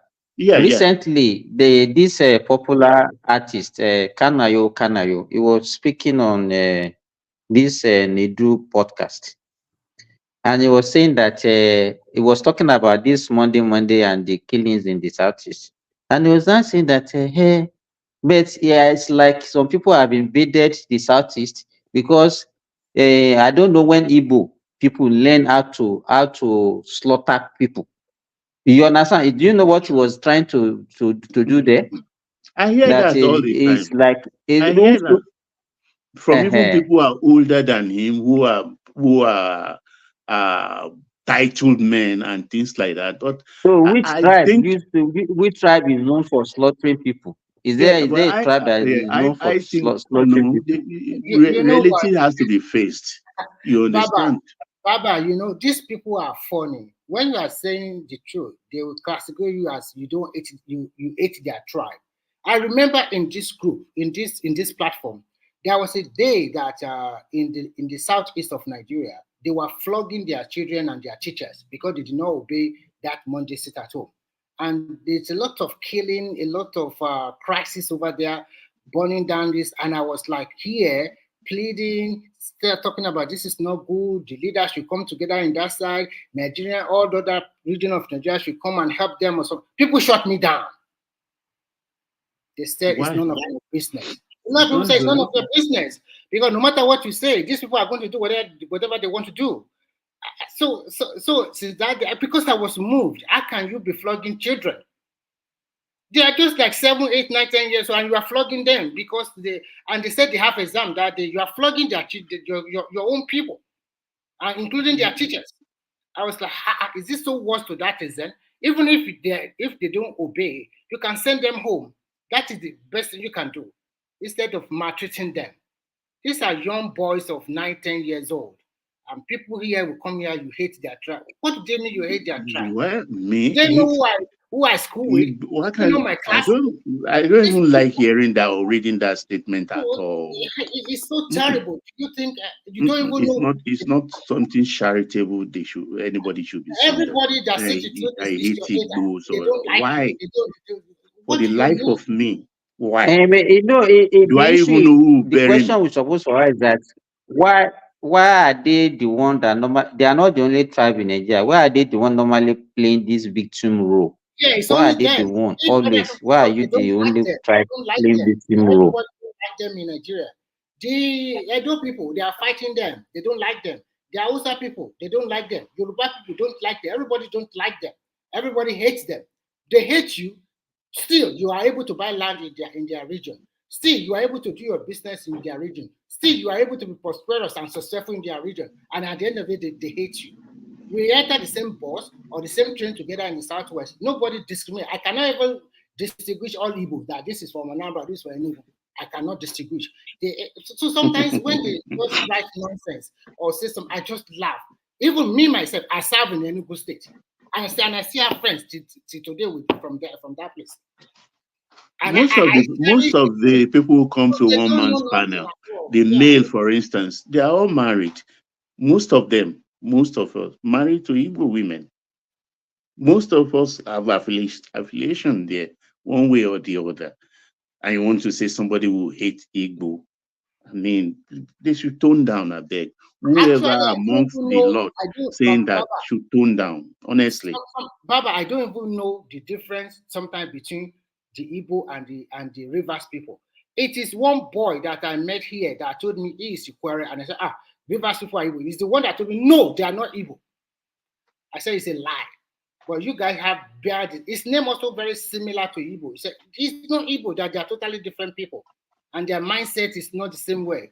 So sometimes if you meet the right people that come from that area, they will tell you the truth. So I cannot force the guy to say, okay, you are Igbo. It's the one that continue to lecture me. These are the differences, which I don't want to share here. Okay. So they know the truth. So, but sometimes when they write, like here in this comment, they will just be writing rubbish unnecessary. And when they give them the link, come to the platform, go and see your own, they won't want to come. I classify this kind of people as little men. If you cannot, we are not different, I don't have two heads. One man will send link to them. Come and join the platform. You won't want to come. And what you can do is just to continue to write nonsense and rubbish, which you cannot substantiate. Why not join the people in the platform and go and say your own little part if you are man enough? I hate men that hide under this keyboard and write nonsense. My people from the East. It's one day. I think there are two things there. You understand? The mental siege of the war, which was something so unfortunate that happened to the Nigerian space. But over 50 years, it's time to move on. It's time to move on. Honestly, They because will be castigating you that you are a liar. How many Yorubas? How many South people? How many Hausa people can they buy land in your own area? How many of them can they be prosperous or successful in your own region? Now compare it with you guys going to Kaduna, Sokoto, Kano, Ibadan, Lagos, Abeokuta, Ondo, Akure. They gave you, they help you. You bought land. You erect your building. Your children will go to the same school as the local people. They have been magnificent enough to welcome you wholeheartedly, and then you will continue to rub it on their face, and they still go about and just still manage you guys. It's unfair to them also. It's not about I'm hating you, I don't hate you. If you are writing nonsense, come to this platform and let's trash it out instead of hiding under the little typewriter they're writing nonsense every time, every day. It's a big tragedy, but I'm just happy anytime I remember when those I grew up with started coming back after the war and everybody got their things back. Everybody got those at times who spew bile and say they tease us. Look, show me one property an Igbo man lost in the southwest. Yoruba But Baba, let us Nobody. reverse this thing. Let us reverse it. Can they do the same? Let us reverse it. Okay, let's say that Until it happen, I won't. the war happened in Yoruba. Even the ones that didn't go, They because can't do the same now. the Hausa people, they don't know the difference then between the Midwest Igbo and the core East Igbo. Those who couldn't go, the Asaba people, everything, when they come in midnight, they knock Agbole's doors. Open, open. If you don't open on time, they will kick it. Those as the Eka Igbos that remain, we go and hide them in the ceiling. In the ceiling, because most of them didn't go. Sorry, Baba, I want to ask you a question. During the war, did they ask them to leave, or they left? All of them left on their own volition. It was when the killing started in the north. Actually, it was the reprisal killing. It was really something else. We wouldn't want to go. I think Aja and I one think man. it was because of the 1960 coup and the counter coup of So 1960. when that thing started, All of them, yeah. they went back home Because, voluntarily. They called them and say, "Let's go back home." You yes. understand that there is a country to build there, which is No, I was Biafra. talking. Okay, those. If you decide, okay, if you are in the southwest, Baba, and you are Yeah. Igbo man, and you stay in the southwest, were they targeted, or was there anything against them that time? No, what happened is the few that stayed, that strayed in the afternoon. This is what the Hausa soldiers said, because they put them, they will say, call Toro, because there is a 3 pence, is it pentagon shaped 3 pence? Then we call it it's 3 pence, but we call it Toro. The Igbos cannot pronounce Tolo. Once they hear that Tolo, automatically you are deemed to be an Igbo man. The soldiers will arrest you and take you away. But most ones that didn't stray out in the afternoon, when they come searching, mostly they are Hausa soldiers. The Hausas, they pour them in the southwest. We hide them, already pre-arranged places in the house. That's where they go. We put them. When the soldiers have gone, we bring them down. Ababangels, you come down, they don't go, and stuff like that. So that's how they stay for that 2.5 years and So survive. the question is, does some of them, when the war starts or before the war starts, some of them already left? No, almost 95% left. No doubt about that. And when they came back, their property in the southwest are still intact. Not half was seized. Even some of them left by burying in a room. They will bury their bicycle, everything, fortune, just took a risk. So and go. They come back, they met everything. Even people are telling people that have occupied the houses that, okay, this is your landlord. Is this man, Baba Lagbaja, that's the owner, that's your landlord. And whoever is being correcting the rent, that is the caretaker. They give them back their money. Though there could be some hanky-panky, there could be some reported hanky-panky, so changing them of their rent. I cannot talk about that. But the property itself, they got their property. They came back after the war to meet their property intact, whether it's house or this or that, they met it intact. All of them. So I think, and the fallacy, one of the lies they say, I'm waiting for that debate.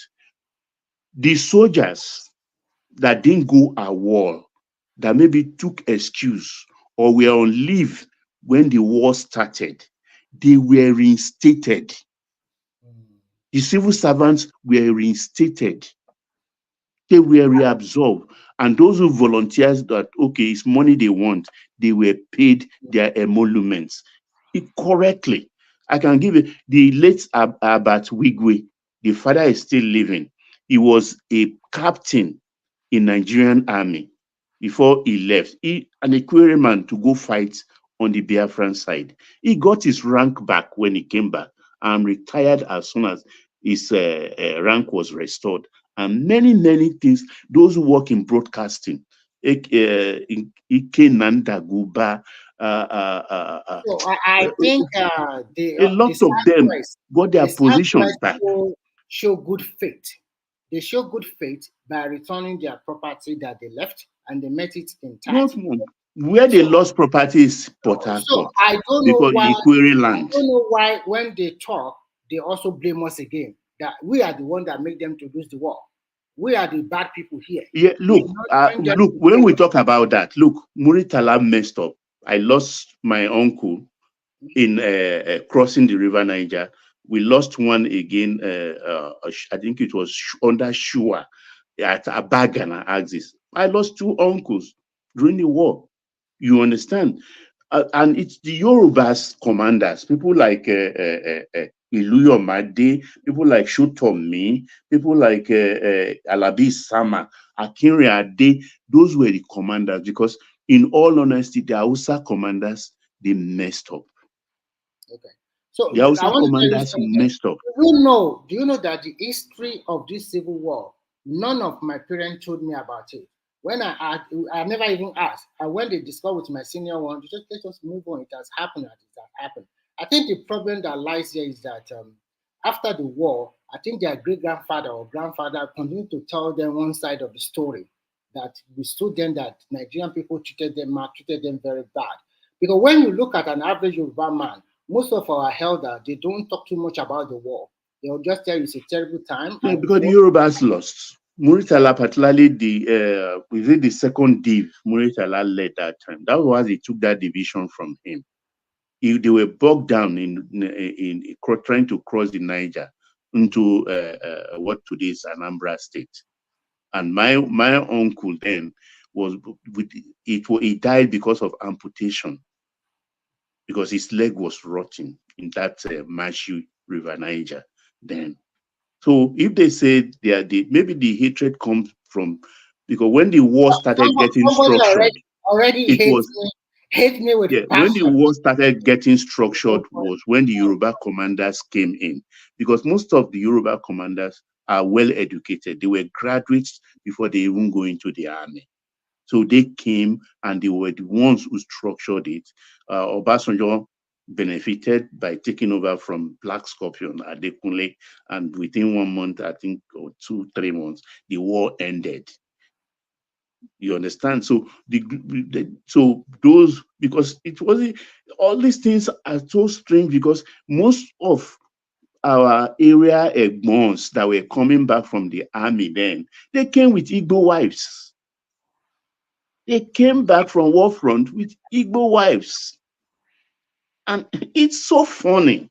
All these things I'm seeing today and everything, I don't, at times I just get so upset. I think you know that when Buhari was ruling, all those hatred, those anger were transferred to the Hausa people, including the president. And when they lost this election this time around, all those hate, all those anger, everything now is transferred to the Southwest people. Buhari was those were lieutenants during the war, Yaradua, Babangida, and everything. Most of them had carried bullet wounds till today. IBB was his buttocks and things like that. And even in those days, we were joking when IBB was still a major lieutenant. You must be running away from the war front. How can you, a whole soldier, they shot you in your buttocks and things like that? So it was fun later.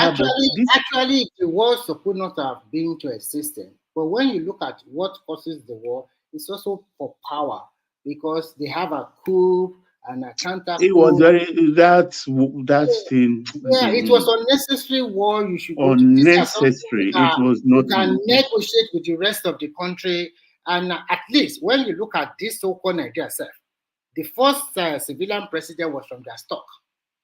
So, and when the coup came, so when you killed the other people's leader and you left your own, and then there was a counter coup, and that is when the trouble starts.